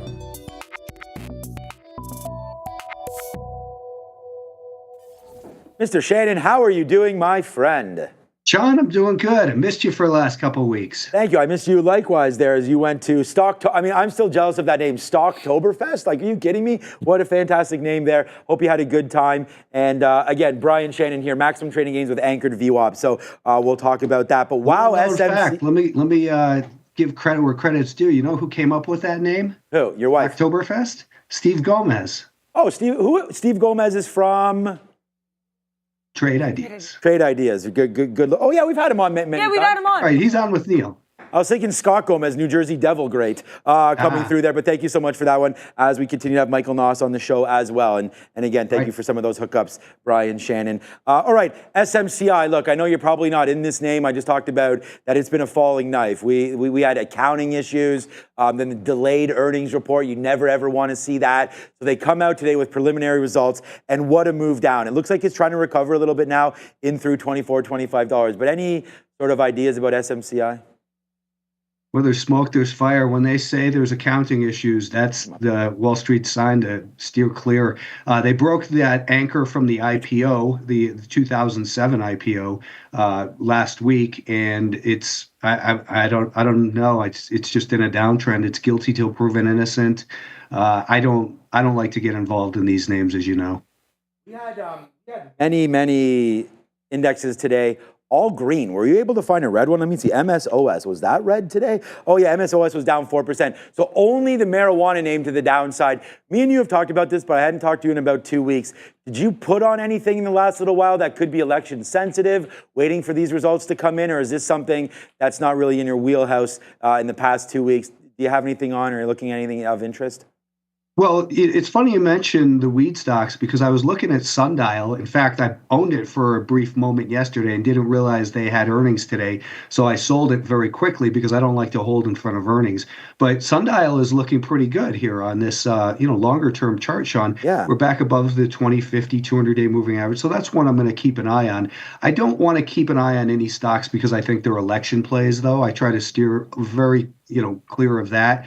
I got long some Generac because it's a great looking chart, and it's it's a common sense play as well because the infrastructure, the grid is in such terrible shape. So I'm hoping that the stocks that I own aren't related to the election. I think it's something that it'll be great to get it out of the way. I saw you had a fantastic short in DJT today, so congrats on that. But I'm not a news trader. I like to trade a little bit slower pace, things that are maybe gonna trend for a few days to hopefully a couple weeks. So here goes SMCI, everybody. Thanks, Brian, for that one. Just a quick little update, as it's been a lot of people, over 3,500 watching us right now. So nice little move back up to 25.50 right now for SMCI, basically bouncing off that weekly look down there at 22.50. So again, if you were looking at a little bit longer time frame right there, you might have nailed that one. And I just want to say about that DJT, I'm with you on all of that. And that's why, really, Brian, I didn't trade this. If you come over here, this is what my chart looks like. I didn't trade this until 3 o'clock. It just happened that when we got involved, that's when the halts. Wow, there goes DJT right now. 32.75, right back into some of the spots where we covered. And if you're going to see here, Brian, we actually went long on this support. I was going to think that there was going to be some support here into some of these moves that we've had dip backs in, but then you know what? This is what happened. Once we lost it, we got out immediately, and then I said, we're underneath VWAP, we're underneath the 50 period, we're starting to slope down, let's go short. And then again, boom goes the dynamite down to the downside. So again, not really an election-based trade, but definitely something worth looking at right there for... Great trade either way. Whatever the reason is, you were there, and that was, reversing quickly like that is really the hallmarks of a great day trader. So really nice job. Oh, thank you for that one a lot. And that's, look, I've done it for long enough. Similar to you. Yeah. I think it's very important that we have a passion about what we do too, right? Because some traders they'll be in that trade, they'll get out and they'll be like, oh man, and then they won't be happy with their performance. But you do have to have sometimes that ability to say, you know what? I've seen this before, right? It comes with experience as well. So thanks, Brian, for that. That does mean a lot. Can I get a little look on uranium if possible, specifically maybe URA? So this is a name that, again, I've gone back and forth on this name. It's had a nice move to the upside. If we come over to my daily screen right here, I feel like the buy zone was actually in and around here, $25. I was with another CMT, Michael Noss, and we were talking about this break. Once we got going through 25, I believe it might have been the 50 period at that time. But now we start to blow to the upside, and we just stopped at $34. And since then, the uranium trade has sort of lost a little bit of steam. We've seen NewScale, that was SMR. That's another one that we're involved in. And I know you and I had talked about that one as well. What are you thinking here with URA as we pull back in on the daily to the 200 and to the 50? Normally, this is a spot that I would buy. Is it still not acting properly for you? Would you like to see a test down there near 28.29? This is definitely a level of interest here, Sean. On the daily chart, you can see I just added this pink anchor from the September low, and we tagged that yesterday. This thick blue line, which is kind of in the same spot as the 200-day moving average, is the year-to-date anchored VWAP, and there's your 50-day moving average at about 28.75. So it's definitely in an area where we want to start to think, hey, maybe we start to find some support in here. We could do a Fibonacci from this low to this high, and lo and behold, we're right at a 38.2% retracement as well. So there's a lot of reasons to think, hey, maybe we're going to find support in here. So that means we take a closer look on it. To me, it means we take a closer look on the shorter term time frame, and this is the 30-minute time frame. On here, I just added the anchor from that recent high, which is over here near 34. So we're below that. We hand it off from here, and now we're below the declining 5-day moving average, and here's where we were 5 days ago. So it tells me that if we were to kind of settle in like this in the next 2 to 3 days, that 5-day moving average flattens out as we get rid of this data, and then it starts to rally over here. Then I, give this thing a couple more days to settle in. Then I'd love to be a buyer on strength over here, because the intermediate term trend would be making a higher high above that flat to rising 5-day, and that would put it in alignment with this longer term daily, which is in an uptrend.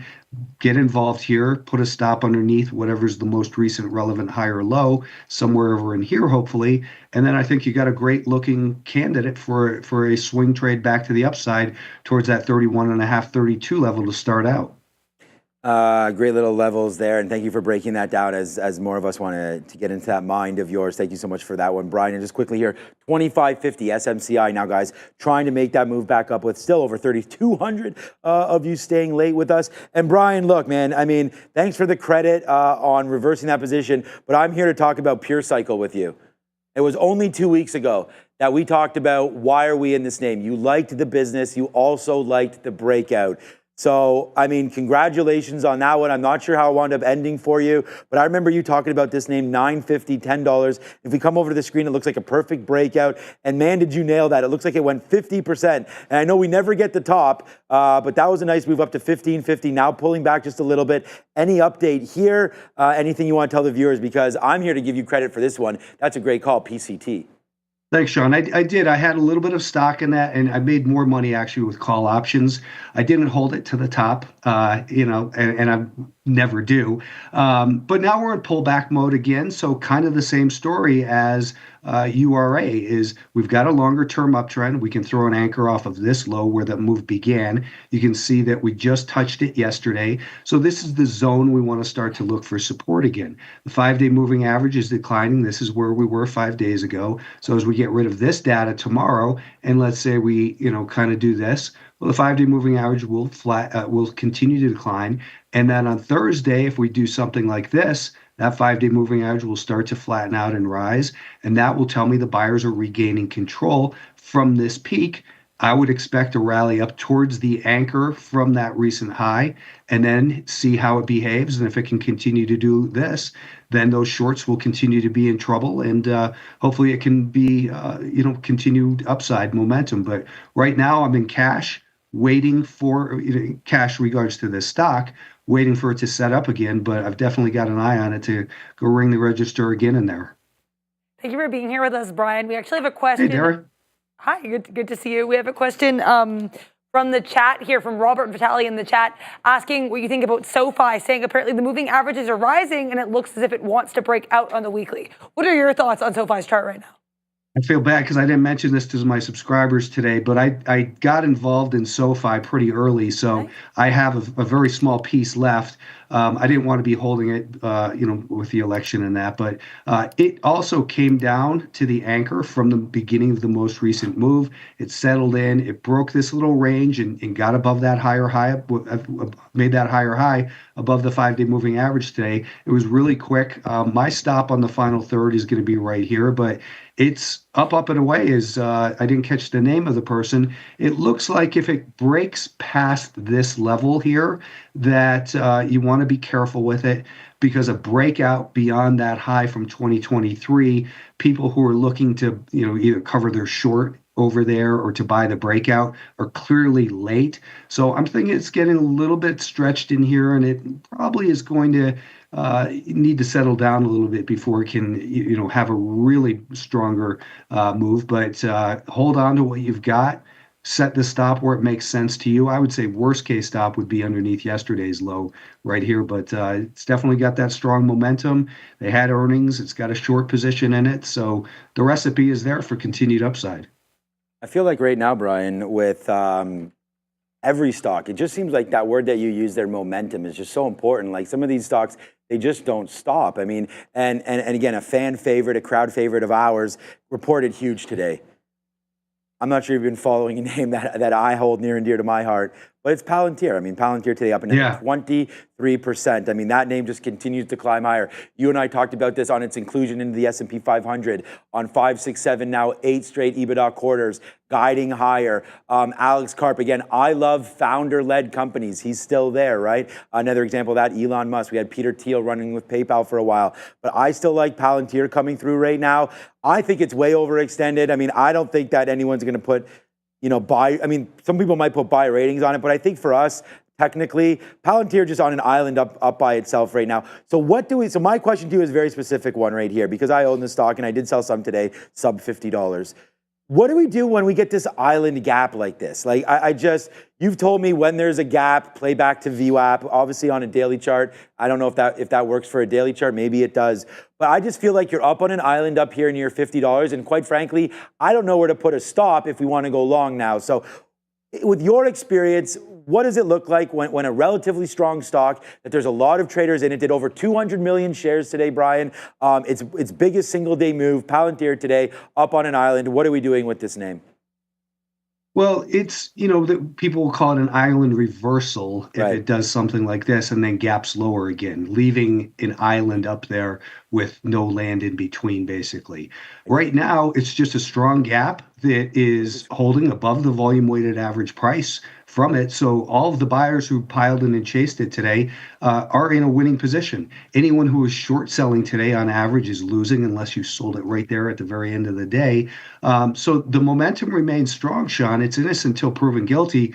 This is the opposite of SMCI. This is the stock you want to hold. It's the stock you want to keep raising your stop up under. And most important, I think, is what you want to recognize is stocks like this, that when they begin their moves, this is when that move began. That's when it went to a stage 2 uptrend. It looks a lot like stocks like Roblox right now. Right. Roblox is this now just entering a stage 2 uptrend that is, moving past that level that we can look back in a couple years, in a year, and say, wow, it was so obvious right there, just like Palantir was, or like Upstart, or some of these other names that are just getting going out of these longer term bases. So Palantir is what you strive to be involved in at these lower prices. Up here, I think you're chasing it. Yep. So my focus tends to be in the stocks like Upstart, like Firm right now, like Roblox, that are getting ready for maybe these bigger moves and can continue to provide upside opportunities for the traders. But, Palantir is still doing that too, so I'm not taking anything certainly away from that. This is a great momentum name. Know where your risk is. Understand you're not going to get the top in it. I think it was, selling some sub 50. It was a great sale because you own it so much lower. Right. You got to have a profit strategy. Otherwise, you don't want to be the people who are, who bought it over here and didn't buy on the way down or didn't sell on the way down. You waited instead 2 years to break even, sold out there at break even, and then missed that big move. Yeah, no, great analysis on that. And I do like that, the island reversal. That was kind of what we were a little bit nervous about. Brian, we're running out of time. Believe it or not, I start today with the Rep Girls Indoor Baseball Winter Workouts. Like, I know that's a long little thing there, but I got to get out of here and do that. But I do want to make sure that everybody remembers what's up with you. This is Maximum Trading Gains with Anchored VWAP. They can go find it at Alpha Trends. You're all over X. Your Instagram, I don't think, are you on Instagram or? Yeah, I am, but it's... Yeah, but no, whatever. We'll find you on X and go to Alpha Trends as well, alphatrends.net right there. So I want to ask you about some more names. We're going to have to do it next time as we have to wrap it up. So Brian, thank you so much for joining us here on a busy election day with lots of names that we covered. Congratulations on that PCT and some of those other calls right there. Next time I want to talk about crypto. I want to talk about everything. And I can't. We could go on forever, Brian. I want to thank you one more time. That's Brian Shannon. Go check him out. Thank you, Brian. Good night. Thanks, everybody. Ciao, my friend. Thank you, Brian. All right, you're now rocking with the best of us. It's Adara and I, and guess what time it is? It is the original one, often imitated, never duplicated. It's the roll call, so let's just see who's still here with us. Look, right now we have SMCI at the top left right now. It's $25. So SMCI continues to make that move down. But guys, girls, traders, guess what? I like that 22 level. We already showed that to you on the weekly. Who's still here? Let's hit the board and go find out right now. Thank you so much to Random Oddities. It's good. Oddities are good, especially when they're random. What's up to Henry Chung? Take Profit Tom is here. Northwestern Canopy Development. You're going to develop something, develop it in the Northwest. You know what I mean? And make sure it's a canopy. Both. Rich Naples, thank you so much right there. Good pizza. JD Roarin, LBM Photos. Michelle Meir, one of the OGs, is here as well. Mo is here. Bears vs. Bulls is in the building. Go vote, everybody. Wall Street only. Take Profit, Tom. B Balling is here. Pitchbull, hey, what's up to Pitchbull? Anurag, I remember you. You've been here for a while. Ozan, I don't have the cow, but we've got the cow hat on right now. What's up to Ozan? Bonita, why not? Pass Overdose. Adrian, Bongzilla, Robert Vital. Trade Forever. You've been here forever as well. Pineapple Undies, we've talked about that. Just don't wear spike side in. Spike side out. Yeah, that'd be... Pineapples. Right there. Okay, Ed Clark, Silverado, Michelle Moore, everybody's there. Thank you so much. We got to get out of here. Bezos selling more shares. That's just coming through right now. Bezos selling more shares. Yes. Come on, I'm trying to close this show out. Now you've got me looking at more stocks. AMZN. Let's go over. 213.8 million worth of shares, apparently. 213.8 million worth of shares for Bezos. And what a surprise, up there at 199. Stock not doing anything, but hey, Jeff, sell them, baby. Oh, boy. Once you're done, we're there to buy them all up. Thank you so much. Have a great day. Go vote if you haven't. That's Adara on that side. I'm Sean on this side. No matter what side you're on, we're back tomorrow. Thank you, Ramin, and we will see everybody then. Good show, Adara. Let's go. Ciao. See you, everybody.